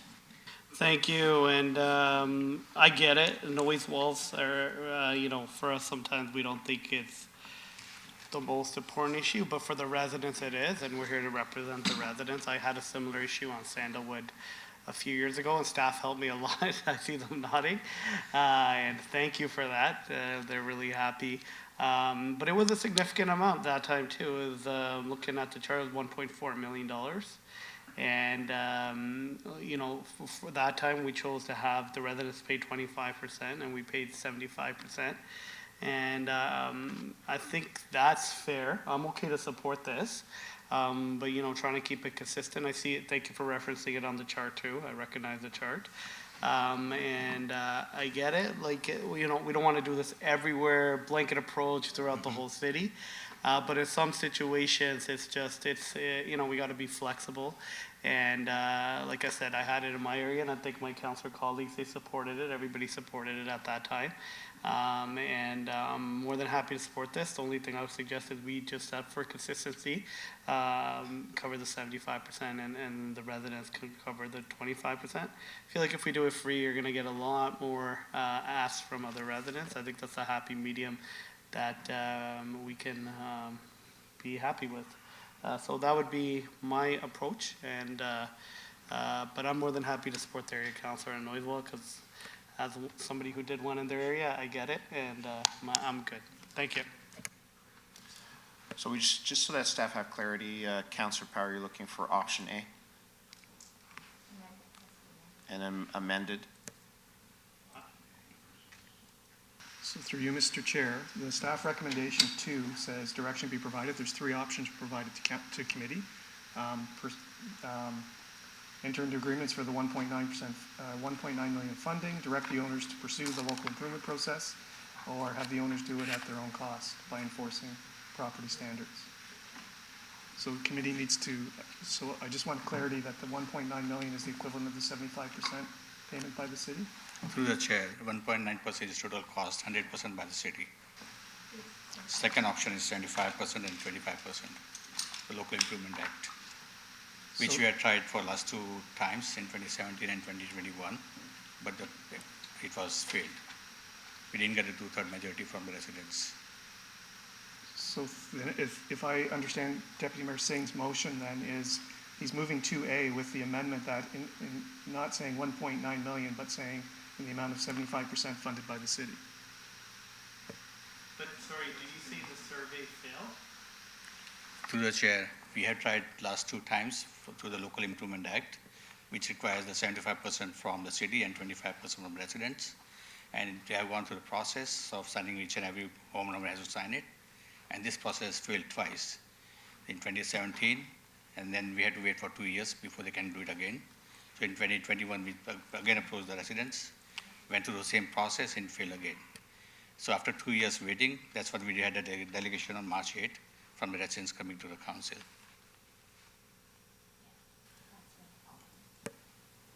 So we're not in a position then to require the residents to cover 25% of the cost, Yeah, exactly. given what you've just stated, correct? Through the chair, yes. Right, so our option is to pay for the 1.9, which is 100% of the cost, or nothing. Correct, that's through the chair. Yes, through the chair, yes. We can again try, but we have to still wait for 2 years. So 2021 was the last effort. So we can again go back to 2024 and start the whole process again. And then maybe That's 2 years? That's 2023, because 2021 was fall. Yeah. So we had to go back this 2023 fall to go back to residents and start the whole process again for Local Improvement Act. Yeah. The reason I would say try again as well, because in fall will be close to budget as well, then we could look at it again at that point for the next budget. And, yeah, and listen, I'm flexible. I think just one more chance in this term, post-COVID, I think is fair. And then, like I said, I get it. So we'll see where we're at after that survey. Okay, so then we're asking for option B, that we direct homeowners to continue pursuing local improvement process in May and do that survey again, once that time expires. Yeah, Okay. do I need to amend it to say that the survey be done again, or will that be taken care of in this motion? Through the chair, I think if the council is acting to go with the next process, then B will apply on this one. Okay, so we're good. The survey will begin Yep. in 2023 with it. No, the survey would come back May 2024, correct? Through the chair, I think it's 2023 fall. We can go back to residents, start the process again. Very good. And follow up with them again. Okay. So we can come back to next So long spring. as members understand. So we'll go back to my speakers list. Councillor Santos. Mr. Chair, that's not what the motion says. So direct homeowners to continue pursuing local improvement process. So the local improvement process means to get their permission to do what? Through the chair, to Councillor Santos, the local improvement process is they have to get a 2/3 majority from the homeowners. Yeah. So if there are 100 people or property owners in that area, 75% of the property owners have signed up that agreement that we are in consent to pay for this. Consent to replace the noise wall. Correct. So that is just consent to replace the noise wall. It doesn't necessarily talk about the city paying 75% and residents paying 25%. Through the chair, no, I think Okay. local improvement asks, we send a letter to residents, clarify exactly what 75% city will be paying, and 25% will come from the all owners of this property for the whole subdivision. Okay, so that will be in the letter itself. Okay, Correct. thank you. And so then the next question I have, it says, to continue pursuing the process in May 2024, but we're talking about fall of 2023? Through the chair, my understanding was fall 2021 was the last effort, but if the process, maybe I can ask Vishnu to clarify more, but May 2024 could be the process ending at that time, you can come back to council. Okay, with so the final results. process would end in May 2024, which means we don't actually meet the budget deadline for the 2024 budget. Okay, that's fine. Okay, that's fine. Thank you. Back to you, Councillor Power. Thank you, and through the chair. So, just so we're clear, we're going with option B. We're going, okay. And that's consistent with the rest of the Brampton and what we've done in the past. Okay. Very good. So, Councillor Santos. Thank you, sorry, one more comment. If I were, through you, Mr. Chair, if I were the local councillor in the area, I would have a conversation door to door with all of those residents to encourage them to make sure that that survey passes. Very good. Next, I have Mayor Brown, who is sitting in Councillor Keenan's seat. So, Councillor Power, I know I met with these residents with you, and I know you're doing your best to advocate on their behalf. In that meeting, they spoke about the historic subdivision agreement that the original developer had with the city. Does this address that contract they were showing us in the meeting? Councillor Power. Yeah, so in the report, it does address it. It says it doesn't fall on the city whatsoever. The city has no onus on that contract. Okay, and staff want to speak to that just so we can explain that rationale to the residents? Through the chair, to my Patrick Brown. Yes, I think the agreement, that's part of the report, and it says very clearly that homeowners, when they sign the subdivision agreement, ownership agreement, it says clearly defines that the owners will be responsible for maintaining and replacing the noise wall in future years. It's very clear in the agreement. Okay, thank you very much. I have no speakers further on my list, so we have a motion moved by Councillor Power. I'm on the list, Councillor Vicente. Mr. Chair. We just saw your name come up now. Councillor Fertini. Yeah, thank you. Yeah, and this has been a long way, and I know I was at that meeting and the agreement, as Mayor Brown said. The issue is we tried many times here, and I'd like to continue trying another survey. The problem is a lot of people, they spent a lot of money building new fences. And so they're saying, okay, we spent this money, now we have to put another 25%. And, you know, money's tight these days. And when you have put a new fence like 3 years ago, now you want me to take it down after I spent $6,000, $7,000. But I think we should go back out with a survey. And I'm happy to support it. And if the agreement doesn't say to staff that we have to pay 100%, does it say that? It's our responsibility? Through the chair, I couldn't get the last part of your question, Councillor Fortini. Yeah, in that agreement, when we were at that meeting, does it say that it is the city's responsibility to cover the 100% when they bought those homes? That's what I think, what they were showing us at that meeting. Through the So chair, are we responsible? Through the chair, the agreement attached to the report clearly states that the homeowner will be responsible for installing, shall be maintained, repaired, or replaced by the purchaser. Any maintenance, repair, or replacement shall be done with the same material, to the same standards, and having the same color and appearance of the originals. It's very well defined in the agreement, so I don't think we can add to that agreement anything at this point. So 100% cost by city is not applicable in this part of the agreement. Yeah, okay. Because you drive by, there's 2x4s holding up a lot of those fences up, but there's a lot of people putting new fences. So I think we should go back out with a survey and hope this time maybe some people will get more than what they needed last time. I know we tried this 2 or 3 times, and we had a couple of town hall meetings on this too. So I'll wait for the survey to come back, and happy to support this and second it. Thank you. Thank you very much, Councillor Fertini. So we have a motion moved by Councillor Power for us to go ahead with option B. All in favor, any opposed? And that carries. Our next item is item 10.3.3, a discussion at the request of Councillor Medeiros with respect to street sweeping. Correct, Mr. Clerk? Councillor Medeiros. Yes, Mr. Chair. I'm going to withdraw that item at this time. I see that there's a beautification report, so there might be an opportunity there. So thank you very much.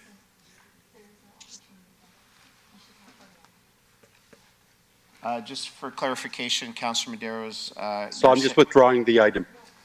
You're withdrawing the item. Okay. Yes. Thank you. Okay. We'll let you withdraw the item. Thank you.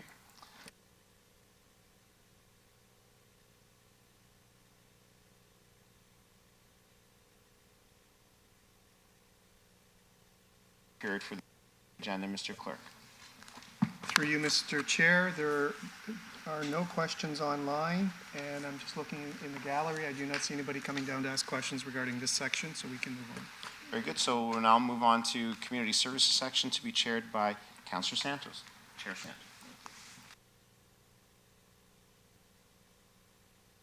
Thank you. So the next section of our agenda is Community Services, and I think we do only have one item, Mr. Clerk, which is what I held. There was the item that you had held. And the added item. Yes. Correct. Okay, so the item that I held was regarding the, sorry, let me just scroll down here, beautification. Staff report, measures for beautification of local neighborhoods. And this item was held by myself, and I just have to say to members of staff and to this council, what an awesome job you have all done in putting this report together. I remember in the height of the pandemic when COVID just started, meeting at the Gillingham office with Rasmeen and Chief Boyes at the time, and we were discussing how we could do more with the success of the Nurturing Neighborhood program, and looking at taking that momentum from the Nurturing Neighborhood walks and programs and trying to see whether or not we can start to form neighborhood associations to empower local neighborhoods to take care of their communities, kind of like, and deal with safety issues, because Councillor Vicente and I, for example, have many residents who are like local mayors of their little neighborhood, and they tell us, they call us all the time, and I know Jacinta Wingrove, for example, or Annette, or we've got Vijay Kumar on Mara Crescent as well. They're taking initiative to take care of their neighborhoods as it is, and they participated in the neighborhood walks. And I know in living in Toronto in my 20s, in Toronto and other municipalities, they had residents associations who would essentially do similar things. They would talk about speeding and traffic calming measures and beautification projects. And in many of the neighborhood, Nurturing Neighborhood walks, a lot of the issues that came up were related to safety and SEPTED. And so a lot of these things were organically happening. And certainly in other areas in our ward, we have the Estates of the Credit Ridge and the Credit Valley Residents Association. They've named themselves organically because they communicate through WhatsApp or Nextdoor. And at the City of Brampton, we are trying so hard to tap into that energy to communicate to the residents the various programs and opportunities that exist. And so this report and the progress that has been made over the past 2.5 years now, I guess, Rasmeen, through the Community Safety Office and through the Community Safety Action Plan is coming to fruition.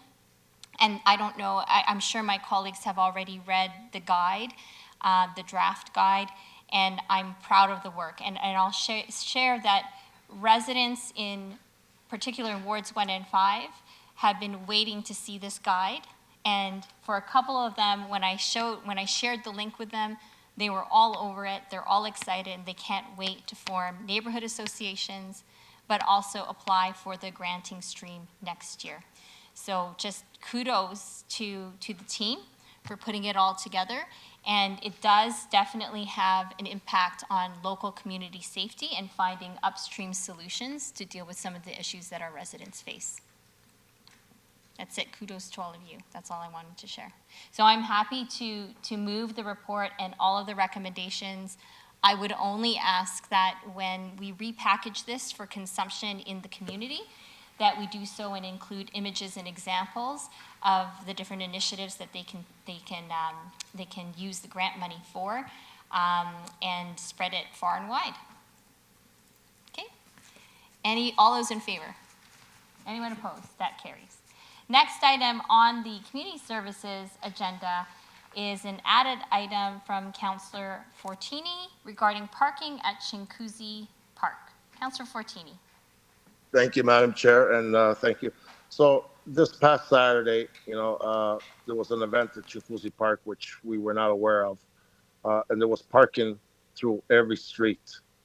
And I'm very concerned on the safety in case the fire truck has to come in. And to the chief there, this past Saturday afternoon, when I drove by Central Parkway, where the fire station is, there was a pickup truck from our fire department and one of those vans. And when they came over, they were shocked. They couldn't even fit. And usually, when you call an ambulance, usually the fire trucks come first. We just had a major fire here in the city, and, things happen. We try to get there as fast as we can. But when we have cars on both sides of the road and all over the fire hydrant, on the corners in front of driveways, I don't know what's going to happen when there's going to be a fire.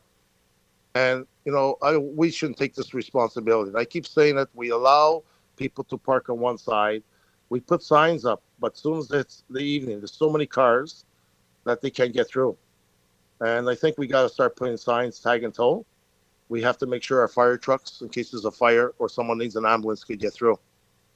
So to the chief, I don't know what we could do. We keep talking about it, and it's over. So I'm hoping this weekend, it's Canada Day, it doesn't happen the same. Because this Saturday, the noise was so loud that people were calling all the way down to the D section. But cars in the H section, they got no sidewalks. They're tight roads, and we're on both sides. People couldn't get through. I'm just worried. What are we going to do as a plan if there's an ambulance or a fire truck, if there's a fire? Sunday at 3:30, 5 fire trucks flew up Bramley Road. If this was Saturday, they were not going to get through. So I think we got to start putting signs, tag and tow, and get these tow trucks out and leave one side for parking, but make sure the trucks and ambulance could get through. The other thing is Toronto increased their fines from $30 to $60. So even if people do park on both sides and they get a ticket, it's like going to watch a game. Well, you pay the ticket, but at least you get to watch the fireworks or the concert or whatever happens in Ching Park. So I think we should increase the fines or start towing them because it's a safety issue. And, we just seen the fire that happened on Jade Street not too long ago. That was in the middle of the night. And I was involved in a fire in 2012. When you hear the fire trucks, every second sounds like minutes and minutes when are they going to get there. And every second and every minute counts. So to the chief, what can we do to improve this? I know once our fire department did come and they were shocked, they called bylaws and police came over. It was a nightmare to remove all the cars, but they did manage to get it done because they couldn't get through with their pickup truck or that van that the fire department had. They couldn't get through.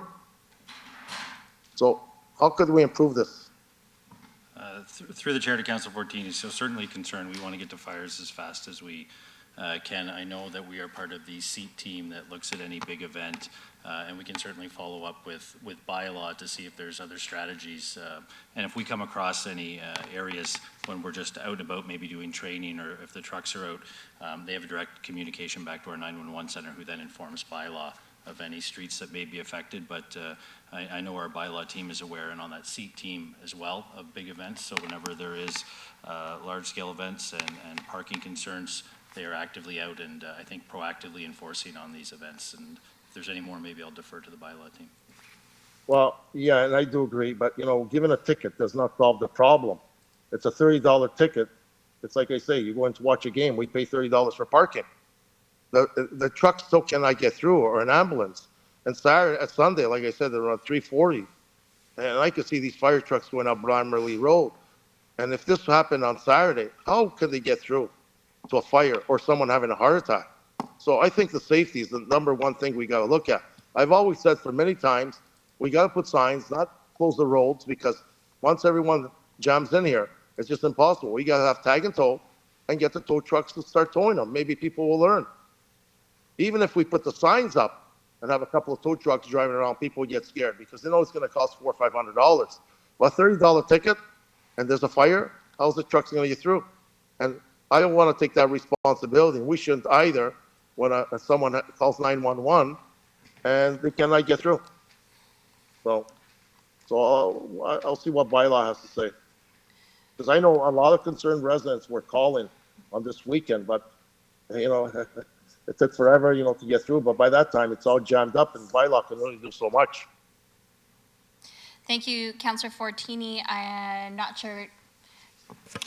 Through you, Madam Chair, I probably suggest it's difficult in the sense that when we tow, it takes us probably 35 minutes to an hour to tow a vehicle. By the time we get a tow truck there, if we can get one, to tow it off the scene and then do the paperwork, because we take ownership of that vehicle until it's gone. So that's a little bit on the difficult side. What we can do is maybe proactively look at bringing in overtime officers to patrol those streets to stop the parking before it starts. So walking, you know, put people in uniform, walking down those streets saying, you can't park there, you can't park there, you can't park there. We're gonna have to be a little bit different in our strategies to do this. We haven't done that. I don't think we've done that to any great length before.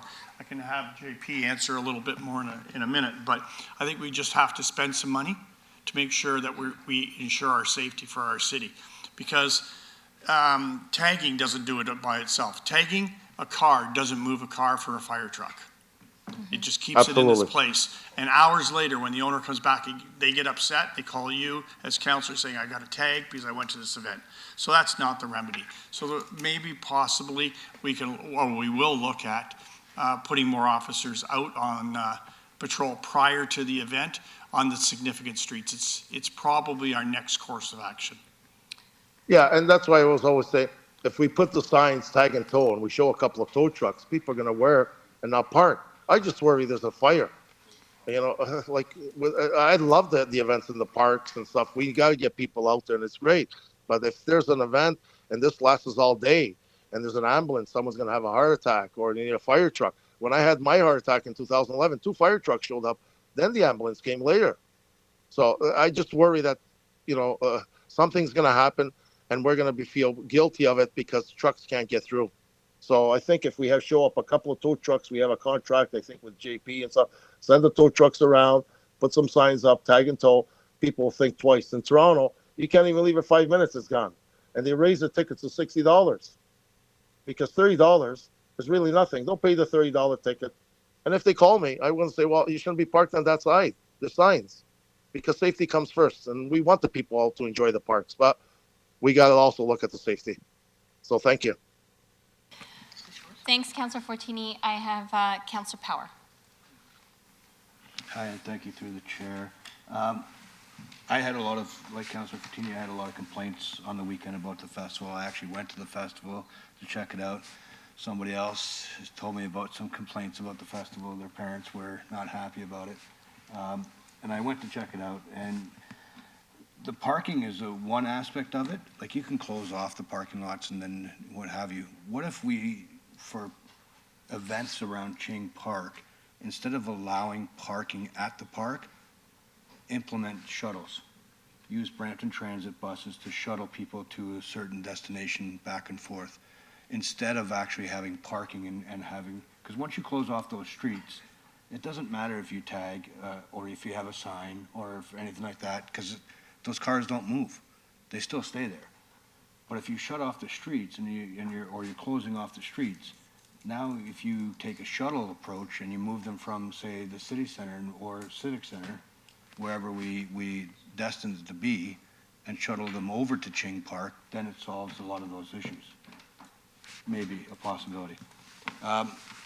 In saying that, do we require a motion to do some more proactive work when it comes to doing these types of festivals from a bylaws perspective? Through you, Madam Chair, no. This really comes under at the end of the year when I try to justify my budget. So we're just going to bring on some more people and we'll talk about it at the end of the year. Thank you, Councillor Power. Councillor Pleshy. Thank you, Madam Chair. So we talked a little bit about this during budget when winter storm came up, towing cars. So as of right now, we can't tow cars because the only pound is Mississauga, right? And I think what I was hoping to get out of that discussion with snow, which is a much serious problem than little event over at Ching Park, because it's across the city, the towing aspect of it. And then I think our suggestion was we make little areas that, whether it be in, Cassie Campbell we separate an area. Of course, we have to fence it off, and we'd have to put somebody there. But during these events and winter events, we tow and put everything over there, putting it throughout the city. And it's through you, Madam Chair, it's a hook and drop kind of situation. And you're right, when the ownership is still on us, so if we tow it to another location, we're responsible for it. So it's simply putting somebody there. Then it's the administration of calling people, make sure they get the carts, et cetera. Can be done, a little more difficult. In the wintertime, what we do, we fight with everybody else who wants a tow during a storm. When it's a storm, dead batteries, stuck vehicles, and they take priority to the tow agencies because they pay bigger money. But it's not guaranteed. It's not guaranteed. Right? We're guaranteeing, let's say we go to 1 or 2 companies, spread it throughout the city in 4 quadrants, 4 different tow companies. I think what we'll see is tow companies in those winter months, they'll designate specific trucks for us. I don't disagree, and JP will probably point the picture. It's difficult for us to get contract companies to do this work for us. So JP, can you explain that a little bit, please? Yeah, so through the chair, as you indicated, we have a contract tow that we've hired to tow the vehicles when they're in violation. So as Councillor Fortini stated, if there's a safety concern, we'll attend. If there's vehicles that are parked on both sides and it's interfering with EMS or emergency vehicles, we can tow those vehicles immediately and we'll take them to the pound. We're currently working with Public Works with regards to the contract tows to look at options when this next winter, looking at multiple contractors, looking at how we're going to improve our ability to tow during major events. Those have always been challenging for us from an enforcement perspective. So we're going to work together with Public Works to improve and increase our number of staff for Public Works and as well as our side. So when we are towing a vehicle, either we drop at a location or we tow right back to the pound. Those are options we're looking at right now. So that's in the works as we speak. But the pound is Mississauga? No, the pound is here. Where's the pound in Brampton? It's on Rutherford, if I remember correctly. And it's ours? No, it's not. It's the tow It's the companies. contract tow, provides the towing as well as the pound. It's a safe pound that the towing company provides. Right. So they are the ones that set the rates? No, we set the rates. We set the rates for the pound too? Yes. For overnight? Yes. Oh, okay, I didn't know that. I thought they did. So we have the rate for the pickup and we have the rate for the pound. Correct. How does that rate, is that different than their specific rates? Their specific, I'm not exactly sure the exact amount. I'd have to get back to you on that. But there's a specific rate for the towing as well as the pound.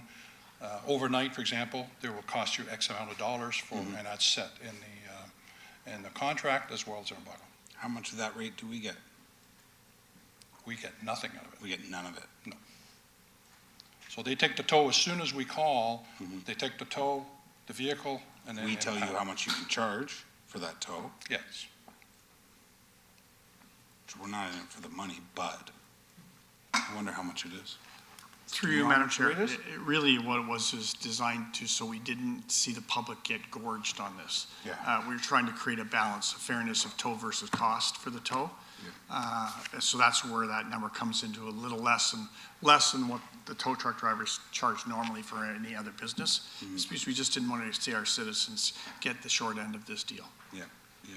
Okay. But I'd still like to investigate areas around the city, and then we collect the tow. We collect the fee. Through you, Madam Chair, so that concept's called a city-owned pound. Calgary has one. It's pretty detailed to do. We did look at it cursory probably about 5 years ago. I started looking at that. There's an upfront cost that's significant, but there's an ROI that's also will pay for that upfront cost plus more. But it is a massive undertaking to start that, but once it's started, it works very effectively. Calgary is a great example of how that is efficient. And are they just pop-ups throughout the city, or is it one specific? No, they have, I believe Calgary's down to two specific locations, and they own, the difference is they own the tow trucks. They own that tow truck piece of it, much like Toronto owns their tow, and when they do a lot of those security tows. So they have priority. So it's not a matter of a truck's going to make $200 to boost a battery. They use their trucks or their tows for the safety of the city. Different concept altogether. We can look at it. We can dust it off. I can sit with you, and we can talk a little bit more about that. But Toronto also relocates, right? They'll put them onto a street next door that's already been plowed. Yeah, it's a hook and drop kind of situation. Yeah. And then the ownership, or the safety of the vehicle becomes a little bit more suspect. You have to have a good inventory of where those cars are dropped. Yeah. Because when an owner phones you and says, "Where's my car?" You got to tell them. Yeah. You've got to explain it. Plus, you tow it, you drop it a street over, and then it gets stolen. Yeah. Which some councillors are very familiar with stolen vehicles. So it gets stolen, and then where are you at now? Are you liable for the insurance? Or, are we paying out of the vehicle? So there's some things that have to be worked out for that. That's a good concept as long as you feel safe doing it. So And those conversations, sorry, Madam Chair, last comment, those conversations are being had with Public Works, based off of our last conversation when snow came. Absolutely, JP and, Perfect, thank you. Thank you, Councillor Pleshy. So there is no motion at the moment. Councillor Fortini, your hand is still up? Yeah, thank you. Just a couple of questions to Paul. We were working on this about 4 or 5 years ago. I thought we were supposed to purchase land because the contract with a tow truck now, they have their own pound that they have to store, they have to secure it. I know like some properties I used to manage up at Van Kirk, the guy used to come back in 3 minutes, he used to drop it off at Leon's, and then as he's got time, he tows them away. Do they have enough room to put cars in? So, Councillor Fortini, if I may, we are really going in a completely different direction from your originally added discussion item regarding parking at Chinguacousy Park. And those questions have already been asked by Councillor Pleshy at length. Okay, so, Madam Chair, so I'm going to ask, we should put signs up, tag and tow, and allow people to park on one side. A long time ago, when they used to have these things at Chinguacousy Park, they used to close Bloor Amelie Road. When we close 2 roads or 3 roads, what they're doing is they're just pushing the cars into the following roads. So it's a big problem. I don't want to see a fire. Sorry, Councillor Fortini, we're just going in circles at the moment. So I think there was direction already given to Acting Commissioner Morrison to implement proactive bylaw enforcement of parking in and around Chinguacousy for Canada Day long weekend. And they very clearly said that would be the next natural step. And so I think we're going to see how that goes. And then based on how it goes on Canada Day, Councillor Fortini, and JP and Paul Morrison, if you could come back, and then Councillor Fortini, if those signs are still required, then we can have that discussion at that time. Yep, okay. Okay. We'll see what happens. Thank you. Okay, thank you. Okay, no further questions. Next item on community services is councillor question period. Do any members have any questions regarding this section? Seeing none, public question period. Any questions online, Mr. Clerk, or in the gallery? There are none online, Chair Okay. Santos. And no one in the gallery anymore.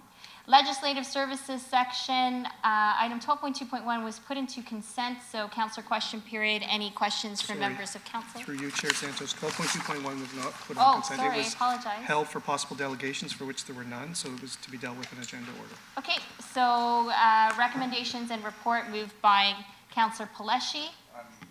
Councillor Pleshy has the board. Thank you, Madam Chair. So recently I had conversations with our Peel Regional Police, and we've been getting a lot of emails lately about loud vehicles, air pollution or noise pollution and stuff like that. So when we had this conversation, we had a meeting with a resident also about, what else can we do? The Peel Regional Police feel like in Brampton and Mississauga that it's hard to stop, even though they have Project Noisemaker, they know that there are a lot of cars with modified exhaust.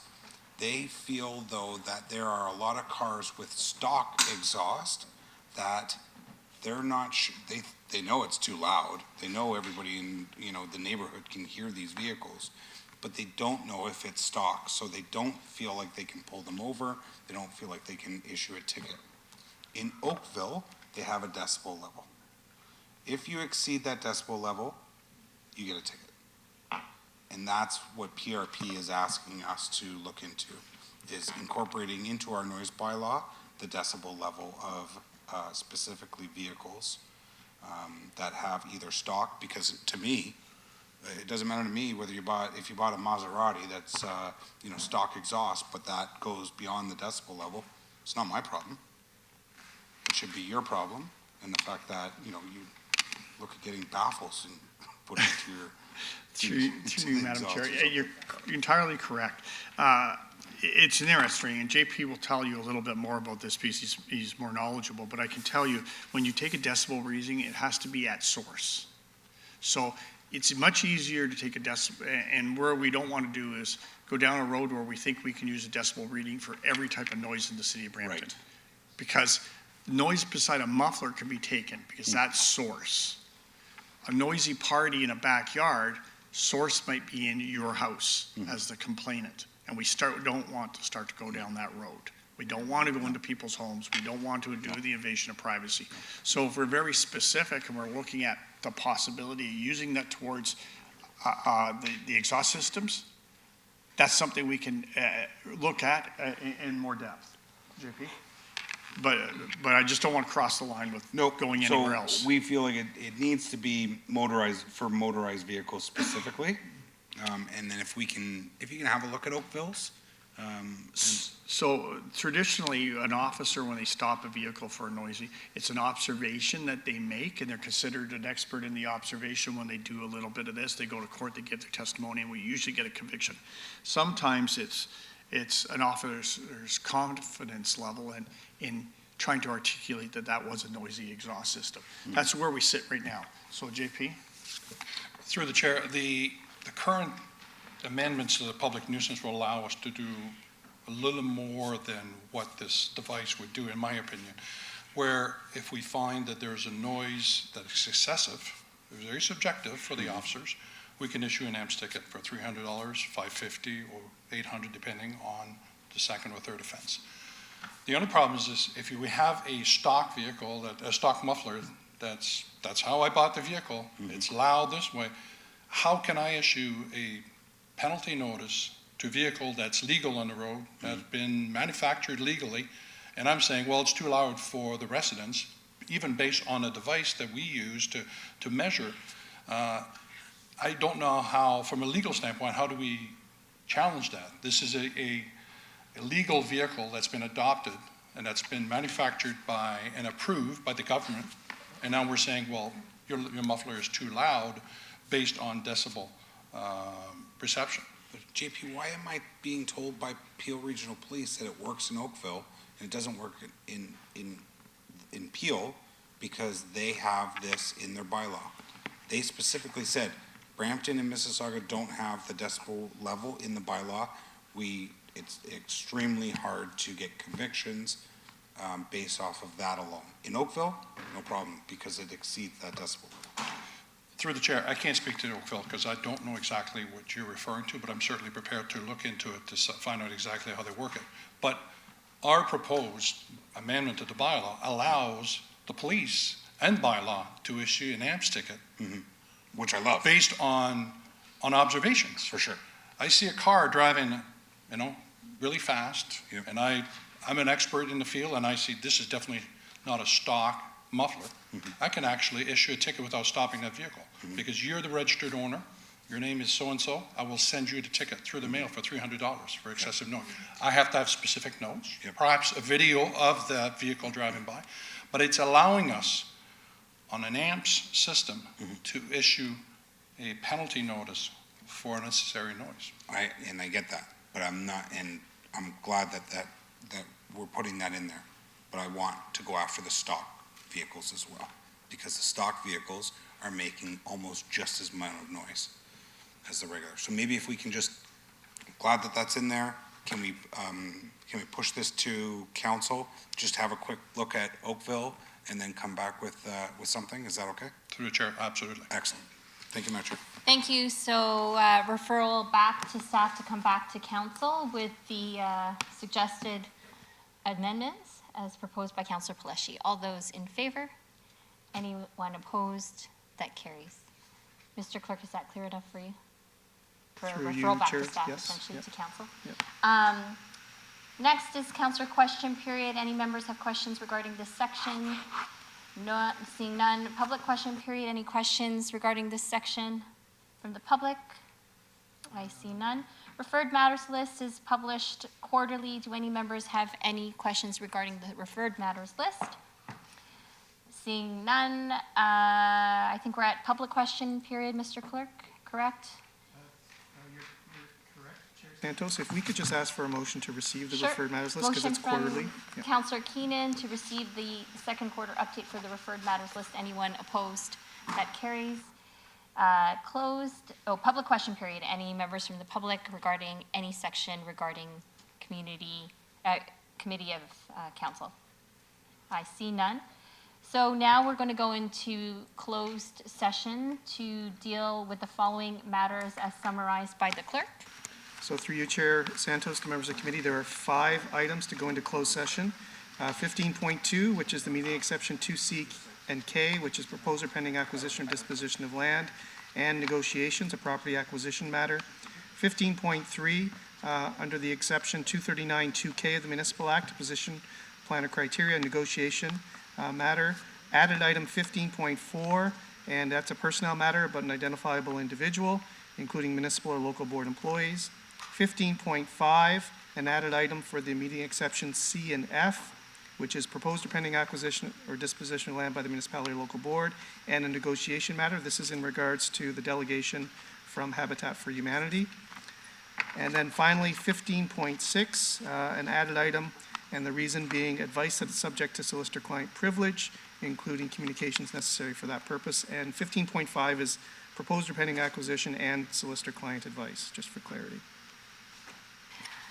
Okay, thank you very much. Motion moved by Councillor Power to go into closed session, and we will be reporting any direction in open session in the spirit of transparency. Mr. Clerk, how long would you need? Chair Santos, 15 minutes at least, please. Okay, so 15 minutes. We will return into closed session at 3:40 p.m. All those in favor? Anyone opposed? That carries.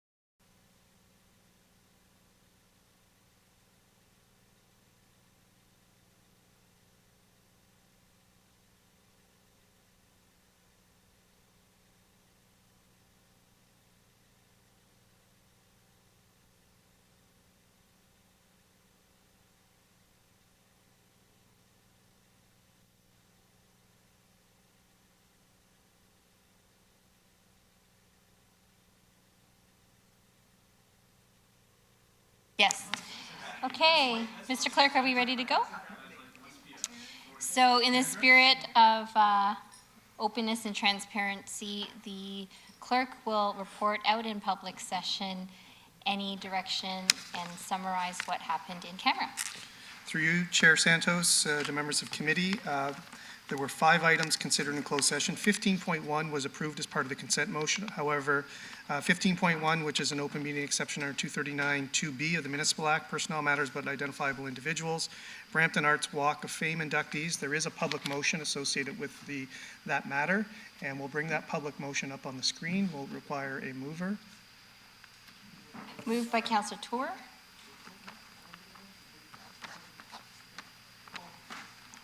All those in favor? Anyone opposed? That carries. Second item is 15.2, an open meeting exception under section 239(2)C and K of the Act, negotiations and proposed or pending acquisition or disposition of land by the municipality or local board, a property acquisition matter. That matter was considered in closed session. Direction was given, including direction that a motion be considered in public, and we'll bring that motion up on the screen for 15.2. So 15.2, moved by Councillor Keenan. All those in favor? Anyone opposed? That carries. The next item was 15.3, an open meeting exception under section 239(2)K of the Municipal Act, negotiations. Information was received in closed session. Direction was given to staff, including direction that a public motion be considered, and we'll bring that motion up on the screen. Okay, moved by, oh.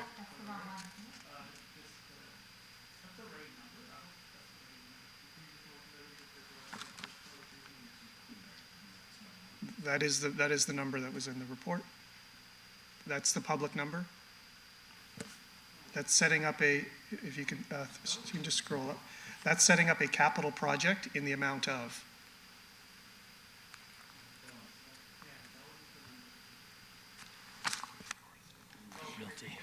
Clarification from staff, perhaps. Samir. That was the realty report, but I think they did say that. Okay, I think we've received the clarification. All is good. Okay. No? Yes? The next item, was 15.3, an open meeting exception under section 239(2)K, negotiations, and information was received, and including direction given to staff in regard to this item, and a public motion which is on the screen, which requires a mover. I'll move that one. Moved by Councillor Santos. All those in favor? Anyone opposed? That carries. The next 3 items, 15.4, were added items added to today's meeting. The first is under the meeting exception 239(2)B, personnel matters but an identifiable individual, including municipal or local board employees. That item was considered in closed session. Information was received and direction was given to staff. The next item is 15.5, also added to the agenda. This is in regards to the delegation from Habitat for Humanity. Sorry, my apologies. This is in regard to a different item. 15.5 is in closed session for closed meeting exceptions 2C and F, negotiations, a proposed or pending acquisition or disposition of land by the municipality or local board, and F, advice that's subject to solicitor-client privilege. This item was considered in closed session and direction was given to staff. And finally, item 15.6, an added item under section 2, the meeting exception 239(2)F, advice that is subject to solicitor-client privilege. This matter was considered in closed session, information was received, and no direction was given to staff. Thank you, Mr. Clerk, for that summary.